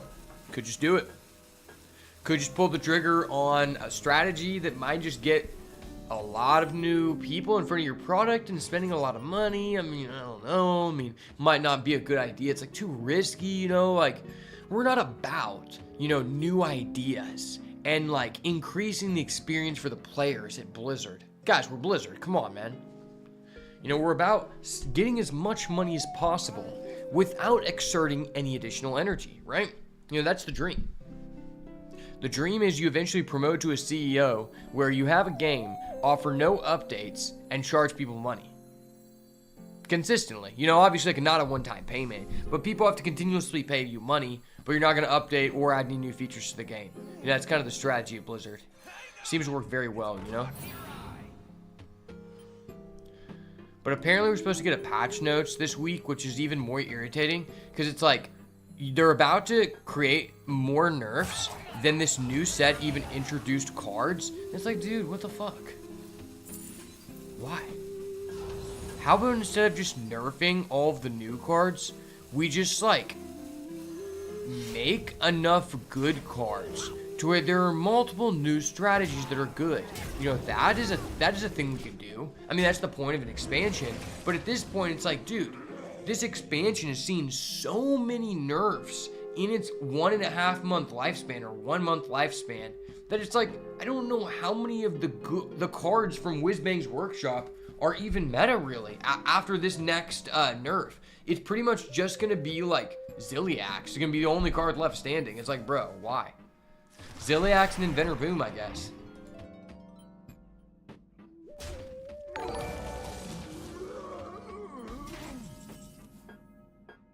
Oh, and maybe Puppet Master Dorian. Puppet Master Dorian will be around. Don't worry, he's tier 2. He's good, right? He's good enough. Alright, believe chat. I believe. Big Gamba. This guy actually had a spell damage to play that. That's so sad. I actually have no respect for this guy. Get the fuck out of here, buddy. Get the fuck out of here. Missed me with that spell damage, son. Druid didn't work for me in Arena. It's not going to work for you, buddy. Trust. Trust. We've got to have trust in order to make this operation work. Hearthstone is a two-way street. Except only one person can have fun at a time. It's currently my turn to have fun. I took a turn off having fun, you know, in the last run, so now it's our turn. Brother, why must you do this? You took my fucking Snuggle Teddy. Hold up. This was my card. I couldn't win with it. You're not going to be allowed to win with it. Trust. This is how the universe works. The universe works in mysterious ways, and somehow it always ends up fucking me. So this is my time. Oh shit, I just realized this is the guy that gives him armor and not power. That's dope. I love that. This is a good card then. You could have as many of these as you want. Specifically because it doesn't give you attack. If it gave you attack, I'd be like, nah, it's too busted, you know?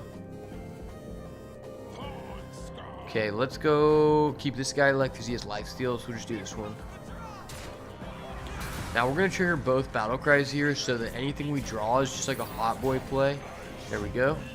The quest is online, brother. How many battle cries do we have left in our deck? Let's check. Counting the battle cries. 1, 2, 3, 4, 5, 6, 7, 8, 9, 10, 11. 11 battle cry payoffs in deck, and we have a draw 2 next turn. We're lit. We got this. Trust. Trust. We always win these. He willingly decided to play Druid. We need this W so bad. Our rolling 10 average is probably like 3, bro. It's probably like 3. Damn, he actually got a good card. I wish I was offered that card in Druid. I literally wish. In my dreams, I get offered that card. Claramic, thank you for the follow, my friend.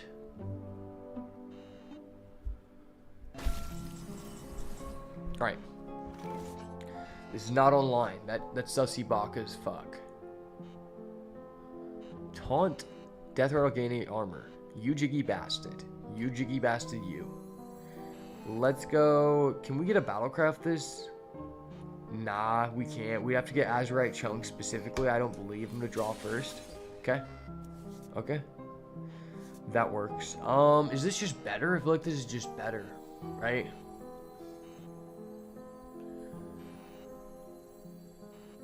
Yeah, I think this is just better.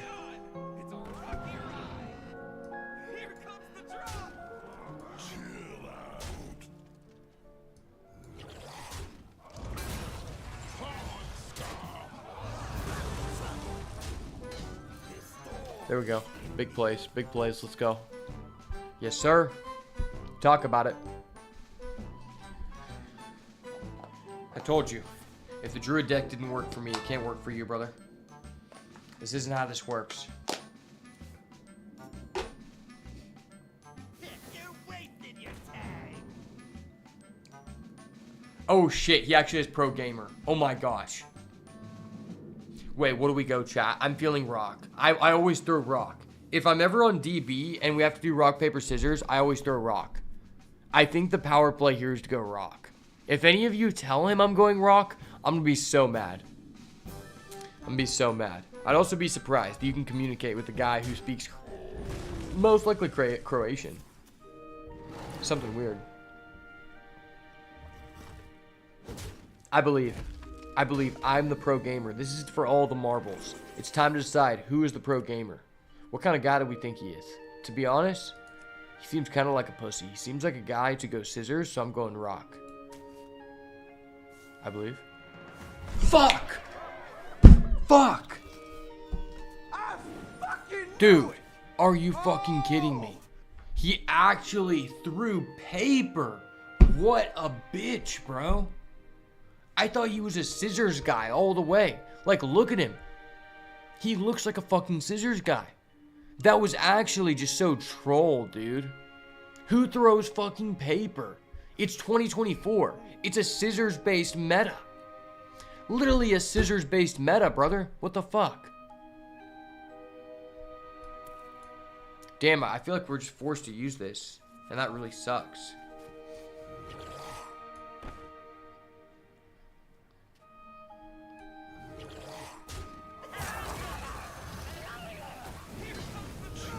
I wanted to go for the Bog Clacker just to upgrade this guy to 5, but I think it's just better. We have to do this. We literally have to do this. We have to get the value from the 6 damage because he gains so much armor. He gains 7 armor for the rest of the game, which is just cracked. He's basically using Dr. Boom Mad Genius, right?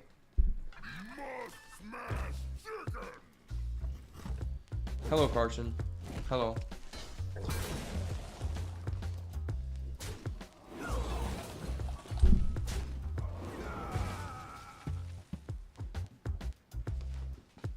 Never fear, Pro Gamer Carson is here.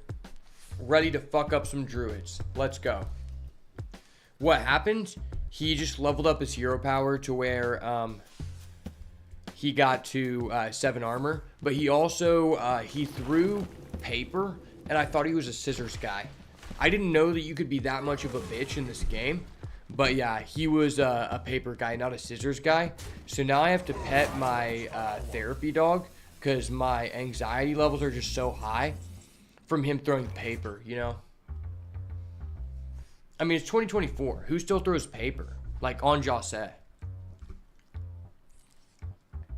Here comes the drop. I believe, chat. I believe. Big Gamba's in the chat. Big Gamba's in the chat. Let's go. Alright, what do we got? Guy I've never seen before. Battlecry effect, not reading it. This is Battlecry. Battlecry effect, not reading it. Okay. So, we got a 6-6 into a 7-7 and a 3-4 into a 5-5. That's pretty good. Goodbye, Carson. The therapy dog is left. I'm going back to being angry. Someone get my cigar.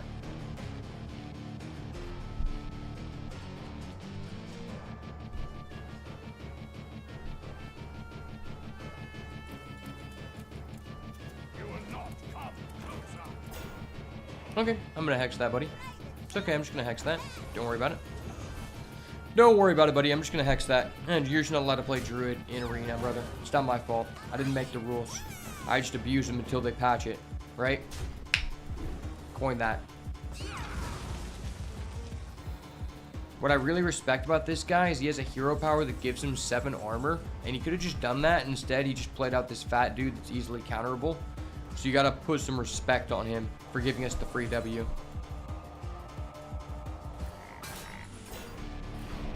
Damage card every time.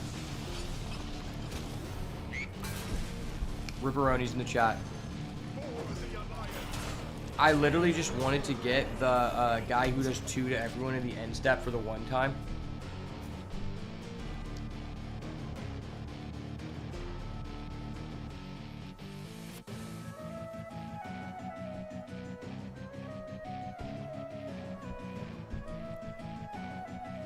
I think I finally understand what it feels like to be like a full-time arena streamer and why arena streamers just keep retiring their run until they get a deck they want to play. I think I understand now.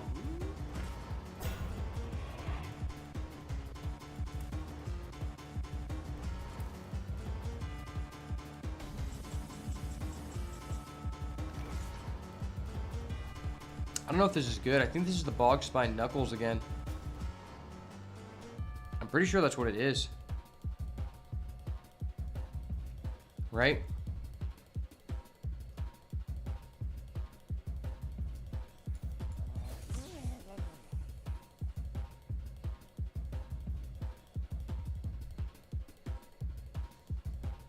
Do we just trade these in?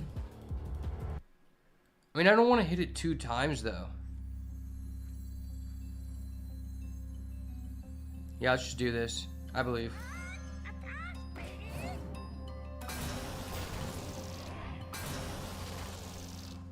Alright, well, that was like, okay.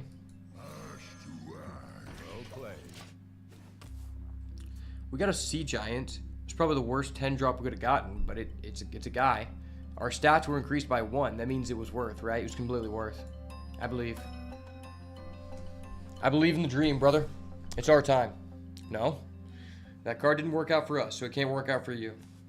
Trust me. Trust me, I've been there, I've done that. I've spent enough time with my therapy dog to know when to not play Druid. I know when to not play Druid, brother. Today's not the day.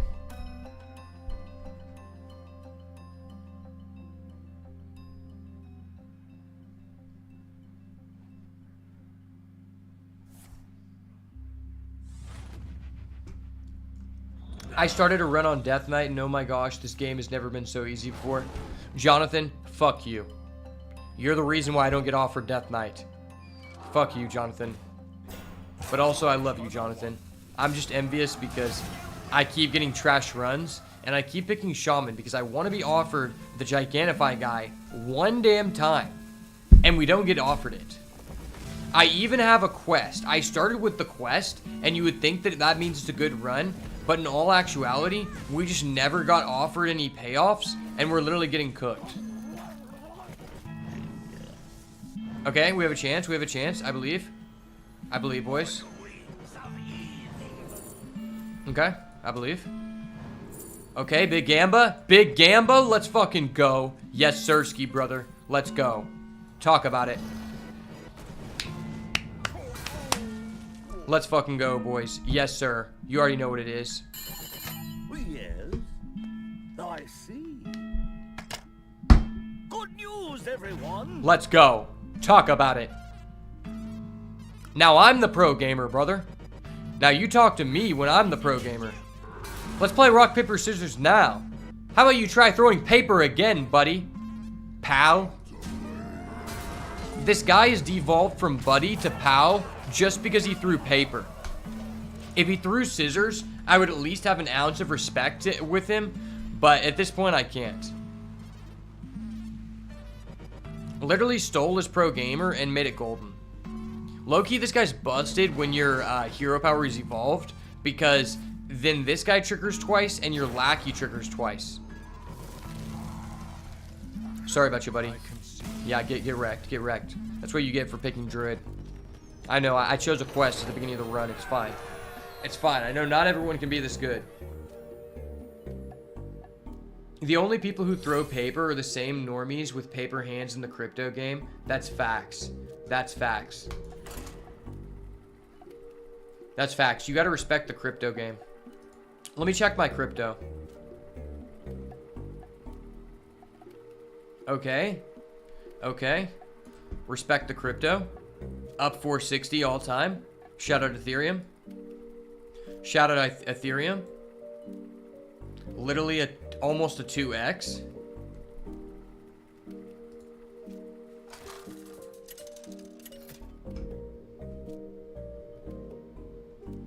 Margot versus Jaina.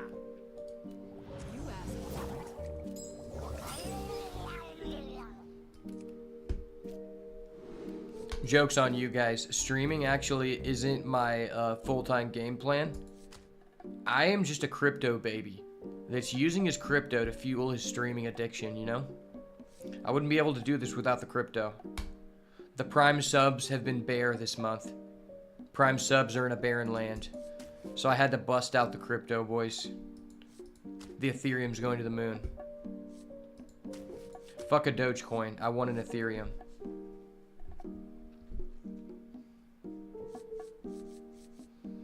Unfortunately, my Ethereum will probably be diluted to 0 once I inevitably get too frustrated to where I cash out all of my Ethereum in order to buy packs that I assume will make me a better player, but undoubtedly it won't change the fact that I'm just not very lucky.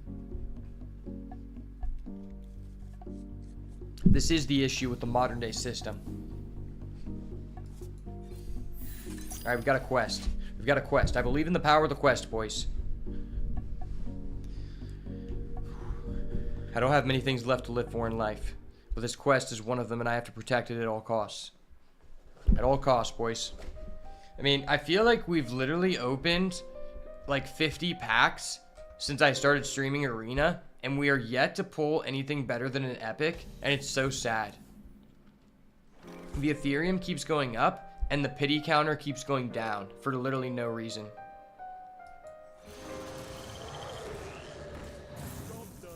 Wombo combo. Let's go.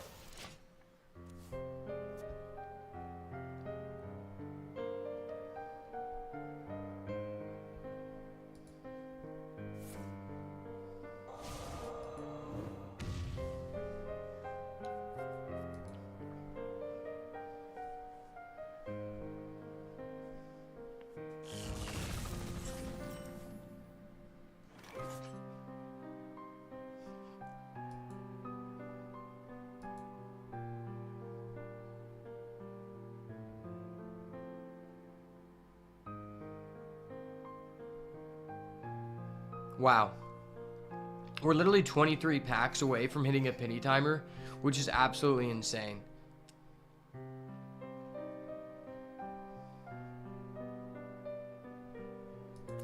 Actually insane.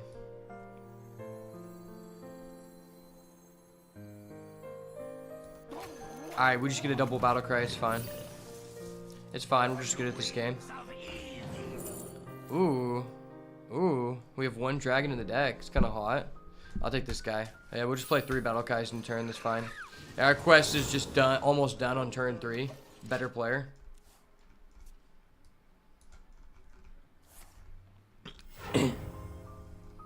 Let's see the most packs I've opened.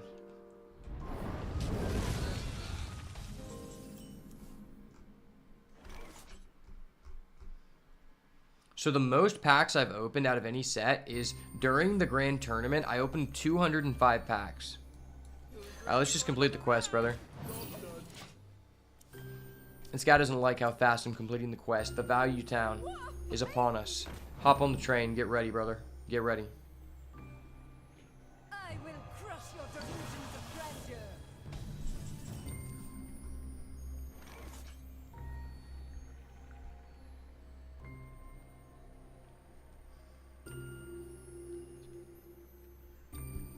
Damn, I don't want to overload at all.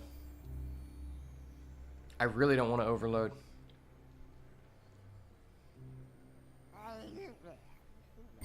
Because I want to do this next turn and complete the quest, but I feel like I'm forced. Okay. Okay, that's pretty good.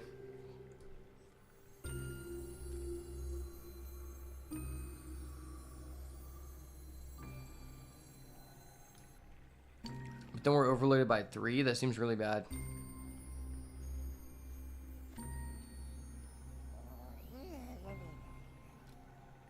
Yeah, that's really bad. This feels so bad. No bar fights allowed.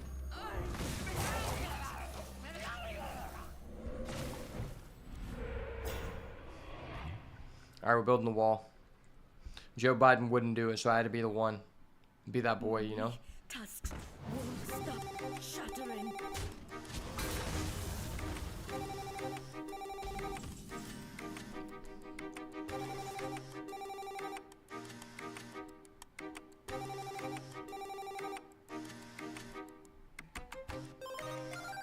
This is pretty good.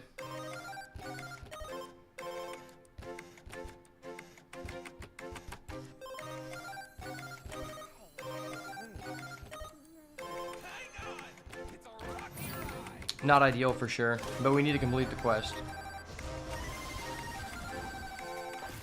We play greedy, it's fine.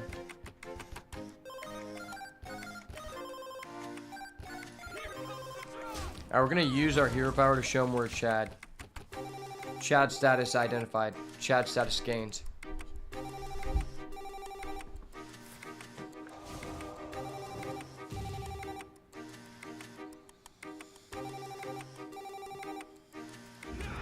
I don't know what this guy can do to stop us. We're too powerful.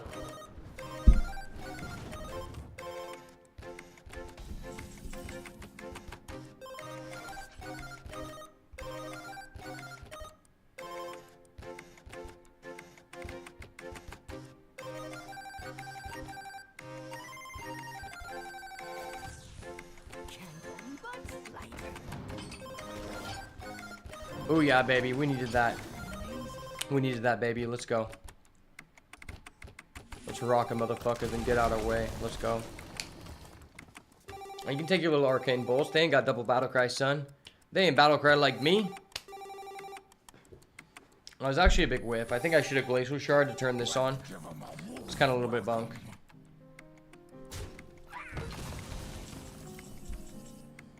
Okay.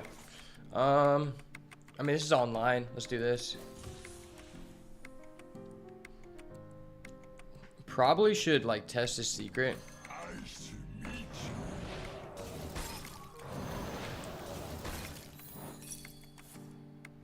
I knew it. Better player. Always test. Is this a Murloc? It looks like a Murloc. If it looks like a Murloc and it smells like a Murloc, it's probably not.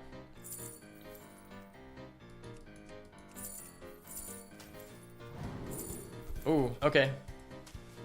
Yep. We'll do that. Not ideal, but I'm just gonna do that to play cards. Like, we need to soak up mana, right? We can only do so many turns of just not making actions.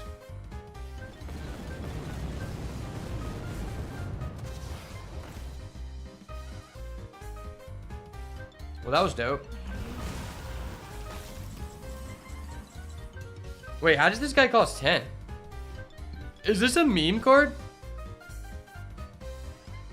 Wait, why is this in the game? Is this a meme card? I've never seen someone get such a bad hit. I didn't know that was possible. That's actually hilarious. I didn't know you could get that.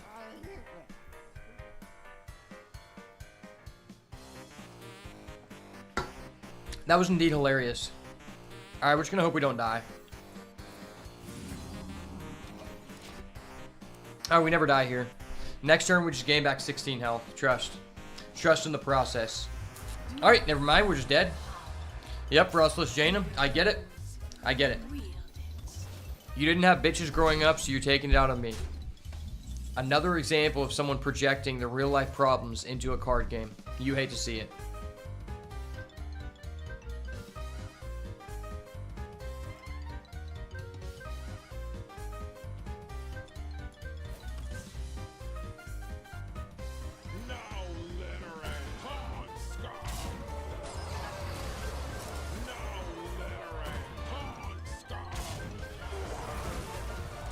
Some people might be saying, like, why did he do that? He can trade with the Dark Moon Rabbit. And to those people I say, because I need 16 health. Because Mage is so busted, you can die at below 15.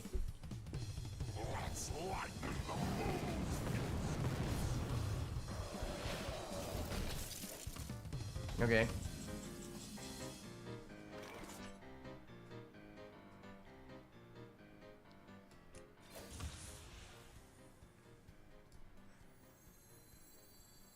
Everybody's happy till the buck stops.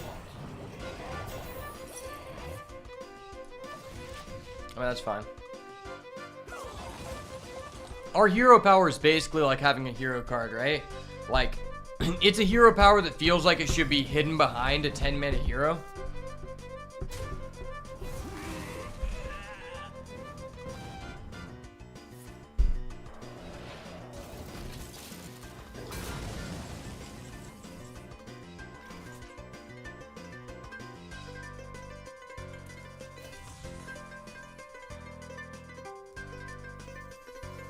You call that a blade? I've got 3.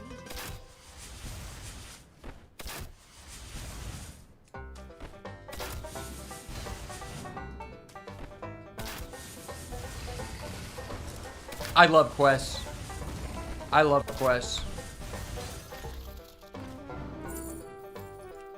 Quests are so cool.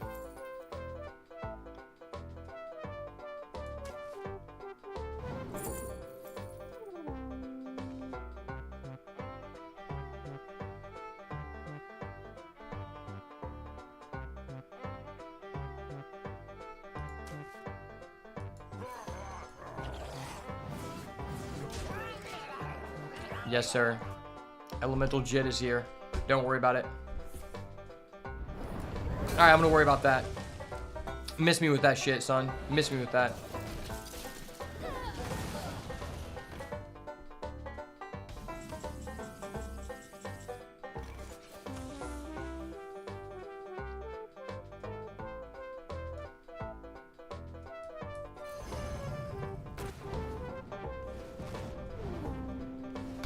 Alright, if this doesn't die, we just Celestial Projectionist and we're just GG'ing. There's no way. He can't kill it. Oh, what is this? What is this? What the fuck? What the fuck? Congratulations. You finally got a spell of value after burning 5 cards. I love that for you, brother. I love that for you.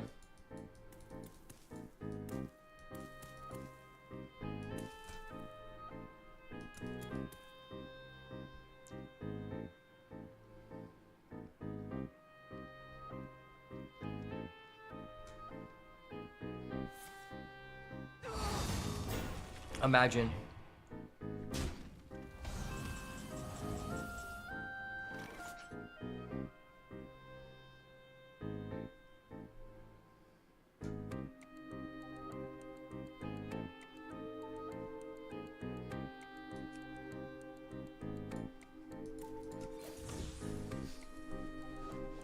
Does this always, like, what does this do the damage to? That's what's scary. We've created a temporal anomaly.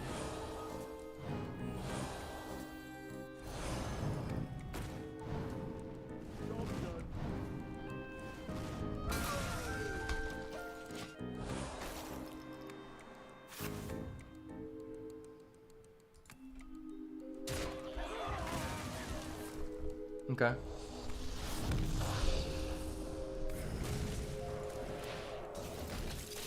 Why does this hero power give him an infinite value engine and we don't? Why? These are the questions we must ask.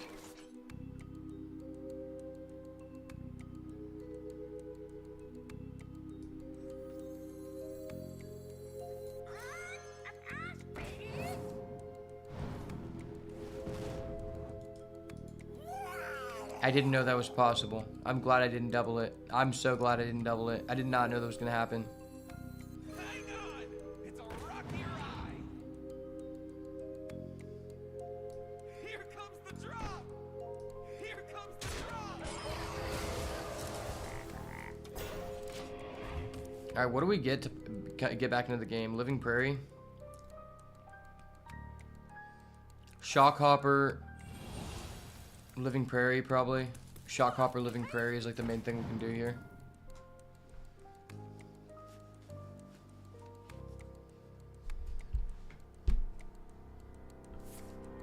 Okay, he just has 2 Meteor. It's fine. I'm fine. We're fine. We're emotionally available. We're fine. We're fine.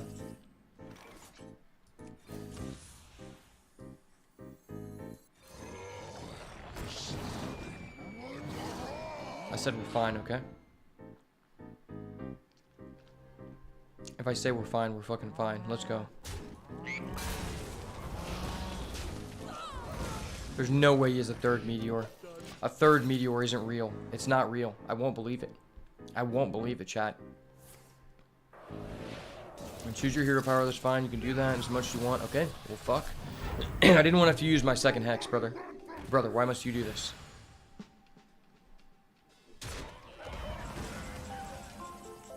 Okay. Okay.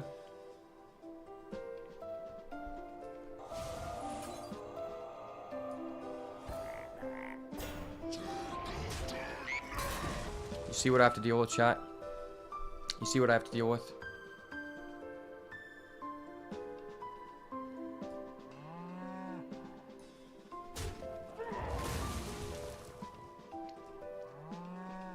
Do you guys see the pain I endure for you guys? This is the battle I go through mentally every day to tell myself I still want to do this. It's a tough fought battle, brother.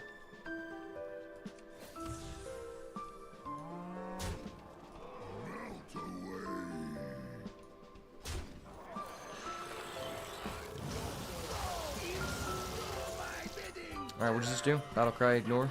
Battle cry, ignore. Alright, we did nothing. Let's go. If you summon 7 pirates, plunder the enemy. This sounds like a really irritating card to play against. Oh, that's even more irritating.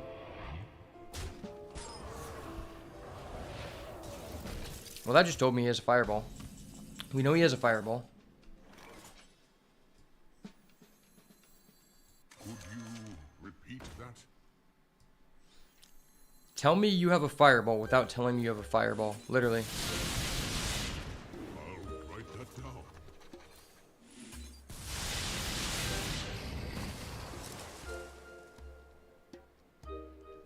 A new age arrives. Push the button because I can. Buttons are cool. There's no way he just lethal on us, right? I mean, it's not like he's just played like 5 burn spells already. There's no way he doesn't, that he has lethal. Okay, he might have lethal now. If it's lethal, it's because he got a fire spell, not a warlock one.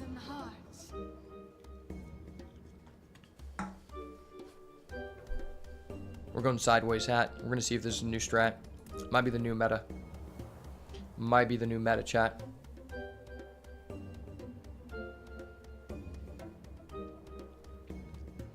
A fatal mistake. A fatal mistake, okay.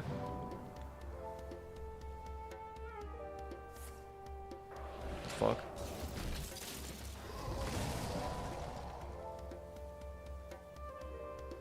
What is this guy doing? Bro, miss me with this, please. Please, quit it. Quit the trolling. Do you have it or do you have it? Time is now.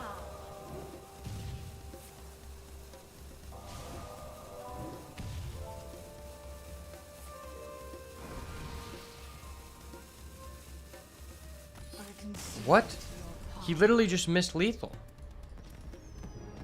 He literally had lethal and just didn't do it. Wow, what a guy. He knew we were having a hard time. He knew we deserved it more because we're a top 1 streamer NA, and he just gave it to us. Man, that is amazing. I'm so happy. We're gonna open our 1 pack because he was an upstanding gent, and I have to give respect to that guy. You know, I gotta add him and tell him well played.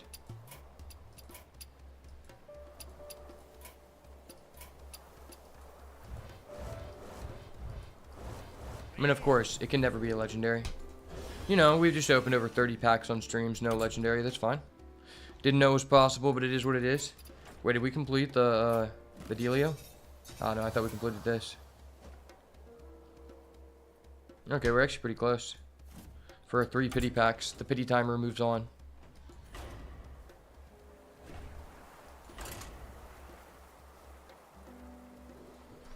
Alright, be right back.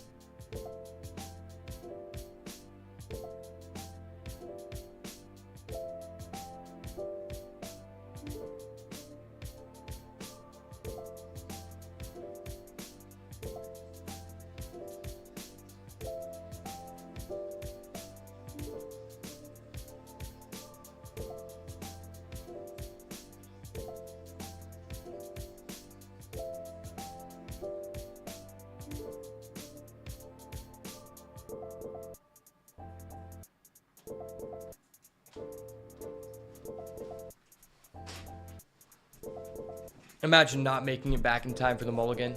Couldn't be me. We keep a battle cry card in the quest every time. You hate to see it. You hate to see it. They don't want to talk about our plays, boys. They don't want to talk about it.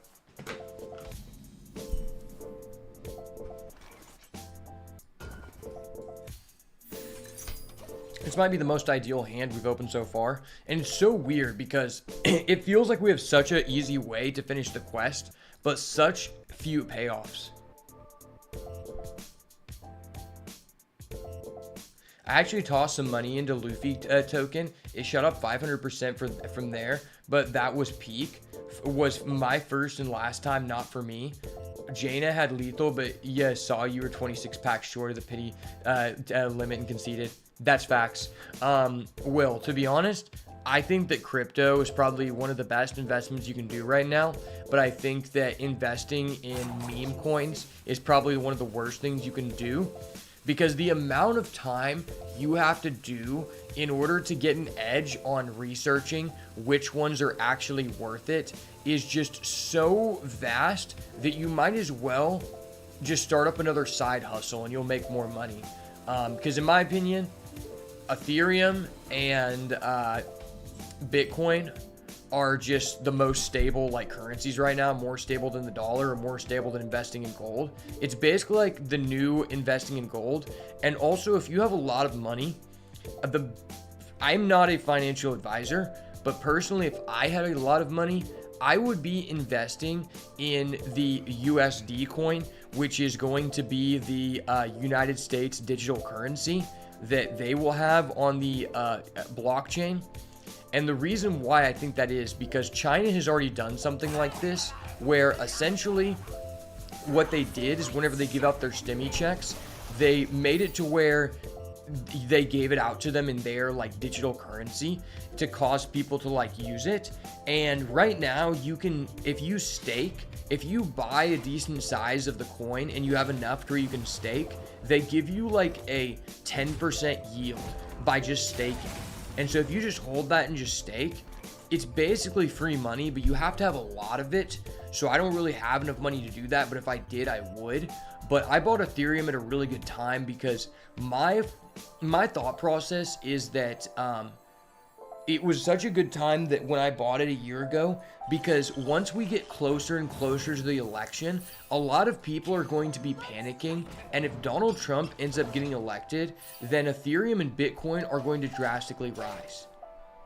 So if it, like, as much as I can get before that time is what I'm looking to do. But I'm not looking to just flip for after a couple months. I want to hold for at least over a year, because once you've held for over a year, you aren't subject to a 25% capital gains tax.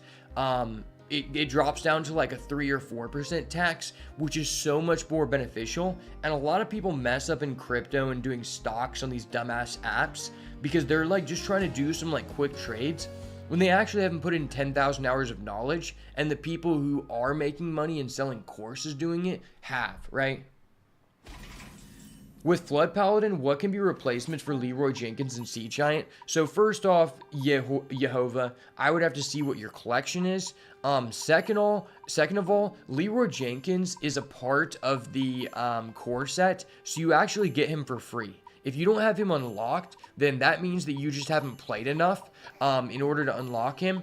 And then second of all, the Sea Giants, I think, is not a mandatory card by any means. And I was talking to a person who asked me this question earlier.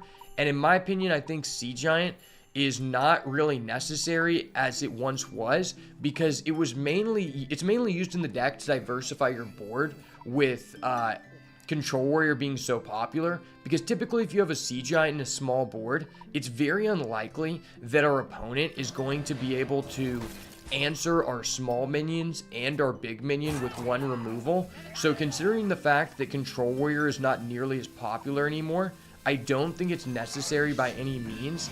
And a few cards you could replace it with are the Toy Kareem Captain. You could also replace it with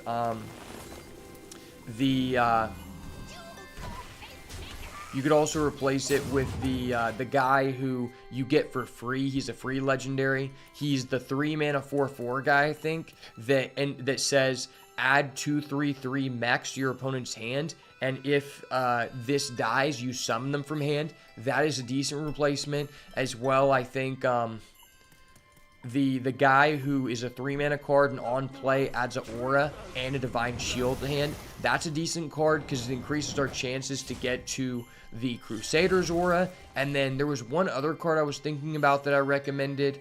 I mean, you could play the 2-mana holy spell that says give someone +2/1 and draw a card. That's a pretty good one. There's also the AoE that costs 5 mana, which is good if you already have an established board in the mirror match. And it says target a minion you control, give it +2/+2, deal damage equal to its power to all other minions your opponent controls. I think that one's really good.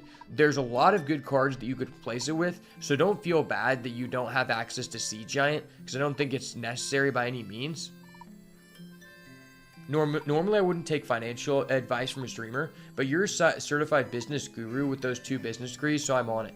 Okay, to be fair, one cool thing about the Spears Business School is that at all times, they always had a, in one of the classrooms, they literally had like a digital like strip, like how you would see at like a basketball game, where it like has different ads, and it constantly like changed from different like stocks being shown, and it was pretty damn cool.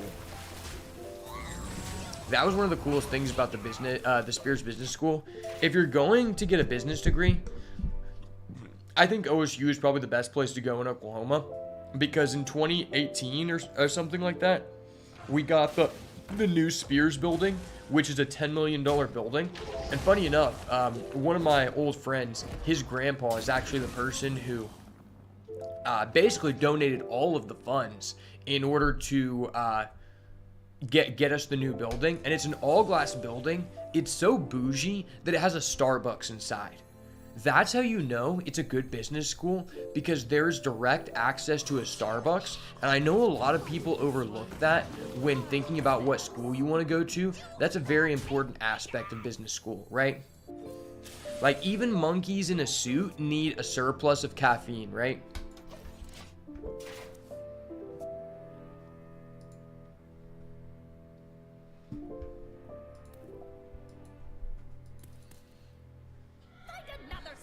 Suddenly, I feel like this deck just got better over one game, but ultimately it's just because we opened a busted-ass sequence of cards that almost just immediately guaranteed us to trigger the quest. Some of the previous games, because we don't have the best payoffs, we drew enough cards to trigger the quest, but unfortunately the cards we drew and used to trigger it were the ones we wanted to use as a payoff. So we had very minuscule games, and that's why, like, the only reason we could win that game was because the guy was being nice and gave us the game. And I respect him for that.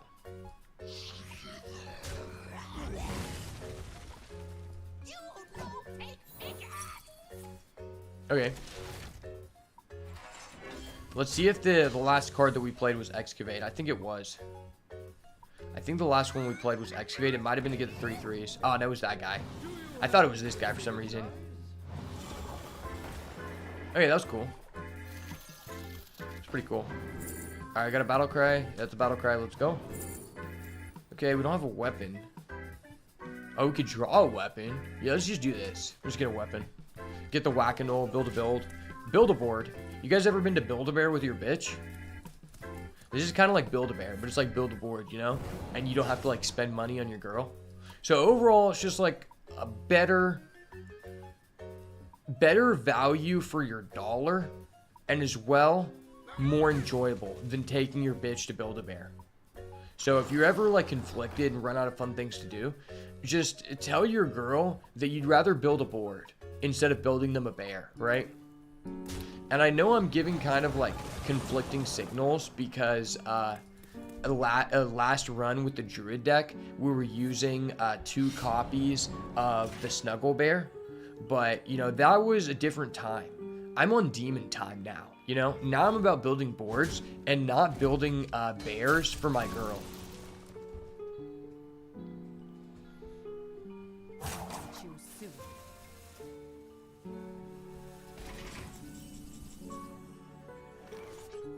Okay, I don't know how we got these cards, but that's kind of cool. This does 3 damage, which is terrible. This draws us 2 cards, which is kind of good. But we are kind of maxed out. Yeah, let's just go for a Value Town here. We're taking this guy to Value Town. Value Town, let's go.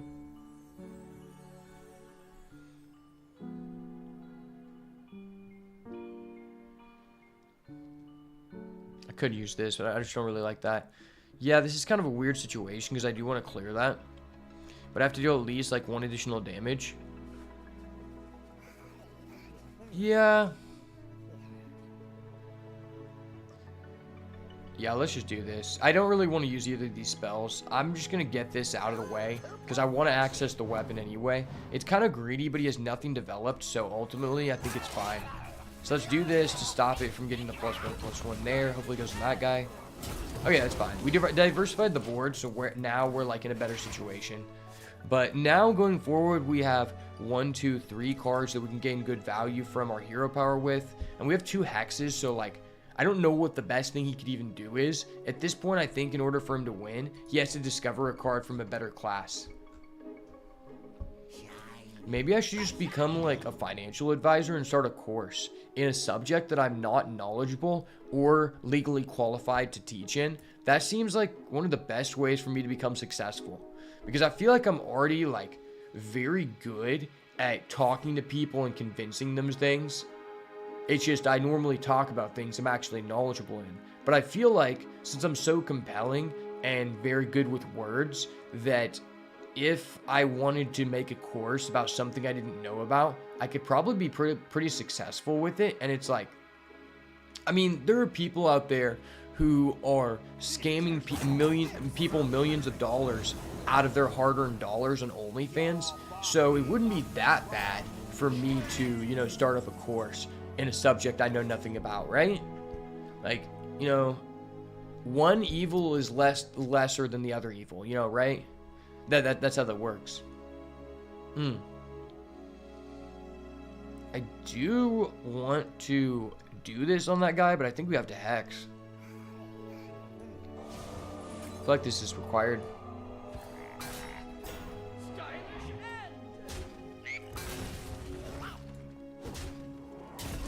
Alright, we're lit. Let's go. Sweet. I could have went base with this, but I think it's better to play conservative because we're already in like an almost auto win situation. So I want to do everything I can to secure this win because we're running low on doubloons. I can't take an L. Last night we took an L, but tonight we bounced back, brother. Concoction seems like such a weird mechanic. I see it every once in a while, but it seems like one of those things like lackeys, where it's like, it's just lackeys reskinned, and lackeys were always just busted as fuck. Now this is treasure. I don't like this card though. People complain about prep. Dude, this is just fucking prep 2.0. It's literally 3 mana prep.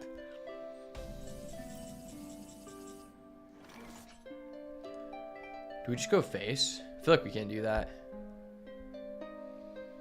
Alright, let's do this. So obviously we drop this. Like, just gives us the most value. We need to leave 1 minion on the board. And then next turn we could go Fire Elemental for 8 damage to the face. That's really all we have to do. Could play this guy. Or we could just kill that. Or we could go Bogspine Clocker. This might be just better, right? Like, on average, I think this gives us, like, better stats than what we already have. Like, I don't think a 4 mana 3/5 can get much worse if we make it 6 mana. Knock on wood, I believe. And this guy's a 1/1 at 4 mana, so this is cracked. Okay. 8/3, but I think that's fine. We don't have a demon, but who cares? And then this guy became a 6/5, and he was a 1/1. It wasn't the best outcome, but I think it was definitely an improvement, right? Because we got rid of our 3/5, which probably is better than this a little bit, just because we'd rather have health and taunt. But we traded a 1/1 for a 6/5, which just seems cracked. Deal 3 damage to an enemy minion, and if it dies, repeat on one of its neighbors. That's a cool design card. I've actually never seen that card before. Cast Burgle. What's Burgle? Get 3. Wait, what? Wait. He literally just gets 3 cards for 3 mana, but he paid 1? Why the fuck is this a card? I thought this card used to be add 2 random cards. You get 3? That's ridiculous. Holy shit, man. Alright, we need to find our way to a lightning storm, literally fast. I need to top deck Marsh Spawn, hope that I played an elemental last turn, and then just find it out. Like, this is scary. This guy might actually be in a position to kill us in 2 turns if we don't draw anything. Fuck, that sucks. That sucks so bad.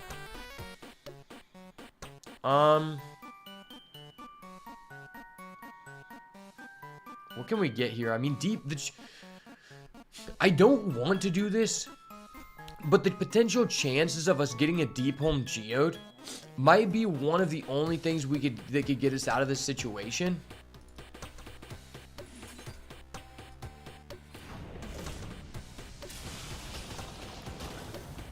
Fuck. I didn't want that to happen, but okay.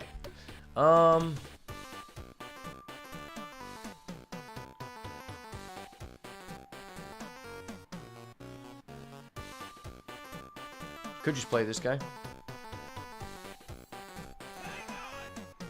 So let's do this. Let's just do this. It's like not ideal, but we're removing damage and we're giving ourselves more time to find lethal. We need to do 4 damage and then elemental fire can do the rest. Potentially if we get like a candle slogger, we can slow down the game even more. So we're not in a bad position. I don't know what it is, but I just got kind of reinvigorated this game. Like, I was kind of burnt out and just, like, tired because I've streamed for over 5 hours. But this game just gave me more energy. And it's gone. And it's gone. Why did you discover this card, brother?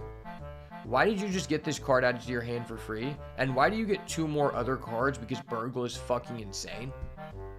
Wow.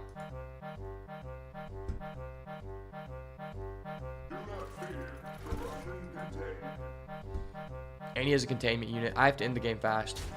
Like I said, we need to find our way to an AoE. He's just trading everything. And okay, that's like optimal for you. Wait, he's going to go to 9? That's so risky, right? Because we're just a fire elemental away from nailing the coffin. Dude, why would he do that? That's weird. That was really weird.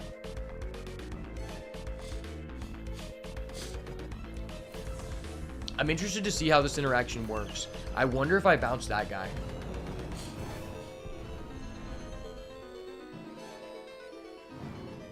I guess I don't. Okay, that's fine.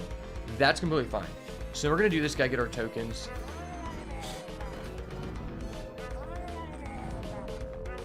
And then let's just give it to this guy, because he has the most reason to kill this guy, because he's the highest attack 1 health guy. Alright, so now we get 2/2/2s when this dies. So most likely this stays alive.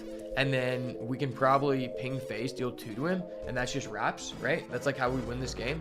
Unless he has heal. I wouldn't be surprised because Burgle is a broken card, and somehow he found his way to it. But we'll see. We'll see how this plays out.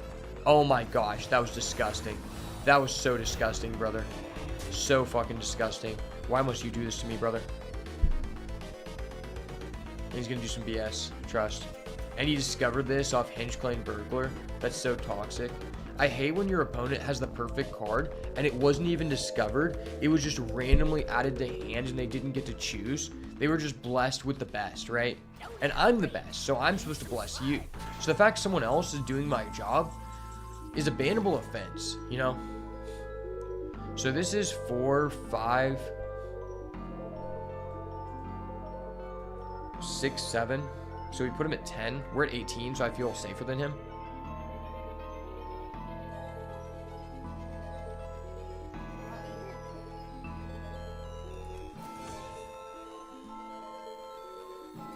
I believe, chat. I believe. Okay.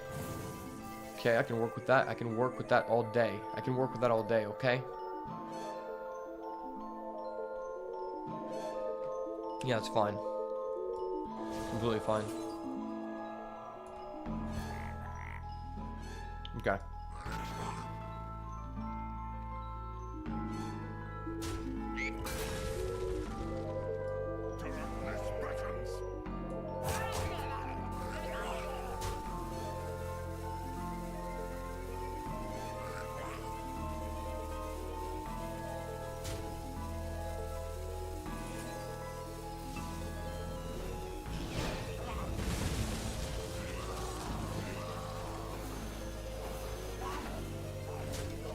Alright, he's at 7, so he's in range of the fire elemental. Worst case scenario, we play this, make a Ragnaros, and it's auto lethal. Because obviously Rag always goes face when you need it to. At least that's what happened when my brother played it. So I'm gonna have to channel the inner luck of my brother. He probably feels safe. And I want him to feel safe. Twisted Pack. Dude, why didn't you do that before? It's such a huge misplay. It's like the people who tap last in the finals of the Grand Tournament.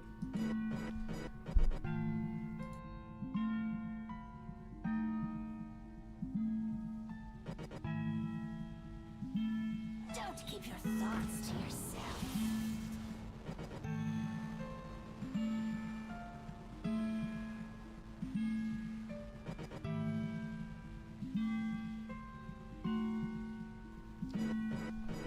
Okay, what could he have gotten from our deck that's even good?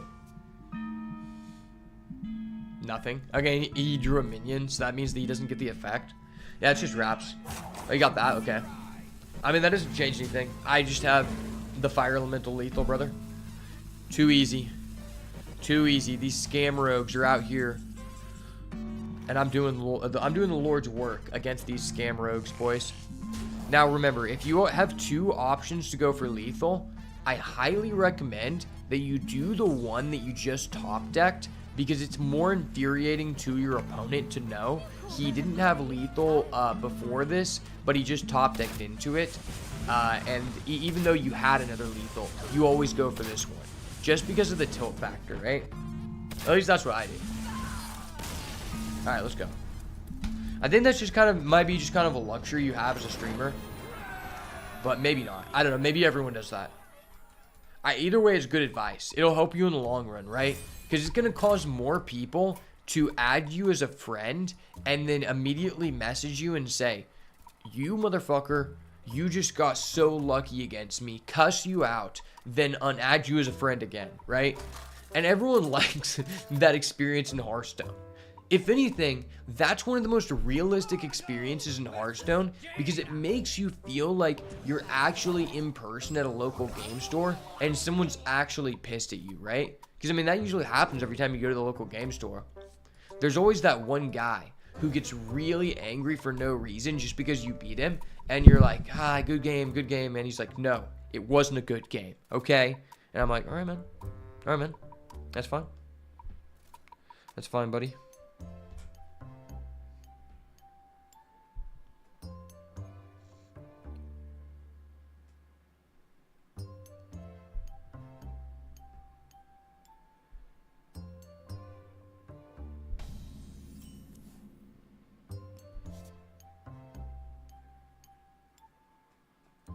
Alright, boys. It's time. The quest is online. Talk about it. Talk about it. What you gonna do? What you gonna do when the elemental tribal streamer comes for you? What you gonna do? Don't have grease. Use some sludge. Alright, baby. We're locked in. Let's go. Yes, sir. Wailing Vapor. This is a literal salute to all the OG Hearthstone streamers who used to play while also vaping out of a box mod. You know? That's literally what this is.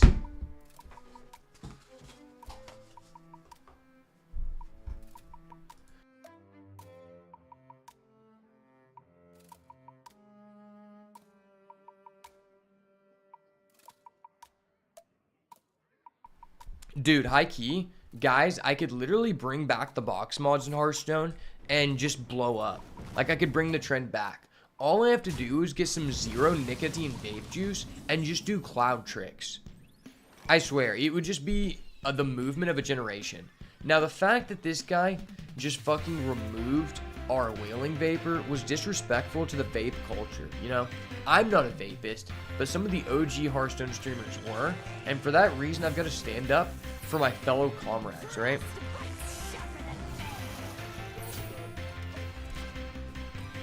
Okay, totally totems. We're toteming. Yes, sir, totally. Totally, girl. This guy's like, wait, why is this guy just able to trigger his quest every single turn? He doesn't believe. He doesn't believe. He doesn't know.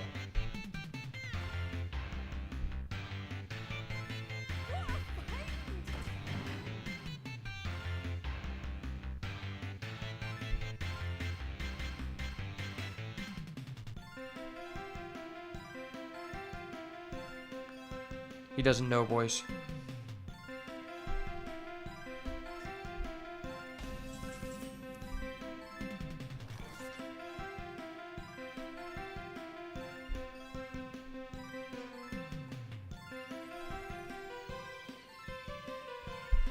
Alright, do we just totally totem him? Totally, right? I think totally. Wait, that's actually just like the line here? Loki. Let's just totally totem him. Totally. Yeah. Yeah. Totally. Ooh, we got the special totem. Strength totem. Cracked. Ooh. The shock hopper is now 2 attack. PogChamp in the chat. Let's go. Totally.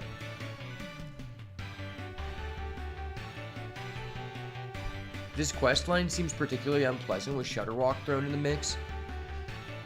That is a very fair assessment because that is exactly true. I mean, you can't use the quest line plus Shutterwalk and Arena because you're limited to 1 legendary, but I do think the quest line is arguably way better than Shutterblock because we've had some games where I turn the quest on turn 5 and I just repeatedly just keep using it over and over again, whereas Shutterblock, it takes more time to do and it requires more of a setup. This, it's like, I mean, honestly, it just so happens that most of the good cards in Shaman are also Battlecry, and most of the good cards in the game in general are Battlecry, so it doesn't really require any additional energy from you. But the Shutterblock, you have to draw it, and then it costs 6 mana, right? So it's like, this is way better. Okay. It's kind of cracked. Wait, do we do this? I think we do this. It just gives us access to this again to trigger the quest. I'm gonna grab that. Totally. Totally, dude. Trade into there. Could trade both of these into that if I wanted to. I mean, next turn we're just doing this. We could add another copy of this if we wanted to. So we're 2 away. So we add one of these, then we're just guaranteed, right? Yeah. So let's do this. I'm fine with that. Alright, we got another battle crit card. Ooh, shit. The strength totem is popping off. Strength totem insane, boys. Strength totem is the new meta. This card's also crazy. This card's also just crazy. It's just our second line of defense if he's able to counter the totem wall. If he somehow counters the totem brigade, we have a backup plan. What's up, Alice? I'm doing good.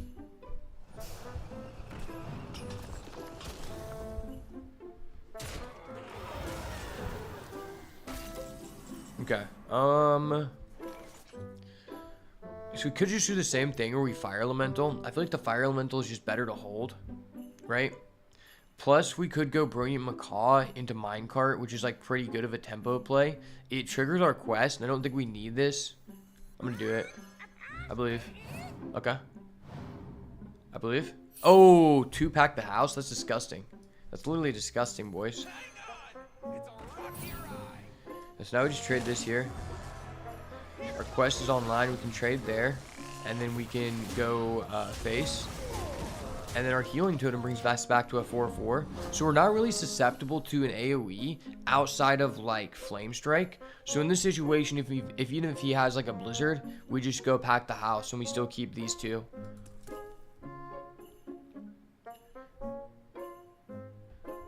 I mostly stream card games.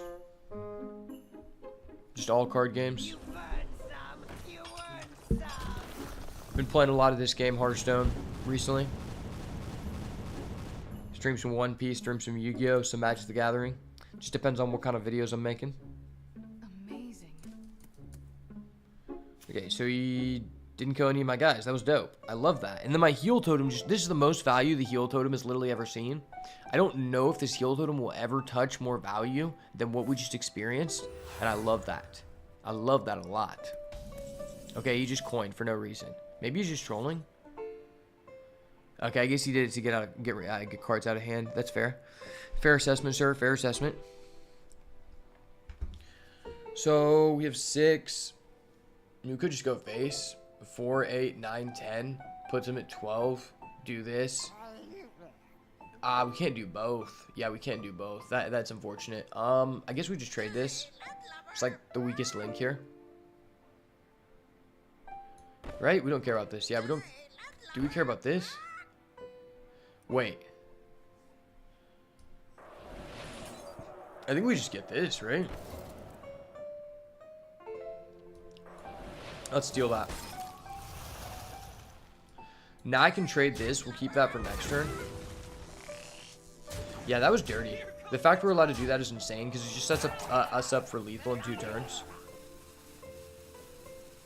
I could play this, but it's just like... It gives us 1 guy. It's not like ideal. We'll do it. This is also excavate though, so the fact we're doubling that is disgusting. And then our heal totem just gives +4. That was dope. That was dope, boys. Is this my favorite game? No. This is not my favorite game. I enjoy it a lot. I'm having fun with it now. But I'm going to do whatever I'm having fun. What is most fun for me is just whatever my friends are doing. I am from Oklahoma. I am an Okie boy at heart. Alright, I think this is just GG, right? Like, this is just too much value. Like, we're taking this guy to Value Town like Trump in the OG days. It's so funny when you can mess somebody up with their own card. I love that so much. Wow, we just did 13. That was dope. I love this card. Specifically when I take it from my opponent and it doesn't have to fit into my main deck. And then we just get 2 cards that create lethal. That was awesome. Well played, sir. Well played. Well played, my guy. The better player's been identified, and his name is Beatsbyash, the best of all time. Let's go.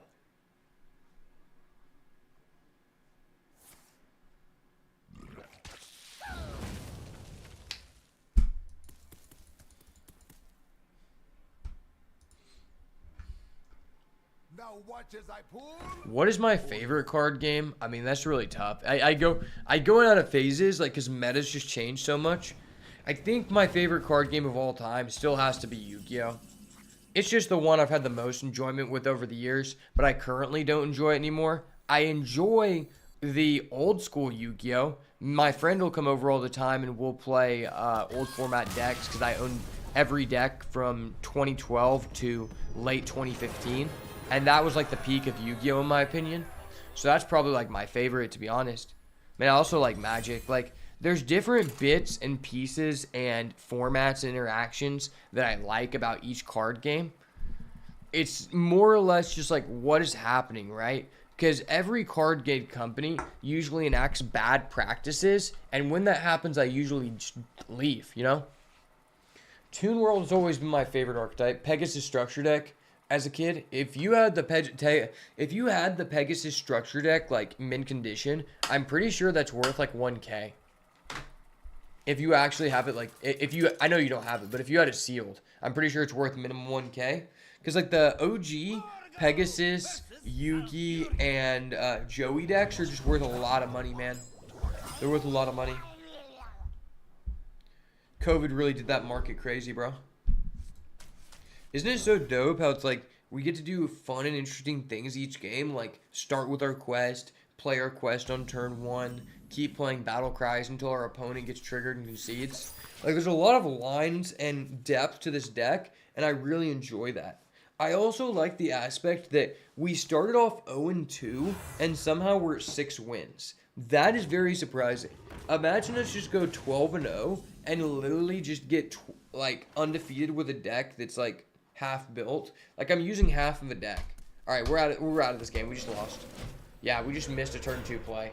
That's pretty damn bad. Because the longer the time we give to Druid, we're just cooked. At the same time, at least, we have 2 Hex. And Hex is probably the most irritating against Druid. Because Druid just, like, cheats out guys with busted abilities. So by us denying that, like, we're just going to cook him. We're going to cook him, boys. But he has the Groovy Cat. It's interesting to me that Groovy Cat is the rare and that the other cat is the epic when this is the better card. I feel like that's the first time they've done that. unopened unlimited edition is 130. Is unlimited edition like a less valuable reprint? Yes. So basically there is first edition, which is the first printing of a set or a product, and unlimited is when they reprint it at a later date. So in Yu-Gi-Oh, it's especially more valuable because each card tells you if it was first edition or it just says nothing. It's unlimited, or it'll say unlimited on it. So in Yu-Gi-Oh, that really changes the value of cards, especially old cards. Whereas in One Piece, while there was a first edition run of the boxes in set 1 with the blue box, and then it became white on the bottom with the unlimited print run, there's no way to tell the difference in the cards other than erratas. So with sets that didn't have any erratas eventually happen, there's actually no way to tell what the difference is. And so for that reason, there's not really a lot of difference in price in games like One Piece for an unlimited versus a first ed, right? But in Yu-Gi-Oh, it's like collectors are looking for basically just first ed. And the other thing is in Yu-Gi-Oh, sometimes with certain products, it's very difficult to find someone with a first ed because there was a lower quantity available. And so that drastically increases the price. A lot of products in TCG Player, they don't even have someone selling a first ed, which almost makes it come down to like you just name your price because of supply and demand. It's very interesting.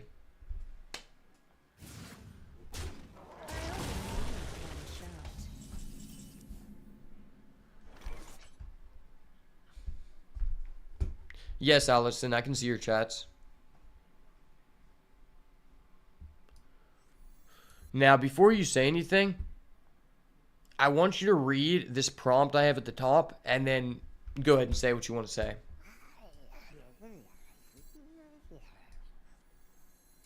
Oh, let's do this. Let's kind of push the card. That was perfect. Perfect. Let's go. Just put us back in the game.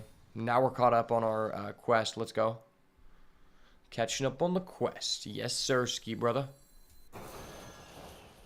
Can't really afford to overload again. I just throw out my hand, right? Just throw out the hand.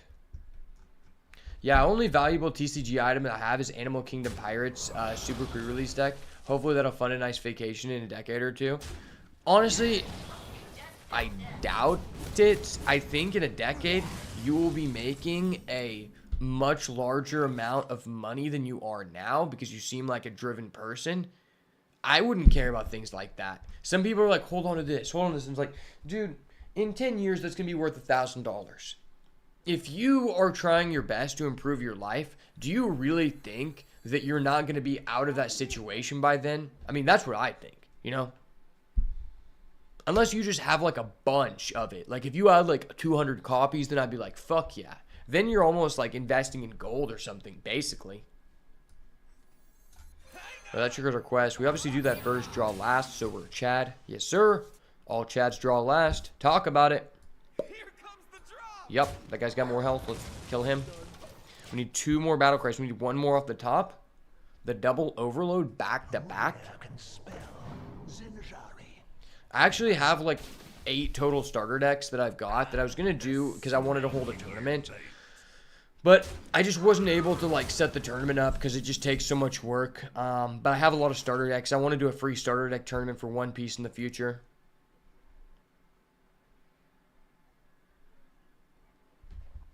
All right, so Allison, I understand that you just sent me a message, and I asked you before what you said. Before you say what you're saying, to read the prompt that I have at the top of the screen. And I mean this in no offensive manner. But you've got to understand, I respect the hustle, but minimum 10 people per day come into my stream and ask if they can sell a product in my stream. I literally have a counter at the top for the number of people who tried to solicit a product on my stream today, and because of you, I'm having to increase that counter to 2.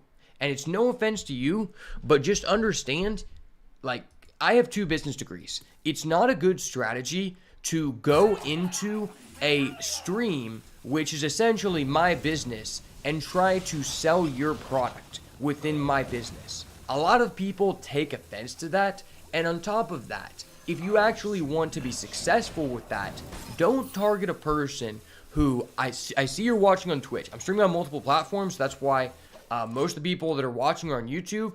But on Twitch, I'm sure there's like 1 or 2 people watching.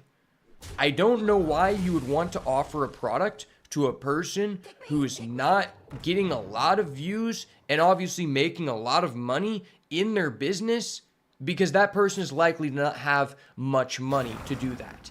I happen to be in a good situation because I have like $30,000 worth of camera equipment, and I have 2 degrees, and I own my own house and my truck. So basically, like, I'm good in my life. But for the average person, they're not going to have those means. If you notice they have 2 subs, go into someone's chat who has like 30 at least, because then you know that that person might be willing to spend some money because their business is doing good and maybe they want to increase it. But overall, that's a terrible strategy.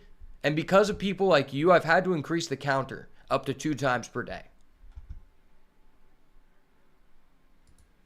I own the house with no mortgage. That's impressive. Well, no, I'm just saying, like, I don't, the house isn't fully paid off. I have like I have over half of the equity in the house. I'm just saying my name is on the house and I have like a sizable amount of equity into the house of my own money, you know? I'm just saying, like, I'm just basically, I honestly, I shouldn't even said that, but basically I brought that up because I was just stating I'm in a better situation than most people who you would be offering to, okay, please let me do this, please let me do this, please. Dude, please. Yes, okay.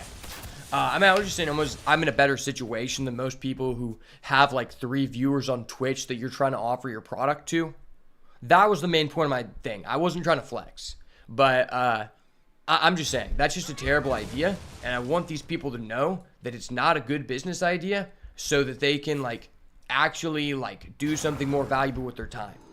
Because it's not benefiting either of us for you to cause me to have to increase this counter at the top of my stream for the amount of people who came into my chat, into my business, into my humble abode, trying to sell me something. If you have a coffee truck, I don't walk into the back of your truck and say, hey, can I sell my tea inside of your coffee truck? No, no one does that. You know what's going to happen if you do that? They're going to kick you out and call the police because that's weird. And that's kind of what you're doing, okay? I mean, I have like 4 years of sales experience, and I know that's just a terrible technique. And I wonder if I keep like knocking it into these people's heads, if they will eventually figure out a new and interesting strategy. Maybe they'll evolve, you know? No littering. Oh, sorry, if you mind me asking, if you are interested, just tell me Discord so I can show you my recent work. Are you listening to anything I just said?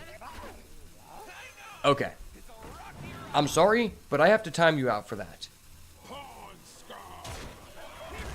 I have to time you out for that. I have to set a standard in this facility, you know? In my line of work, I like to have a level of respect. And you just completely disregarded that. You didn't look to check and see that I have a literal thing at the top of my stream that says amount of people who tried to solicit a product on my stream today, and you became the second person. Like, at a certain point, I just have to assume these people are Russian bots and start mass banning them, you know? Like I said, I don't care if anyone's feelings are hurt. We'll start over from the bottom, you know? We don't really care. We want the real ones here. I honestly could probably just blow up on YouTube Shorts just complaining about these people who just think that they're going to make a bunch of money by offering services to other people inside of their own businesses. Well, this is fucked. We might actually lose to a Druid player. I didn't know that was possible. I didn't know I could lose to a Druid player. You're kidding me. This isn't real. This isn't real life. Someone is not offering me someone is not soliciting me within the ranges of my own business, and I'm not about to lose to a druid player. These two things are separated from reality. Minimum wage earning, broken English speaking, outsourced cold caller hustlers coming into your stream and not hearing a word you say. Well, at least the last person heard what I was saying and they got pissed about it, but that's okay. Like, at the end of the day, it's like, I'm not here to be PC and mind people's feelings. It's like, you already ruined the barrier of respect. You come into my business and disrespect me and assume that I'm just going to give you money when I don't even fucking know you. Like, that's weird. That's really weird. Like, if you aren't a bot and you're actually, like, seriously doing that, something is wrong with you. Like, mentally. Like, you are weird. You don't understand how money works, and you don't understand how a business works, because no one does that. I don't just call random people, enter random numbers on my phone, and say, hey, are you interested in some digital artwork? The person's gonna be like, who the fuck are you? Don't call me. I'm calling the police. You know, like, I don't know what these people expect. It's just really weird. I have to set a standard of here. The level of respect and the barrier has been set, and once you cross that line, you know, just like the standard ground law in Oklahoma, I have no other choice but to enforce a timeout on you. Once again, unless you gift me, you know, like 2 or 3 subs, then we could work it out. Still not going to give you any money because, I mean, you just disrespected your own self, but I could allow you to stay. Well, this is fucked. This is really fucked. Okay, that could be good. Maybe this just saves us. I high roll out of my ass here every time. Trust, I high roll out of my ass. Okay. Okay. Well, fuck. Alright, I'm killing Sonya. Because Sonya, the one thing that's good about Sonya is that her feet are visible. But that's a bannable offense in my chat, so I have to get rid of that. I'm fuming. We just lost to a druid player. We just lost to a druid player. The dream is dead. Can I not just be like Jonathan and, like, I don't know, get offered fucking Death Knight or something? Can I be treated fairly in America?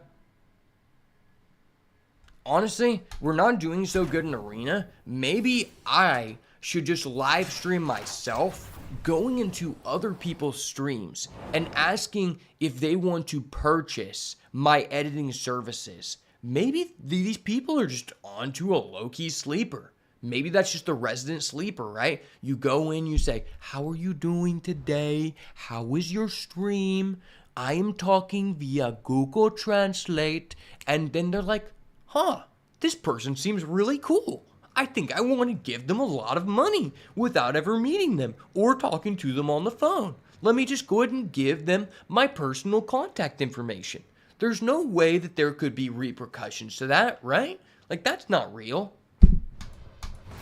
I mean, that's what I'm thinking, you know? Like, anytime a random person asks me to purchase something from them and I have no idea who or what they are selling me, I'm always just like, fuck yeah. I mean, I have a money tree outside of my house. You know, like, I like to help people out, especially people who just ask, right? Like, I mean, I'm just asking you for, like, free support. It's no difference than, like, the gold panner who stands outside of my house or the gold panner that's in this game. Like, it's basically the same. You know what? Maybe I need to start asking these people if they can just fix the pity timer on my packs. I'm just going to ask them, hey, man, you know, like, times are tough. You know, I'm a video editor. Could you just gift me a golden legendary or like a $70 bundle? And maybe, just maybe, they might give me some money, you know? I mean, it seems to work for these people. I mean, how many other people in the streaming community actually have a counter on their stream to protect themselves from this kind of abuse? I mean, not many. You know, I could probably take advantage of a few people, get a few golden legendaries, support the gold panner dream, right? Gold panner draws you a golden legendary 100% of the time when you ask people for money, you know? It's basically the same thing.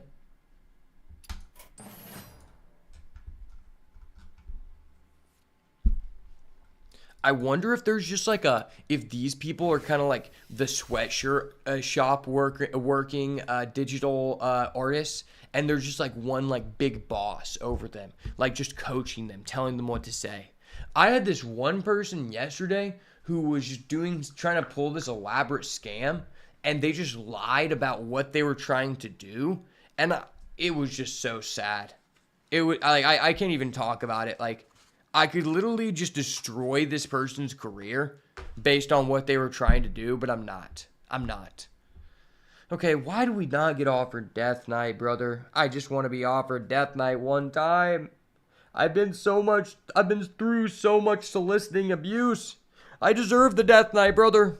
I deserve the Death Knight, please. relationships What is this? with I don't want to women pick Demon Hunter. and sex Demon Hunter with isn't men. even fun. And I got news for you. It's not even fun. That means you're And if we're not having fun, and we're not just soliciting random people we don't know, what even are we doing?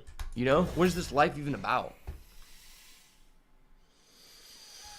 Well, fuck. That is really bad.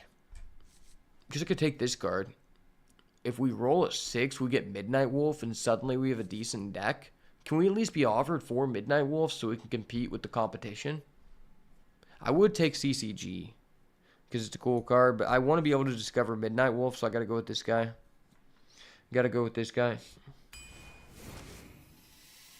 Dude, why is this even in the pool? This card's so crap. Cost 1 if your hero has 6 or more attack. How do you get to 6 attack in Arena? I think that's physically impossible. This is actually a joke. I would have been better off going with fucking Rogue, and that says a lot. I swear, the data for Demon Hunter is so misleading because the deck is just crap. You know that anti-bot trick where you gotta slide a puzzle piece shaped image to its place in a photo? You need that, but for placing your abs properly to block these bots? Yes. Or I just need more moderators to like block these people. But it's like, I don't want to pay moderators to just block people. I want to pay them to troll people. That's cool, you know? Like, at least leave. And I don't know why these people are getting mad at me for not like purchasing their services. At least I'm telling you up front that I'm not going to pay you for your scam. I could just sit there and honey dick you and get to the last second, like fuck with you, record it, upload a video to YouTube of me fucking with you, and then you just wasted so much time when you could have been scamming other people, right? You know, at least I'm honest.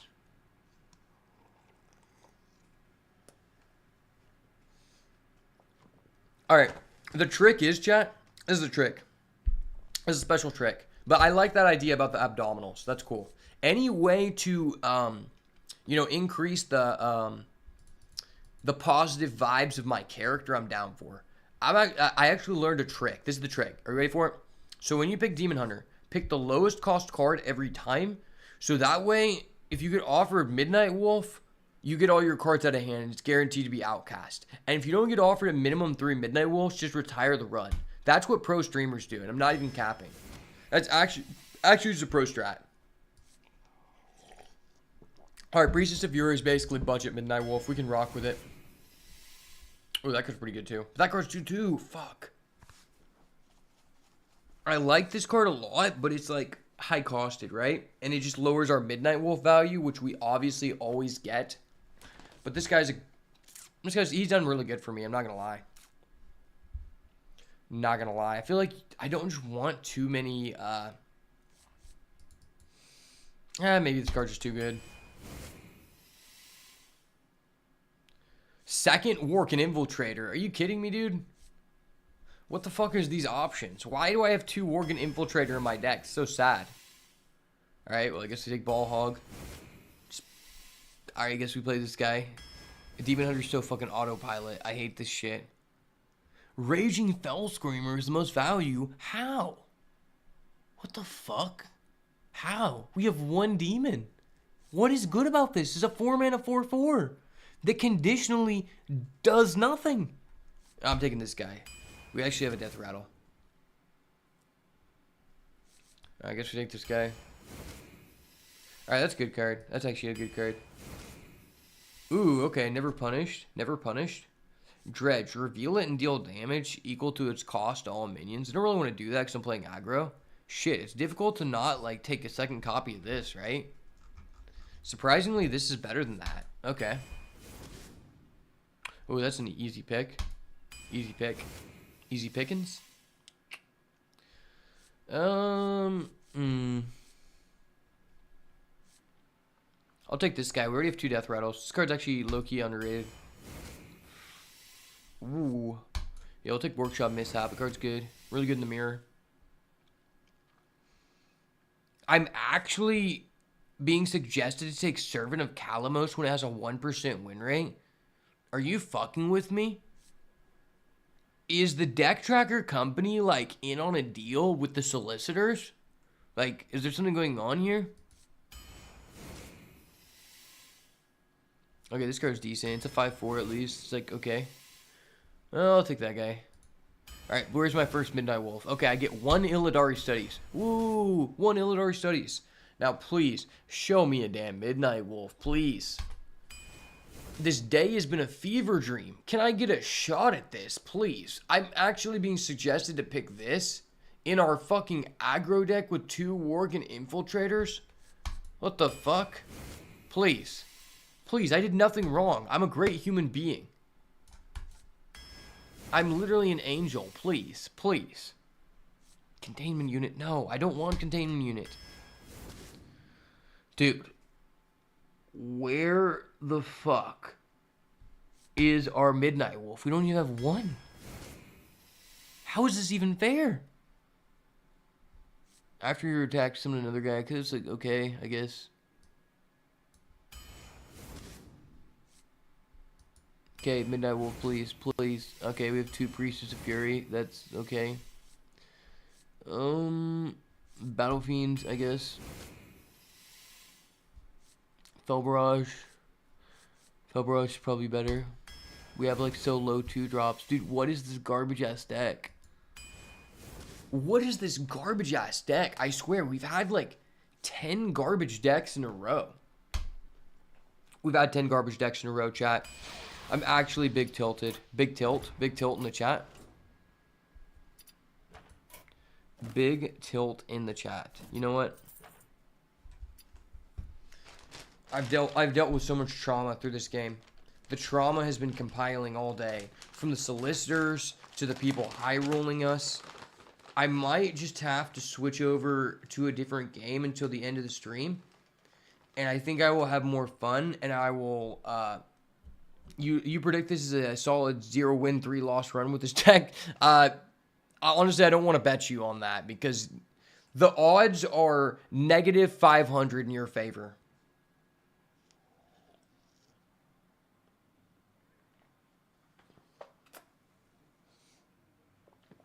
To be honest with you, I kind of feel like playing this game that I downloaded earlier, which is one of my favorite games of all time, and it's called Coin Crypt. It is another card game, but it is a dungeon run card game, and trust me, it's awesome. It's just awesome, trust. I didn't mean to do that, okay? Trust. Alright, let me switch over to... Let me close Hearthstone so the sound isn't on. And then nobody look at my secret folder titled pornography. Allegedly.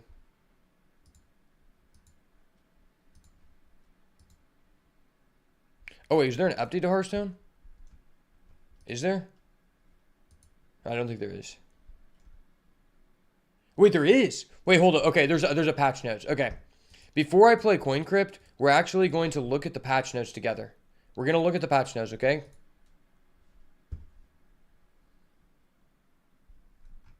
Alright, we're going to look over the patch notes. Okay.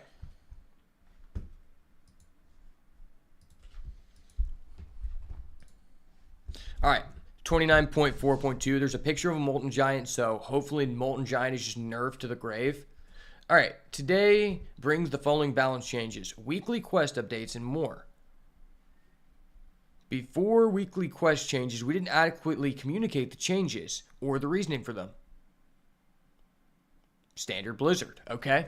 Over the last few weeks, we've been listening for your experiences and looking at our data. That is BS. I don't believe any of this. It's clear that the new weekly quests didn't do their job of rewarding you for time playing the game. That is very true. I just don't think you guys care. We want to strike a much better balance between your time spent in Hearthstone and the rewards given by weekly quests. This is a lie. This is a huge lie. So we're making some updates in this patch. This is actually an April Fool's patch. Remember that. Reducing the requirements of weekly quests that seem to be blocking player progression for many of you, while leaving the increased XP where it is. We hope these new changes will cause you to spend more money and have fun. But money before fun. We look forward to seeing how much money you spent. Please keep giving us feedback. Unless you aren't a paying customer, then your feedback does not matter.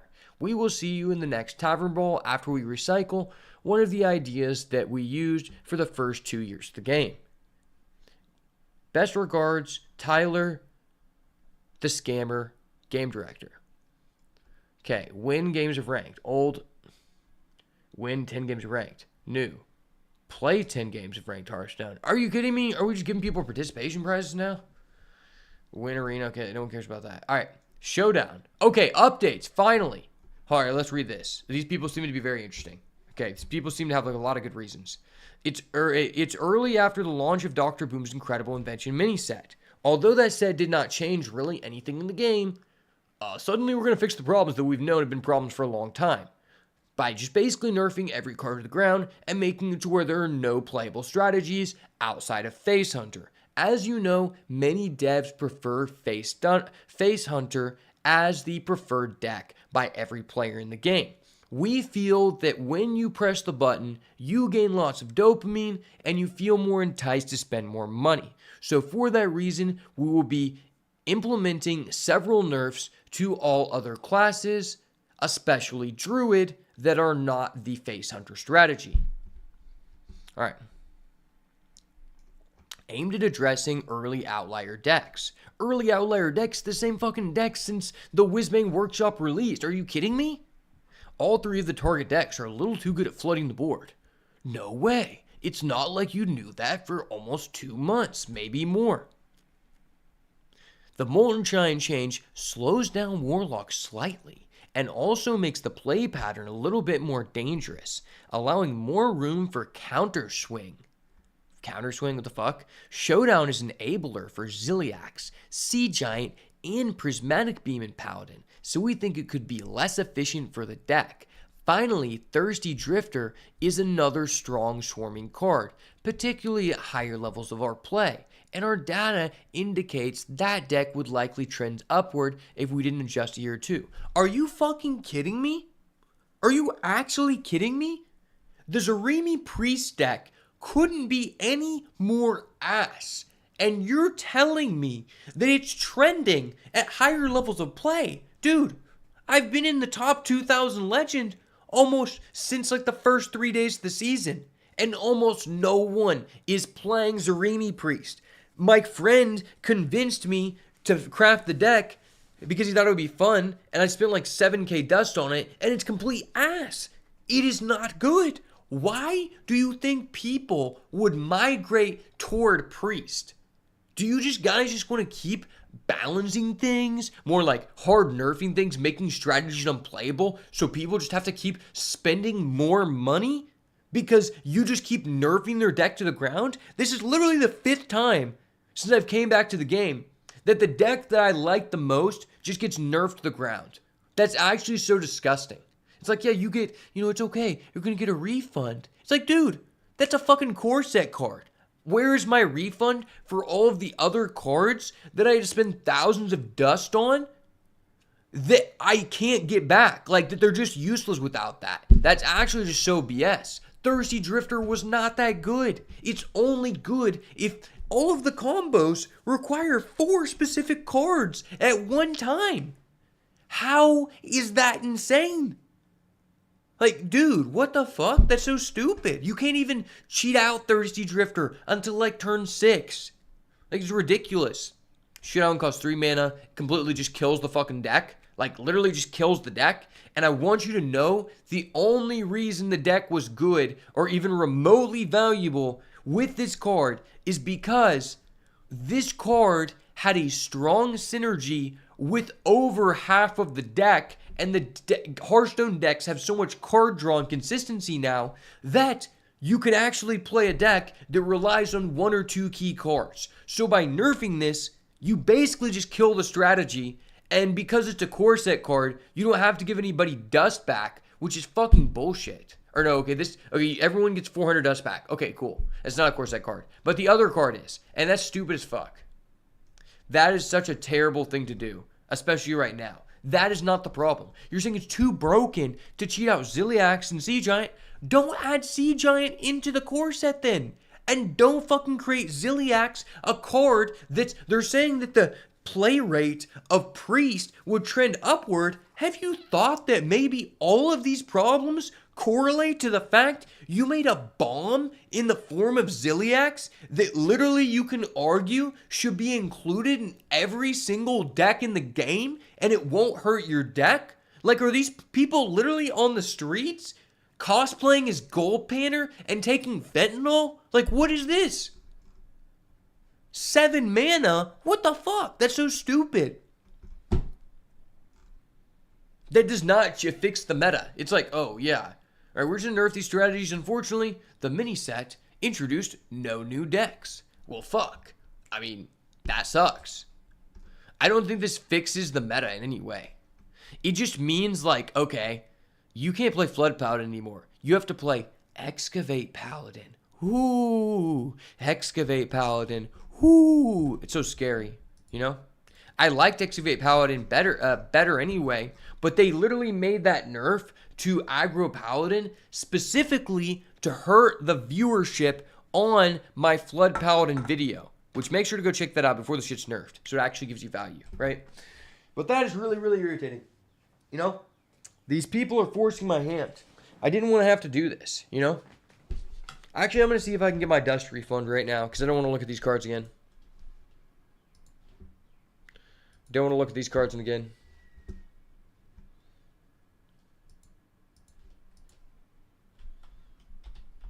I was actually thinking about buying the Tavern Ticket bundle so I could just do like a bunch more drafts and I could just earn card packs at a better value than just buying the packs themselves. But to be honest, Arena has felt so toxic that I don't know I can like convince myself to sit there and do like 20 drafts in a row consistently without just retiring them. It's pretty ridiculous. Hope you guys enjoyed me yelling about the game designers. I feel like it's really beneficial to start like a conversation specifically about like the game designers not being able to do their job. I feel like that's where I add most of my value to the community, is shit talking all these people that add no value to the actual product. Hopefully, they'll let us disenchant the cards. If we can disenchant the cards now, I'll be hype. I'll be hype. Wacky over here. Is the buff in place now? It is. Awesome.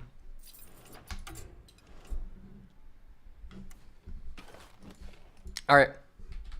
Refund. Refund. Ripperonis in the chat, boys. Thank you for destroying my first big video. I love you, Blizzard. Thank you for everything you've done. Thank you for all the followers you've taken away and all of the content you have destroyed. You are an amazing company. Thank you for destroying another deck that I spent 7,000 dust on and is now no longer playable.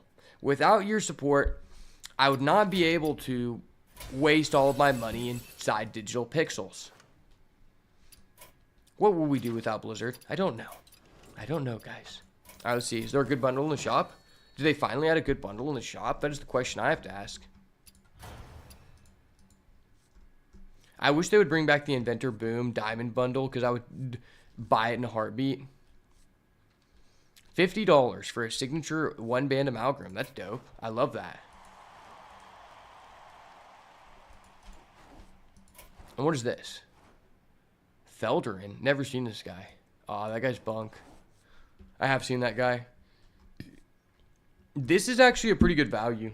Low-key, I might buy one of these bundles, but maybe it's just better to buy a golden mini set. Might just be better value.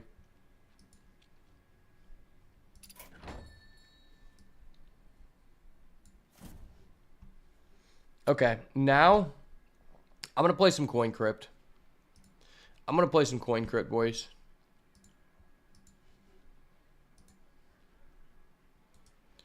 Now that I've gotten all of my madness out of Hearthstone and all of my frustration, now I am legally obligated to play a game I actually enjoy if it's actually good, you know?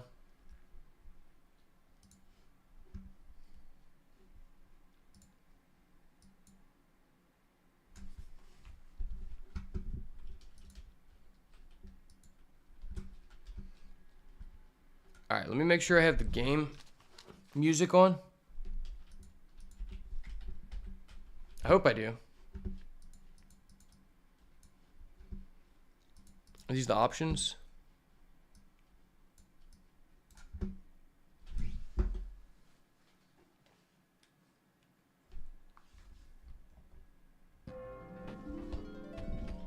All right.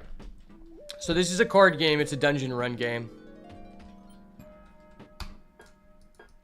And basically, you go up and you choose your class. So right now, we only have this person because I just started a new run.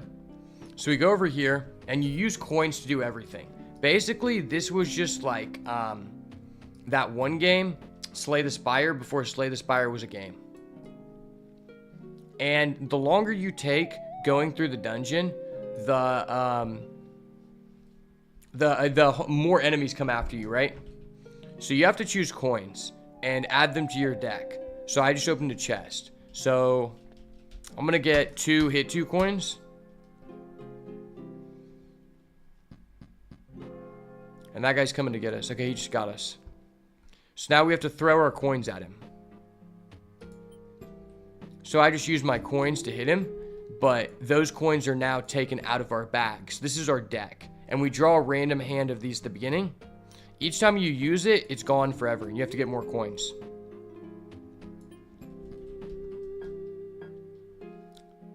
Stop enemies casting coins. They also have a sell value. So when we get to a shop, we can sell some coins. I think I'm going to take this coin just because it's worth the most money, probably. Like, none of these are really good. How did I discover this game? When I was like 15 or 16, my brother's wife, she introduced it to me because she buys a lot of Humble Bundles, which if you don't know are they're basically like a discounted option to purchase a bunch of different games at once. So it's like a subscription where you like get like 5 different random games. It's pretty cool. And this was one of them. And so she introduced it to me. They ended up making an expansion. And this game was made in like 2013. So in my opinion, it's like the it's like that one thing. Slay the Spire. This is like this game was made before Slay the Spire, and I think it's just a better Slay the Spire in my opinion. Well, I mean, I wouldn't say better. It's just different, right? It's a different way because you actually move around. Obviously, Slay the Spire, you just click on paths, right? It's actually really underrated, in my opinion. When you think about when this was made, at this time, that's amazing. And I guess they made a new game in 2018. So I was wanting to record a full playthrough for you guys on the channel. But since I just started a new game mode to show off the game, I don't have all the people unlocked. So basically, we're probably not going to be able to complete it or go very far with this character, but that's okay. I'm not expecting to, right? Because this guy isn't that good. Like, okay, we just died. Yeah, so we just died. Each time you get a certain amount of, like, points, and then I can use those to unlock the next guy. And there might be, like, 40 different characters, so it's pretty cool. Let me go ahead and change my game title real quick. Let me go ahead and update the title on YouTube.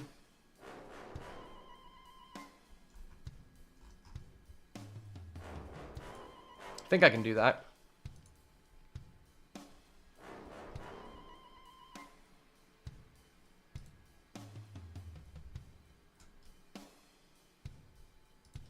And I'll just update it on Twitch. I'm not going to update it on YouTube because I'm only going to play for a bit. But tomorrow when I stream, I'll probably do this for a longer period of time. And I'll just have like a different title and thumbnail for it. Because I want to do like a full like walkthrough of this game. Because I wanted to revisit it for a while. And I feel like this genre is like right up the alley of like my fan base, of my community, right?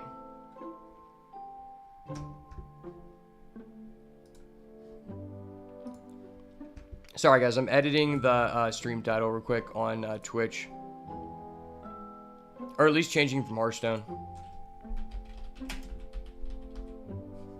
Alright, cool.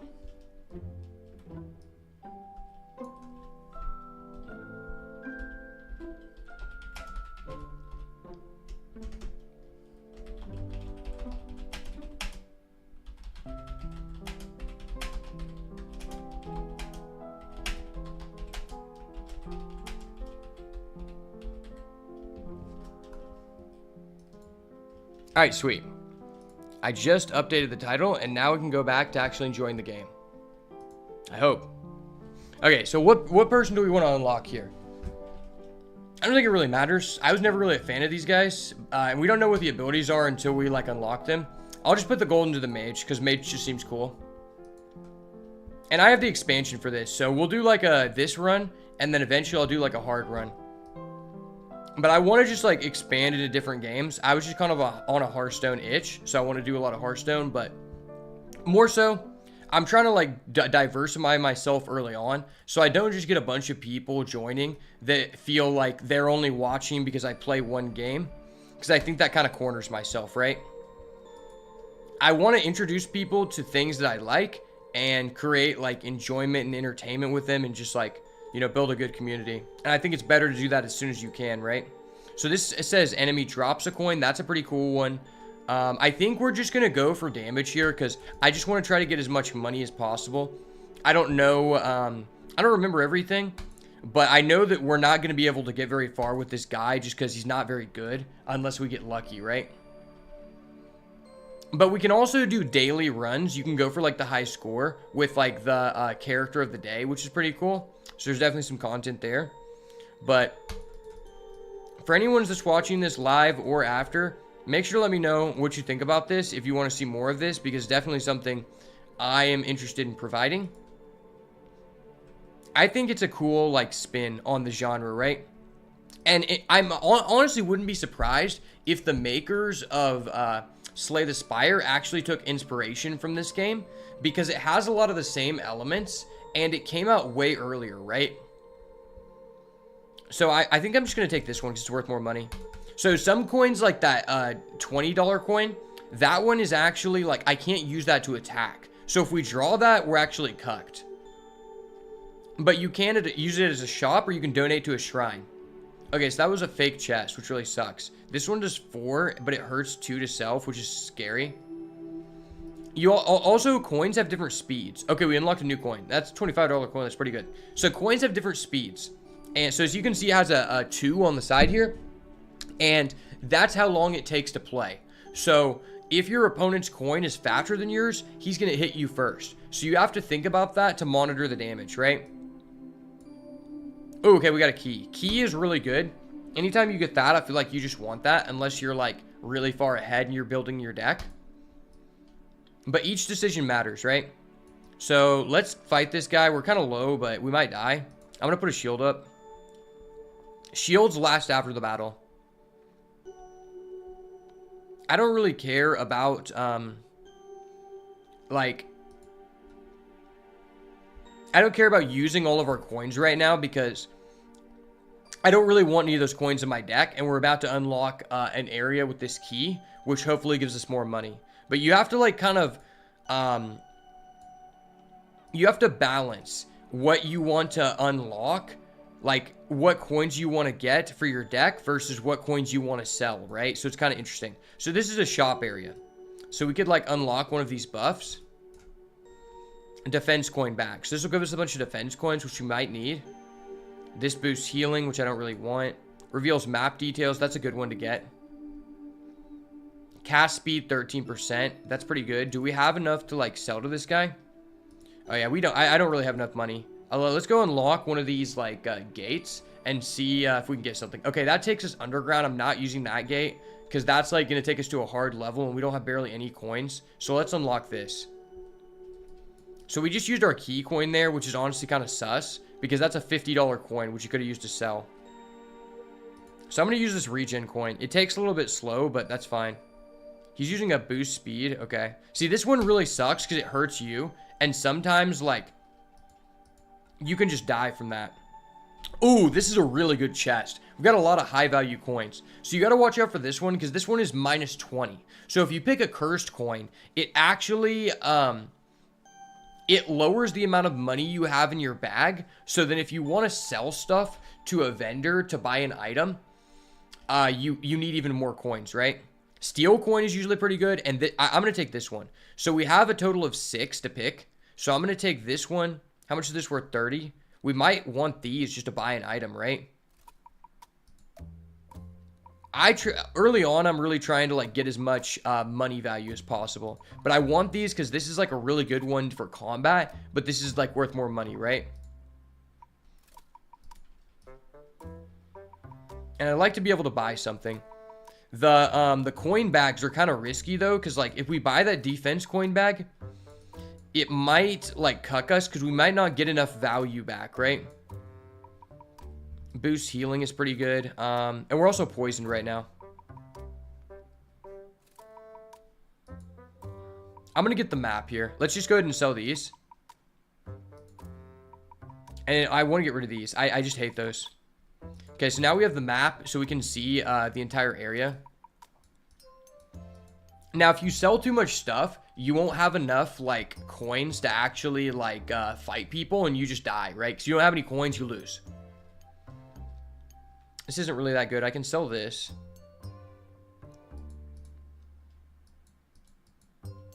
And I could sell, like, this, because I just hate that. I hate, like, taking damage. It kind of cucks you.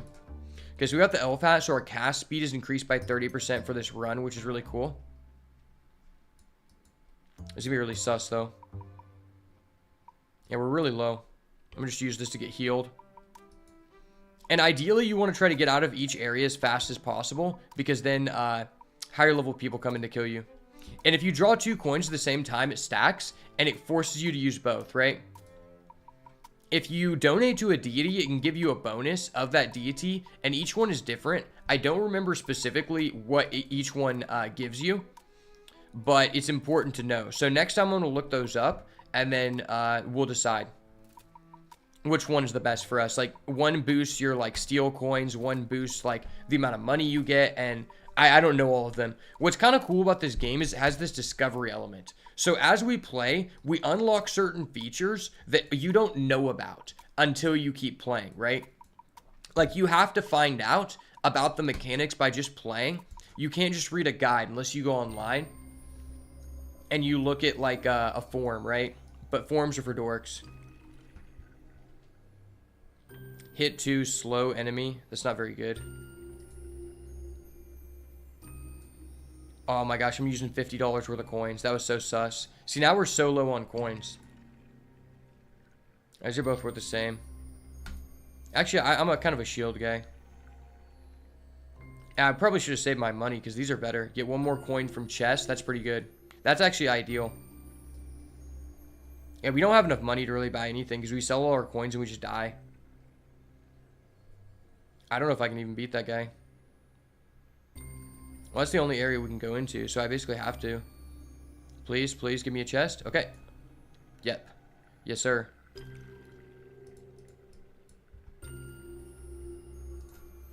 Now we're slowing him, so that's pretty good.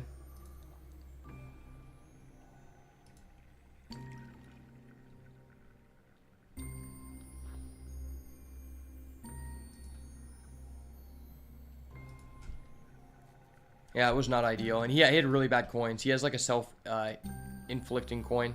We got to get more damage coins, so we don't have that many of those. I just ran into a guy on accident. That's 2. All right, that's 4.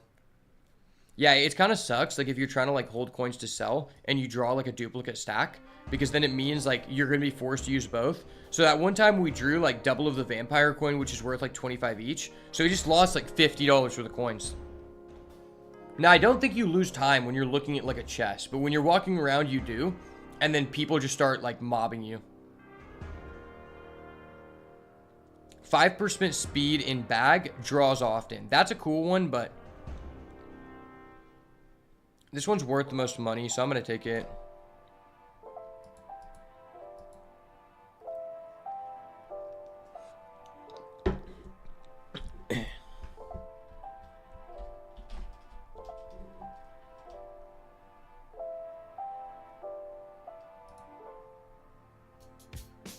That's really bad. I don't want to use that one. I want to get rid of that as soon as possible.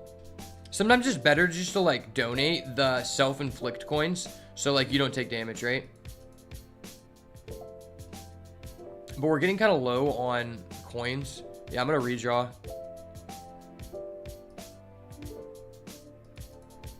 Okay, we got like a 1 attack coin. Let's see what this does. Yeah, I'd rather have this. It's worth more money. Oops. We have plus additional damage. I don't want to use that. That's worth too much money. This should kill him, but we'll take 2. Oh, and he doesn't die. He hit a shield. Okay. I guess I'm going to take damage. Rip. He made us get more self-damage coins, which sucks. We already went there. I feel like there's a guy hiding here, right? Oh, it looked like the guy was. Okay, yeah, that's... Oh, yeah, this guy, you can donate him cash, and it'll, like, fix the plane, which is, like, a feature that we're not going to get into today, but it's pretty cool. So this is where things get really hard. I don't know that we have enough coins to really survive here, but we'll try. So, obviously, we have to take that, and then we get 1 more. If we got that item back at the shop, it would increase the amount of coins we could take from a chest, which I think is a really good upgrade, depending on what person you get. Right now, we're using the basic guy, but each person you choose from, has different abilities, right? So my favorite guy is the demon guy, because basically he okay, we need to heal. Basically the demon guy, he is able to use negative coins. So coins that would normally make you lose money with him, they actually give you money, and they actually do damage. It puts curses into your opponent's decks, kind of like Plague Death Knight, except you're not going against real people, so it's fine. So see there, we took so much damage from our coin that we're at 2 health. I should have hovered over that, but... So this is just a random bag of coins.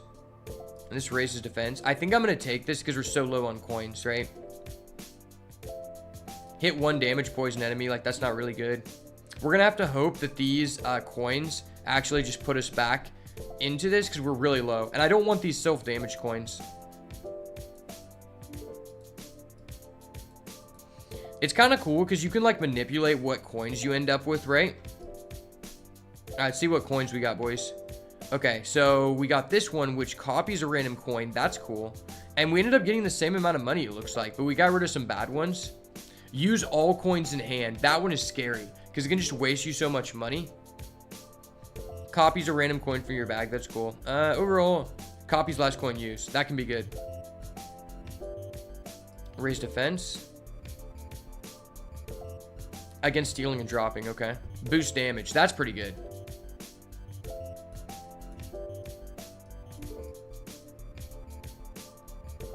Oh yeah, we came that way.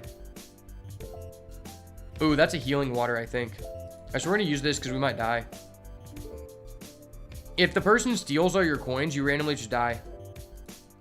Okay, that copies our last coin, which was amazing, because it just heals us.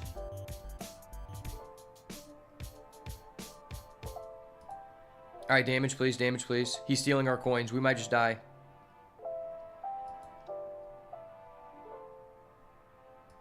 I'm stealing too many coins from him.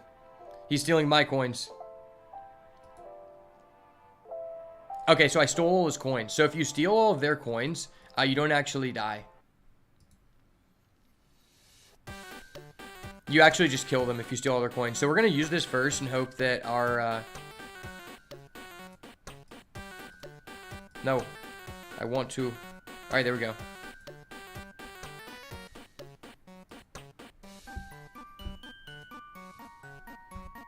I don't know why, but anytime I try to open the chat,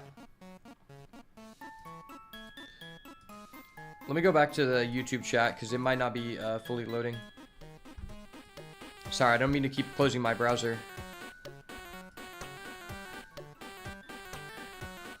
Let me go.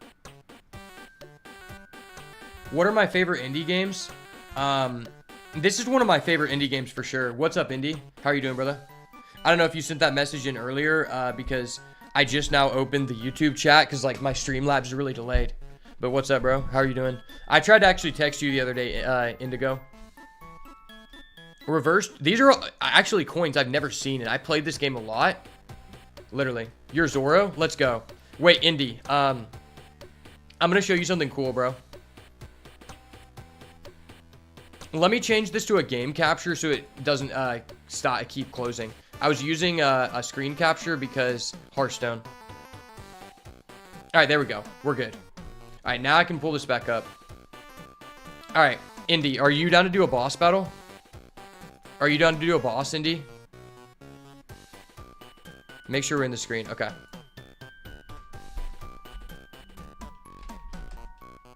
All right, we're doing a boss. So use command, whatever class you want to be. I'm going mage. There's warrior. There's necromancer. There is ranger. There's bard. There is yeah, so use command. So use exclamation point Indigo with whatever class you want to be in the YouTube chat. So exclamation point warrior, exclamation point mage, exclamation point ranger, exclamation point necromancer, or bard.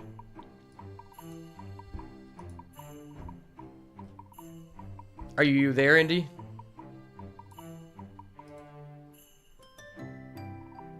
Okay, Will has joined the boss battle. Okay, Ben has joined the boss battle. If Foster doesn't get in, I'm gonna have to restart it.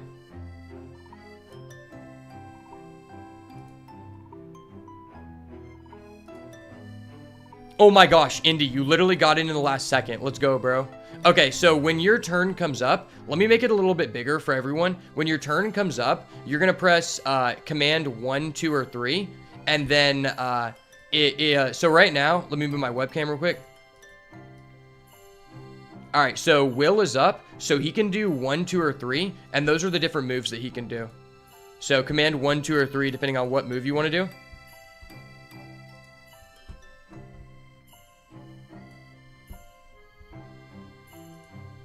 All right, what coins do we want?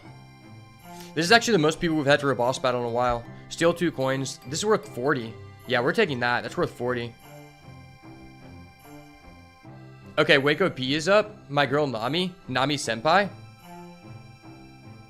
Hit 2, block enemy healing. That's pretty cool. Hit 4, power up and slow down. That's cool. Get shield when healing over max HP.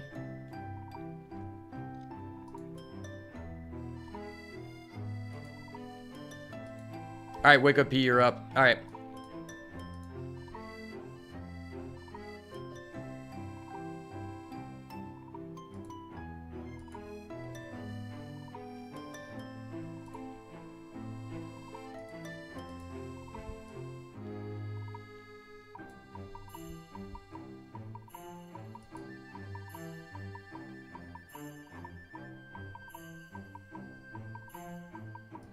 Alright, please. Okay, we got health.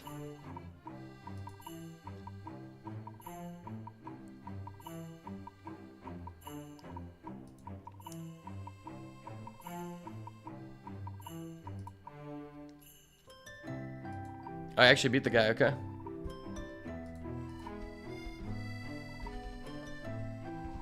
I'm going fireball. And do we have the key? I guess we don't. That sucks. Oh, yeah, we're probably just dead. Yeah, we're just dead. Rip. Okay, that's fine. I mean, I didn't expect to do good with this guy. We're just going to keep putting it into Mage Guy. So his ability is gain 2 coins of every used coin, but drops an additional 2. That's a really risky one. I actually don't really like it. So we can go Bard. I'm going to go Bard, actually. I forgot what Bard is, but I think he's cool. Bigger hands, but damage and healing are weaker. Okay, I'm going to go with that guy. Yeah, let's go with that guy. And then we've got the Buddha up next. Let's power up the Buddha. All right, you're up, Indy. Okay, so we got new coins. Yeah, so you get new coins by just going through. So we're going Bard this time.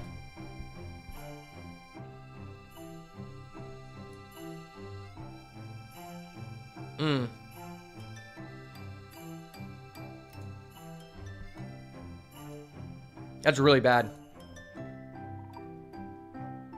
We're gonna use so many coins. Wow. Yeah, we might just run out of coins.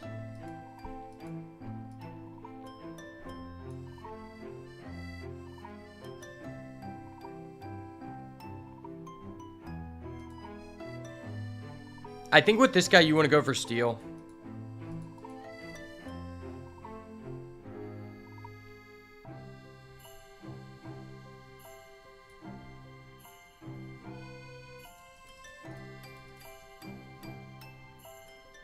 All right, let's go, my man Will. You're up. I'm gonna shield here. Let's steal his coin. Alright, we're just gonna make him drop his coin. Alright, cool. Because he was gonna give us a bad coin anyway. It's fine. Oh, this is dirty. Hit 4. Heal 1. Melts in bag. Used to duplicate. Okay. I forgot. This is pretty good. There's some way you manipulate this. I'm gonna get this one. The double use next coin is pretty dope.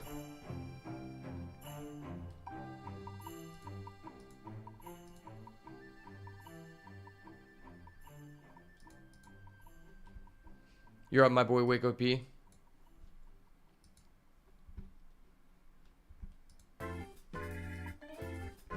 You can't see the Pumpkin King health bar? Okay, let me adjust it. My bad, my bad.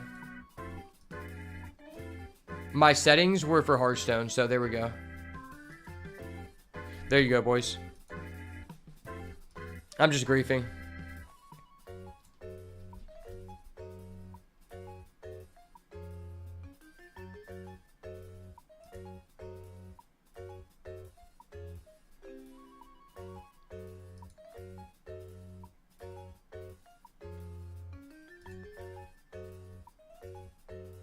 Okay, he just died. Cool.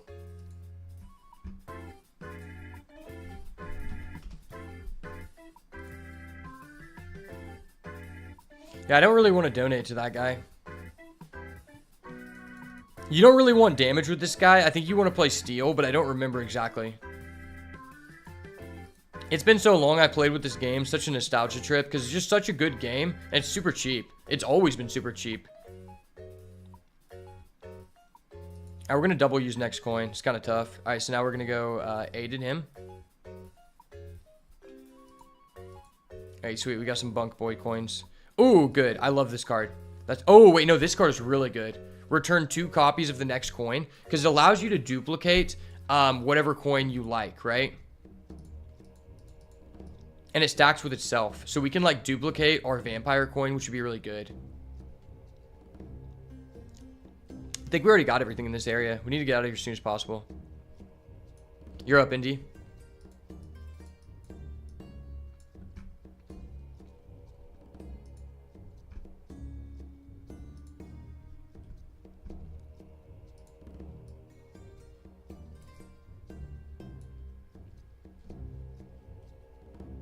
Yeah, let's redraw.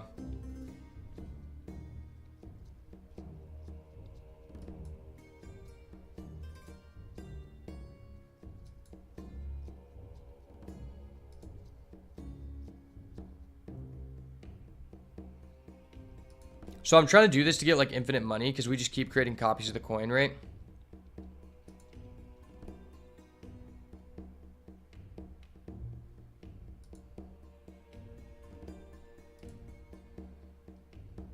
Oh, we might die. Like poisoned as fuck.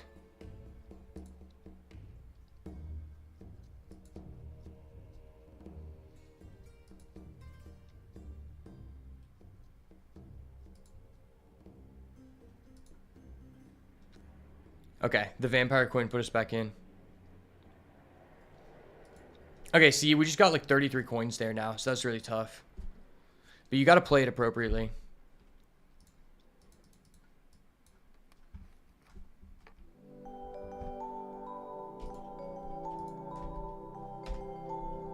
I'm just going fireball spam, boys. Fireball kind of dank. What game is this? This is Coin Crypt. Coin Crypt. It's one of my favorite card games of all time. It's basically Slay the Spire before Slay the Spire. Basically, everything you do, you use coins.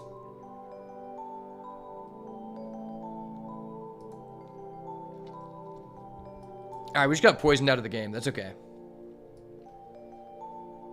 We can unlock the Gandhi. Oh, it's my turn again? Once I beat the boss battle, once we beat the boss battle, we'll be popping off in Coin Crypt.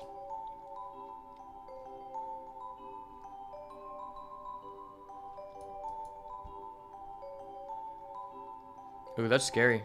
We're using a lot of coins on this. He made us drop our healing coin.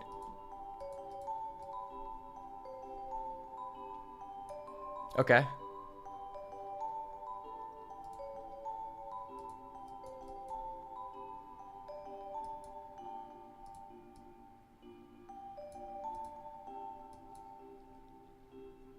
Ooh, that's pretty good. Yeah, we want those for sure.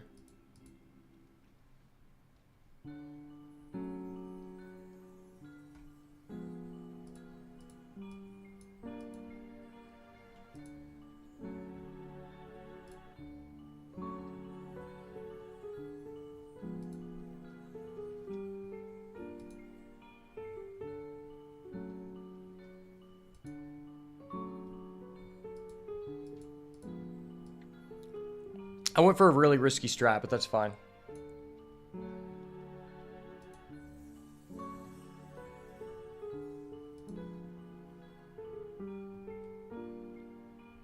There we go. GG, boys. Well played, well played. Well played, boys.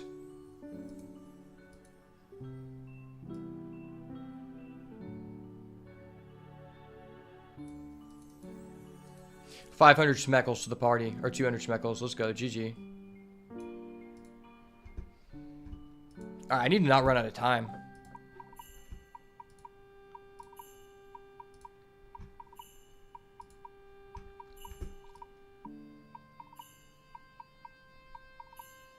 Ooh, maybe I should have used the key there. That's probably worth. Is there something here? Nah, it's just fake. Right?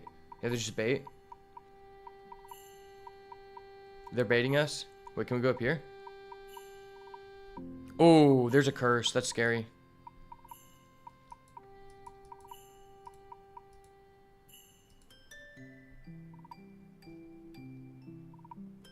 So these are all the buffs from our guide, it tells us.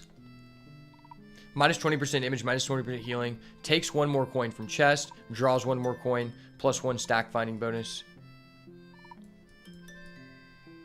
Oh yeah, we couldn't... Can we go down there? I don't remember if we can. We might be cooked, boys. I think I'm just not good with this guy.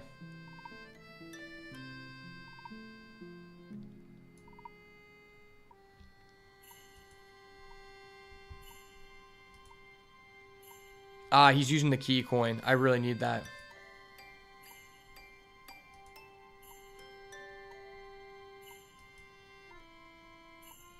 We just killed us. Rip. Ripperonis in the chat. I don't know if I like this guy. He's kind of difficult to use.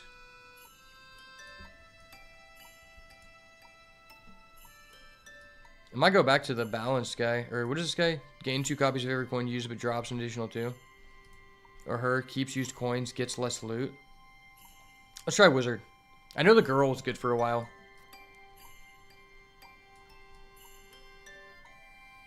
Like I said, I'm going to try to do like a long playthrough.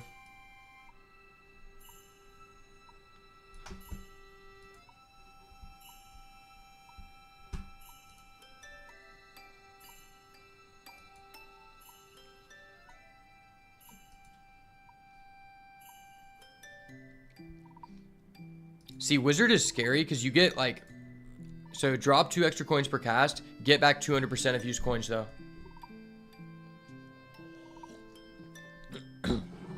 So basically, I think the way it works is you double. So like we used the attack one, so we got back 2x of the attack one. But we dropped the other random coins in our bag.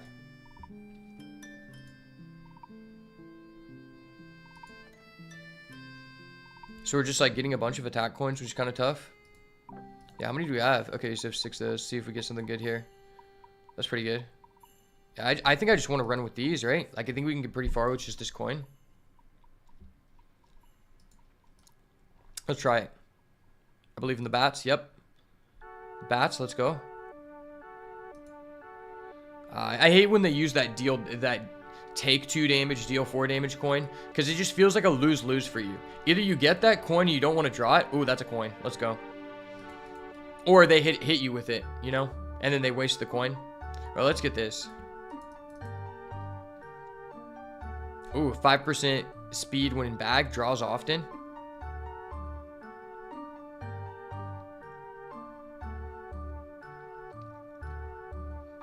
What is worth the most? Yeah, this is worth the most, I guess. What is down here?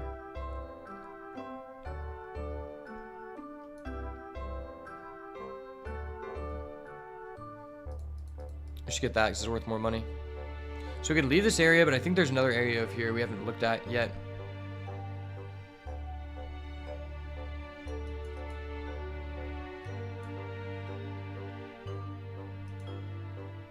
Ah, he just killed us, Riveronis. I'm so bunk. I need to unlock a different character, please. Alright, I'm not fucking around now.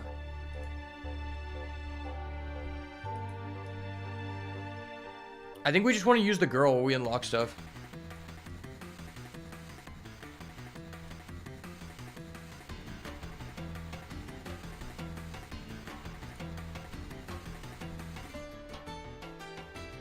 Good shit on having that minigame built in. Thanks, bro. Appreciate it. Appreciate it, dog. There's more stuff that I can do with it. It's just currently, like, I have to learn how to, like, develop models in A-Sprite, because I'm definitely going to be adding some custom models in the future. So, like, the models I want to create, and if you use if you do exclamation point commands, it'll show you all the different commands you can do. Like, you can gamble, and I can create loot boxes and shit. But I have to, like, create all of them, right? And I'm kind of learning how to do that. But in the future, I'm going to have a Ace avatar, a Reiju avatar, because she's my waifu. And then for Hearthstone, I'm going to have a Zilliax and a Dr. Boom. And those are the ones that I have in the works right now.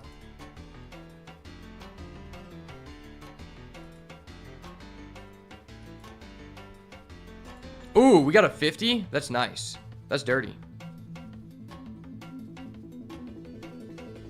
Oh, also, one of the bosses that I added is the Rathalos from Monster Hunter, which is pretty dope.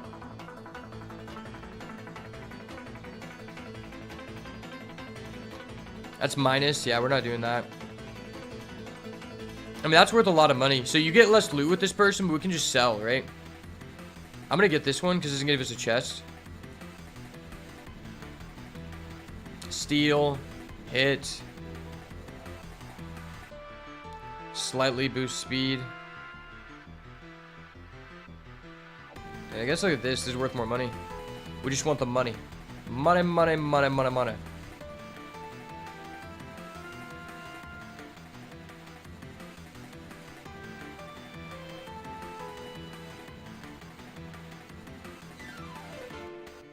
Okay. Okay. Yes, I see. Good news, everyone. Yes, sir, Ski. Let's go. We only get to pick one coin from the chest because what our passive does, but it just unlocks another chest for us, so fuck it.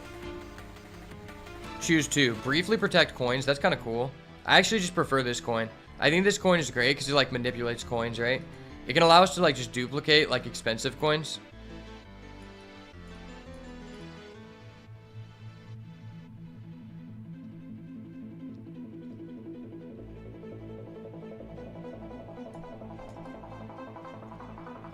Oh, well, this is scary.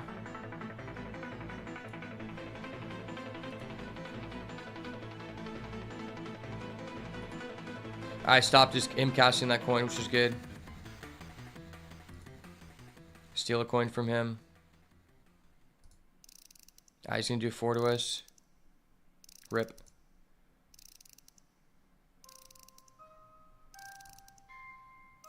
We died. Rip. Rip. I'm ass. I'm literally ass. Don't worry about it.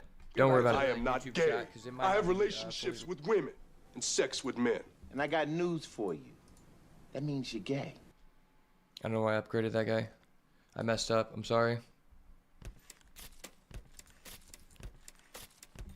Ripperonis. Alright, we're going with the girl again. You know how I like women. I just have relationships with women and sex with men.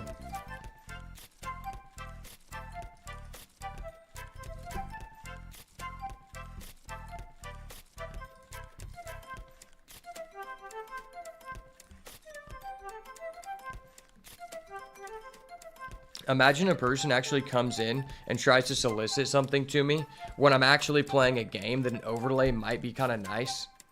Like, that's not real, right? Like, they're never going to do that. There's only when I'm playing a game that, like, you know, it's not beneficial if they're going to, like, ask me to buy something, right? Slightly boost damage. That's pretty cool.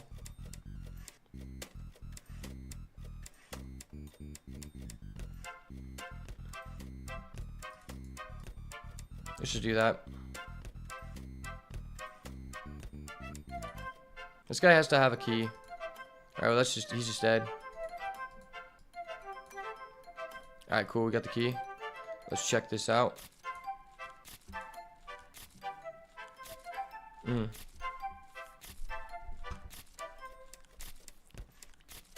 think I just want this one. So this person, we don't lose the coins, so like whatever we pick, we can optimize our bag and then just donate. So let's just get these.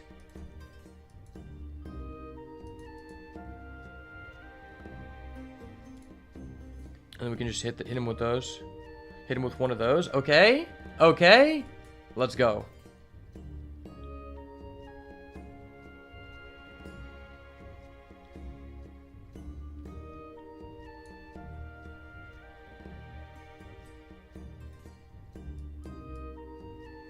That wasn't very good. Alright, what coins do we have? So get back 100% of used coins. So I keep my used coins. Chest drop. Minus 100% loot from enemies. Minus 2 max HP. Drop coin. When you make an enemy minion drop a coin. Drop a coin on steal. Okay, so you don't want to steal. You just want to manipulate your bag. You want to. This girl wants to get her bag. I'm basically playing with an OF girl, you know? Minus 2 HP when more than one coin is recycled. Oh, I didn't know that. So sometimes you got to look at them because it's kind of complicated.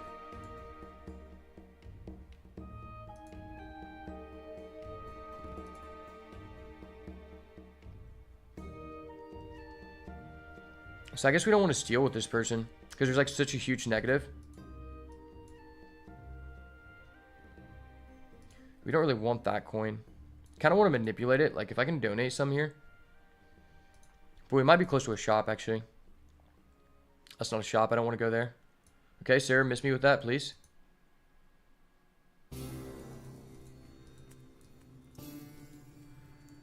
Okay. Yeah, I don't know if we can avoid this person. See if I can kite them. Ah, you can't kite. They're fast. We need this, please. Don't hit me. Don't hit me, please. Okay. Holy shit. That's scary.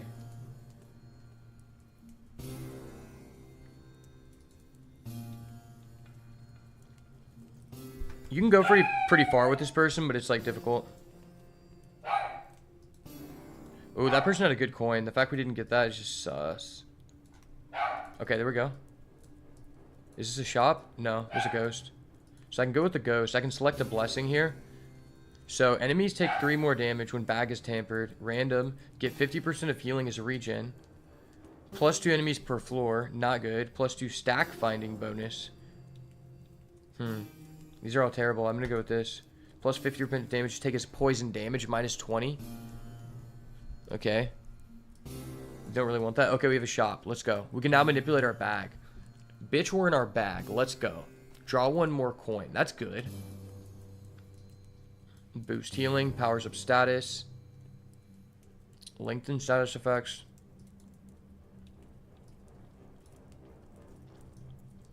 Maybe we want to power up status effects because we deal damage as poison. Yeah, I think I'm going to go with this.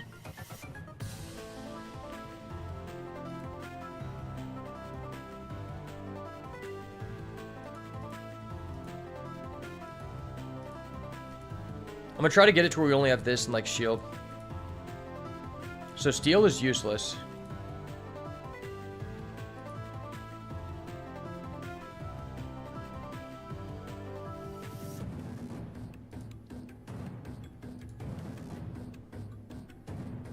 Alright, cool. We got that.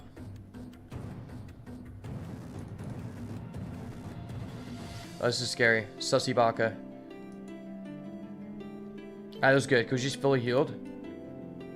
And now I can use this up here. Let's just do it. I believe there's something good. Trust. Okay. Okay, because now we can get like more stacks, right? So we can just grab this. Now we have a high chance to just stack those. If we get like something that allows us to like turn healing into regen, that'd be crazy. Okay, now we actually have a good run. We might actually be able to do something with this. I think the white guy was good to donate to.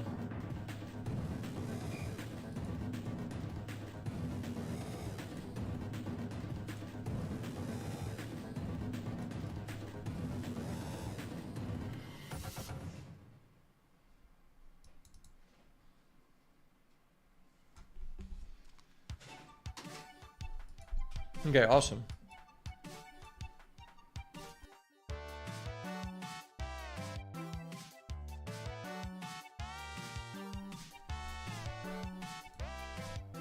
All right, I'll be right back. I'm gonna go feed my dog real quick.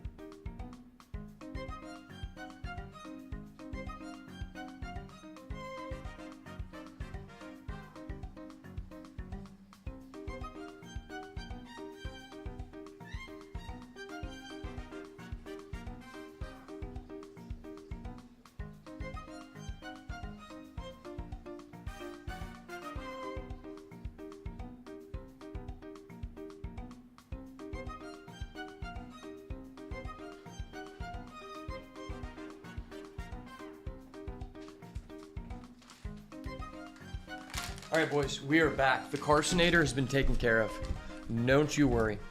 Okay, so what good buffs we have? Get back 100%. Status potency 25. Do 50% of damage is poison. That's pretty good. I'm just gonna keep picking these. Ooh, okay. Don't really want that. There's two guys right here. This is scary. I wonder if those piled up while I was gone or not. Okay, I guess she's dead. Yes, sir.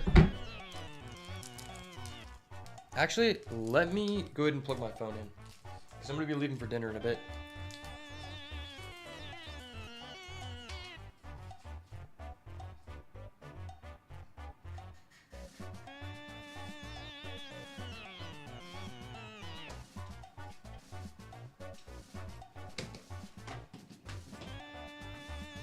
Alright, we're back, boys. We're litty. Big litty. The soliciting counter is 0. We are, in fact, the ones soliciting, so...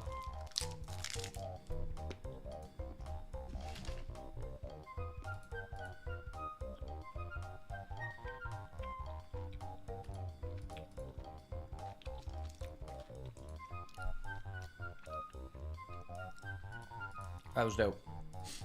Unfortunately, with this person, you don't get any loot from people, so... Alright, that's good. $10 coin. See if we can sell stuff. You also start with less HP with this person.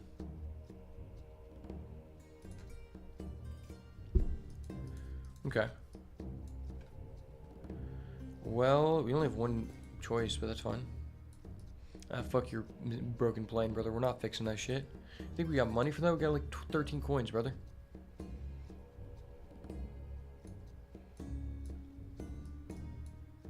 That's pretty good. LinkedIn status effects would be pretty good. I think we already went to everything down here, do we? Yeah, we did. Alright, we're out. We're out, boys. We're in the graveyard. I don't think we've beaten the graveyard yet, so this will be interesting. Ooh, we put a poison on us. Ooh, we put poison on him. The poison on poison action. Really don't want any other coins besides that poison.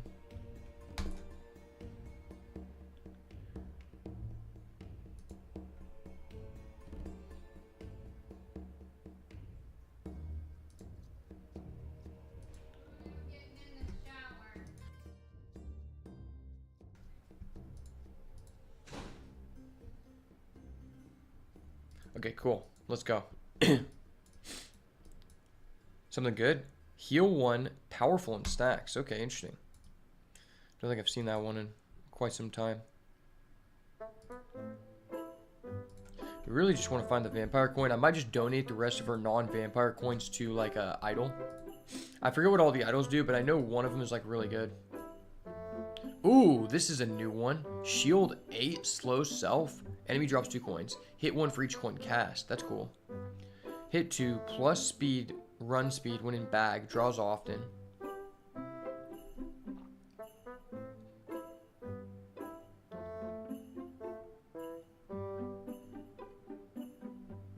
I'm gonna go with this one. It's worth the most money. That's a fake chest. Think you can bait me with the fake chest, boy?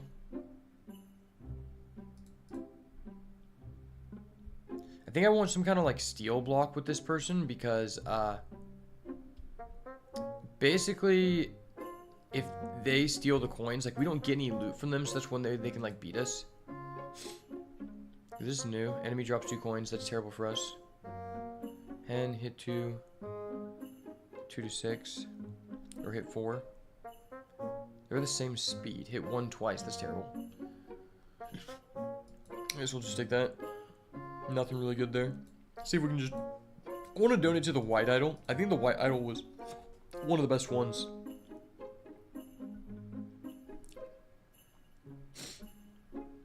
They all have different effects, so I have to look at them in the guide. But like I said, this is a game where you really just learn as you go, you know? Ooh. Yeah, we got a shield 8. There we go. Cool. We just shielded 8. That's pretty good.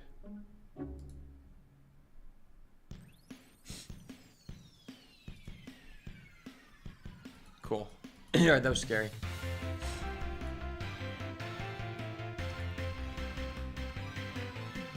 Well, this person probably pretty high level. Use the shield first. Go for this. Oh, he stole. That's really bad. Stealing is so bad because we can't get the coins back, right? Okay, he stole one of our worst coins. It was like a shield coin. So we have to just go here. Graveyard 2. First time in Graveyard 2. Let's go. I fucking knew it! Oh!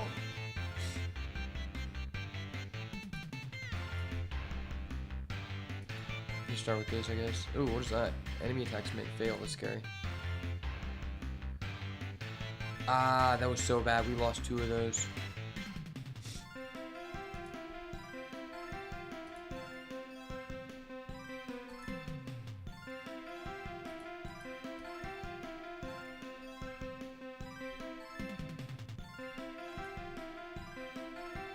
Yeah, that guy's getting buffed by the idol right now. Something you have to watch out for. We have literally 4 stacks of poison, which is ridiculous. Not on them, though, but on us. We might just die from poison.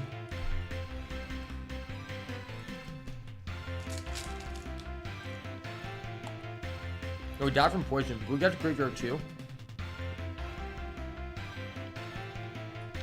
Let's unlock Gandhi. Boosted speed and defense. Weakened by excess. What does that mean?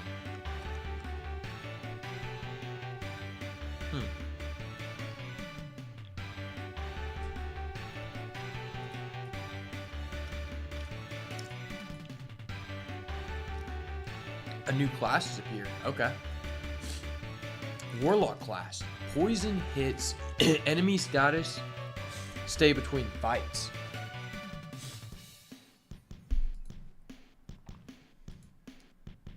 Yeah, so things constantly change as you play the game. Should we go Warlock? We go Hermit. Let's try Warlock. Warlock seems dope. If it's like Hearthstone, it'll be cool.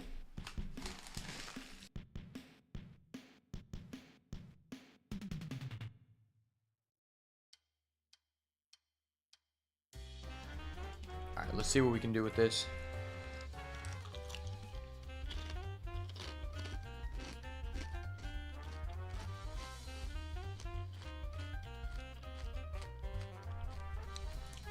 Probably should have read this guy's stats. You managed to draw a heal. Okay. Okay, so he poisons on every hit.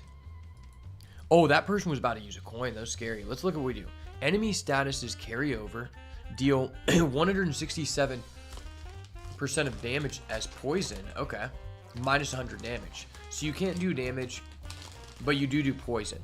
So I guess we kind of want to like heal and like try to like play a long game.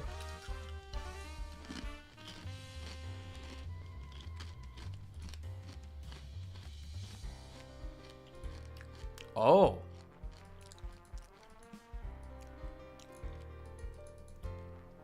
Enemy statuses carry over. So does he start with poison? He just starts with poison, so we just can just shield. That's broke.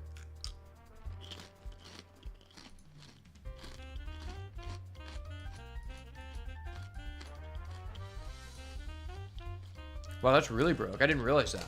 That's actually insane.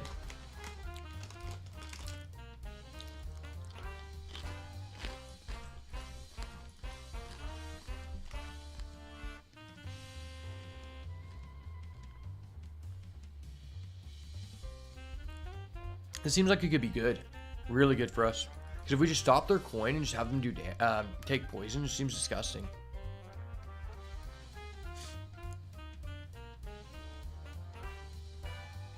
I don't even know what all coins we have.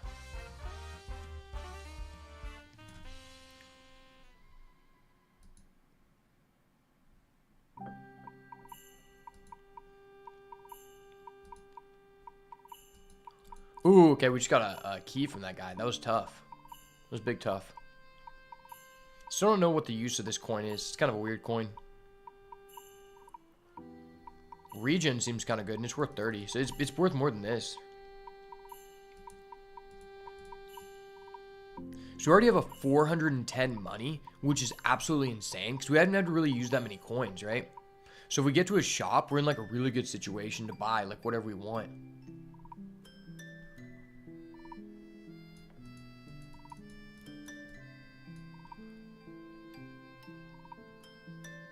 Next coin becomes instance, pretty good. I think we just want as much damage as possible for the poison, right? I probably should have taken the poison coin just because it's worth more money.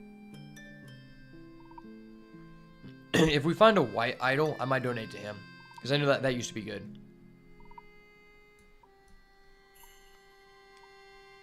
Oh, maybe I should have saved the coin.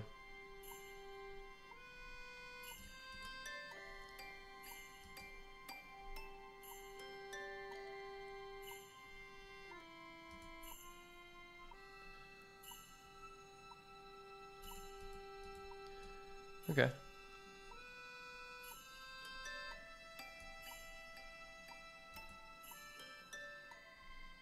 No, don't use that. How dare you? No, don't use it. Don't use it. Why the fuck did you use that key? You piece of shit. You fucking piece of shit. Hold up. Wait a minute. He Something ain't used the right. coin. The key coin. So we can't get into that area now. That was stupid.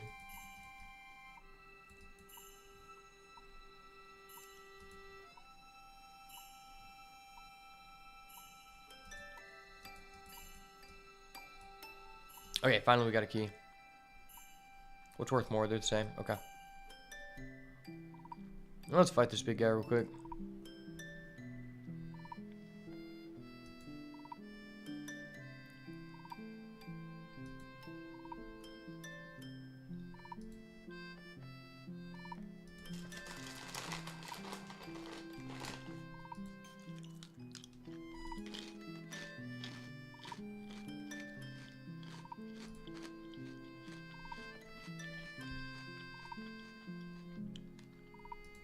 We can just pass and he just dies. That was dope. Ah, I didn't mean to pick that blessing. Honestly, blessings are just so sus. It's like really not worth it.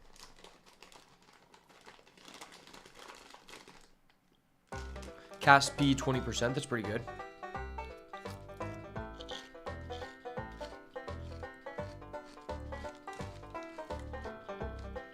Chest drop 30% loot. That's pretty good. Healing minus 15. Damage minus 15. I don't know what's that. Stack power plus 1. Defense minus 15. Cast speed plus 20%. Gets slowed on enemies hit.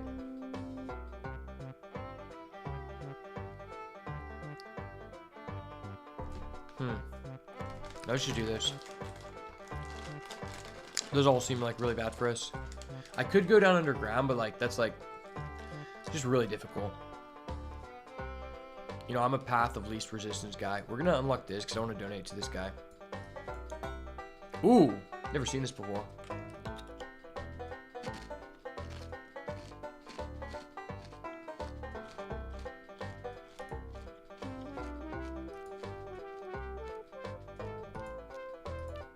I mean, don't mind if I do.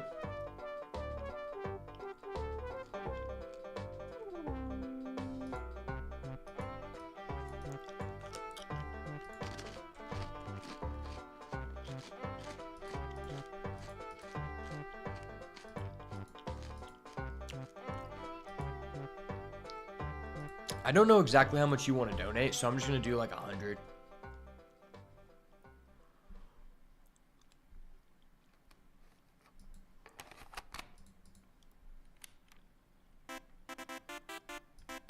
I'll give him that. He seems happy. That's good. That's good. You got to keep your idols happy.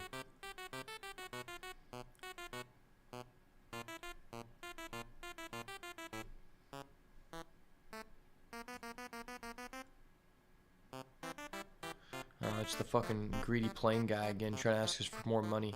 Like, buddy, come on.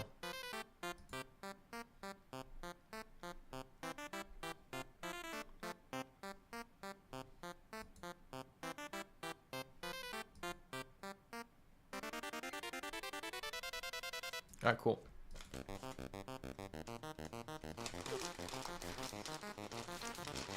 Ooh, I shouldn't have spent my money. There was a shop.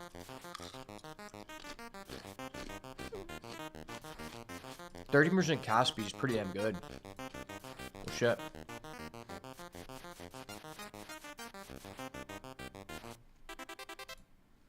Oh, that's worth money. We're gonna use like almost all of our stuff, but that's fine. I'm cool with it. I play risky, boys. That's cool.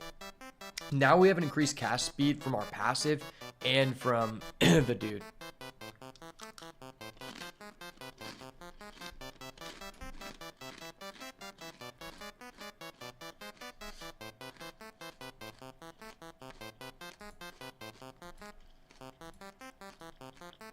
Okay, so since we donated money to the idol, it blessed this chest. So now we get to like choose more things. Get back next coin. That's pretty good. Heal 1. Double use next coin. That's pretty good. Give 60 to Robo. Get coin. Fail status.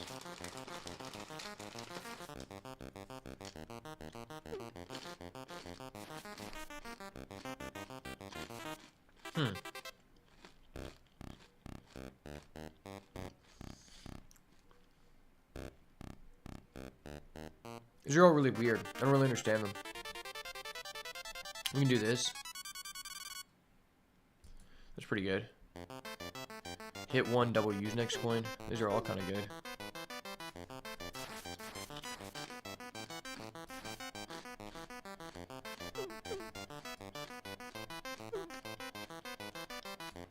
Oh, what was that?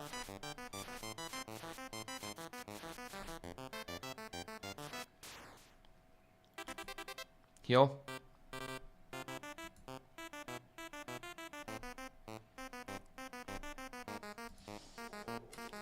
Okay, I got gold. Oh wait, I died? How did I die?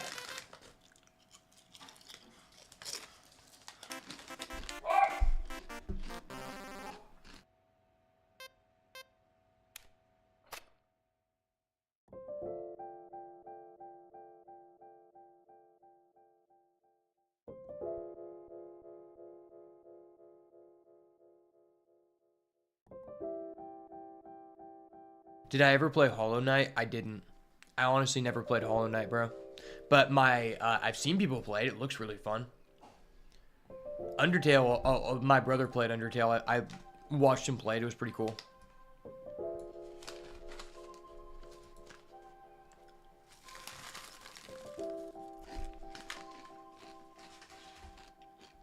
Oh, we got the monkey. I'm gonna go monkey. The monkey. She's chunky, monkey. Defeat 3 Mistrals. New coin added. Okay. Run fast, cast fast, die fast. Okay. Do you like those games a lot, Will? I know those are very, like, popular.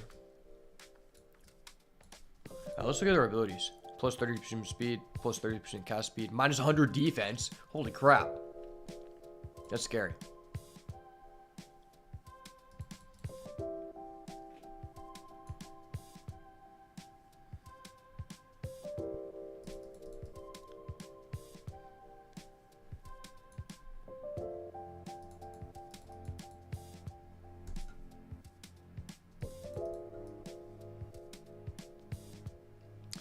We gotta speed run this, boys. Oh, that's good.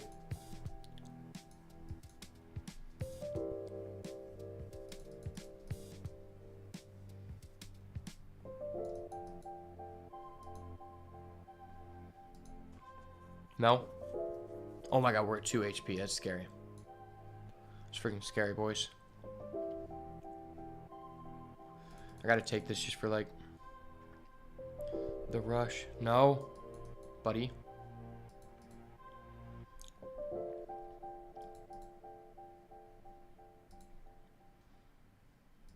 Oh, we're going Mega Shield, bro.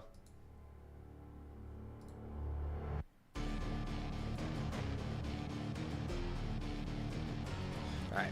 We really need this to be good. Okay. Yes. Yes. Sweet. Now we got the double use coin. That's actually gonna be insane. That's probably like integral to the strategy. The double use coin just comes up so much.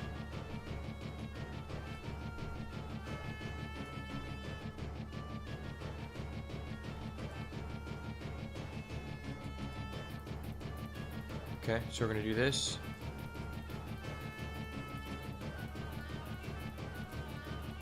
Okay, we just doubled that, which is crap. Oh, that's good.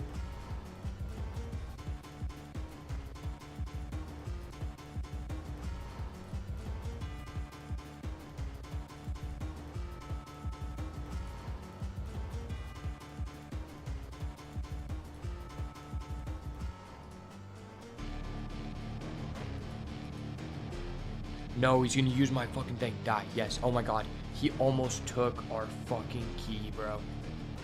I was about to be livid. No, I'm not gonna learn from your mistakes, buddy. I want some of those things. You talk less playing this game. Does it require more brain power than Hearthstone?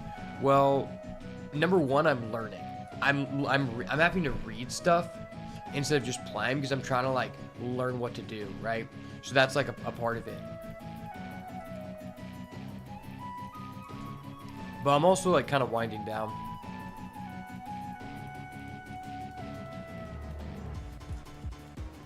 Let's duplicate that.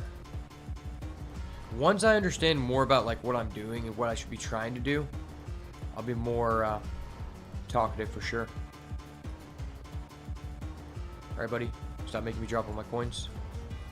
It was a BS play. Okay, yeah, we unlocked down here. Do we get anything good? Briefly protects coins. Heals. Steals. Could be good. I'm just gonna get as many as possible so we can sell. Ooh, this is kind of cool. I can actually like outrun people. Pretty sure. Am I baiting him? He doesn't know.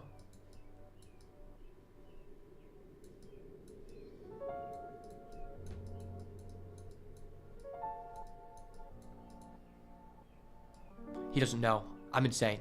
Fuck. Fuck.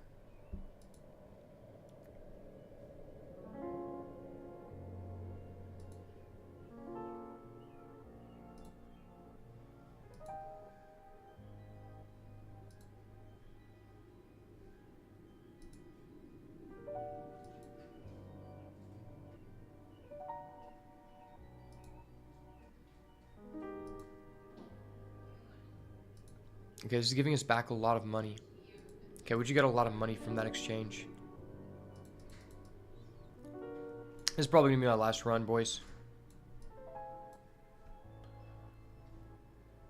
Gotta get ready to go out to dinner. Gonna be going some barbecue with the fam. Be cool. Sir, don't do damage to me. I'm at 1 HP, please. I don't believe. Okay, we're status. Blocks negative statuses? Dope. I didn't know you could do that. Oh, wait, are we alive? Oh, I thought I was dead.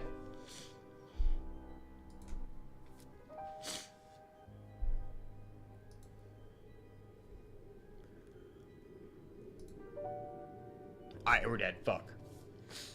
Alright, well, that was not ideal. I haven't really played with a character that I was super comfortable with, unfortunately. But this is a fun game, and I'm definitely going to record like a full playthrough. And like you can go down here to do like the daily run, and then there's also like a way you can enter at like the Sea and Sky expansion, which we haven't got to that yet, but we will get to it later on. But I'm about to go get ready to go eat with my family. It's been fun. It's been good to talk to everybody, and I'll probably stream tomorrow, and if not, I will this weekend.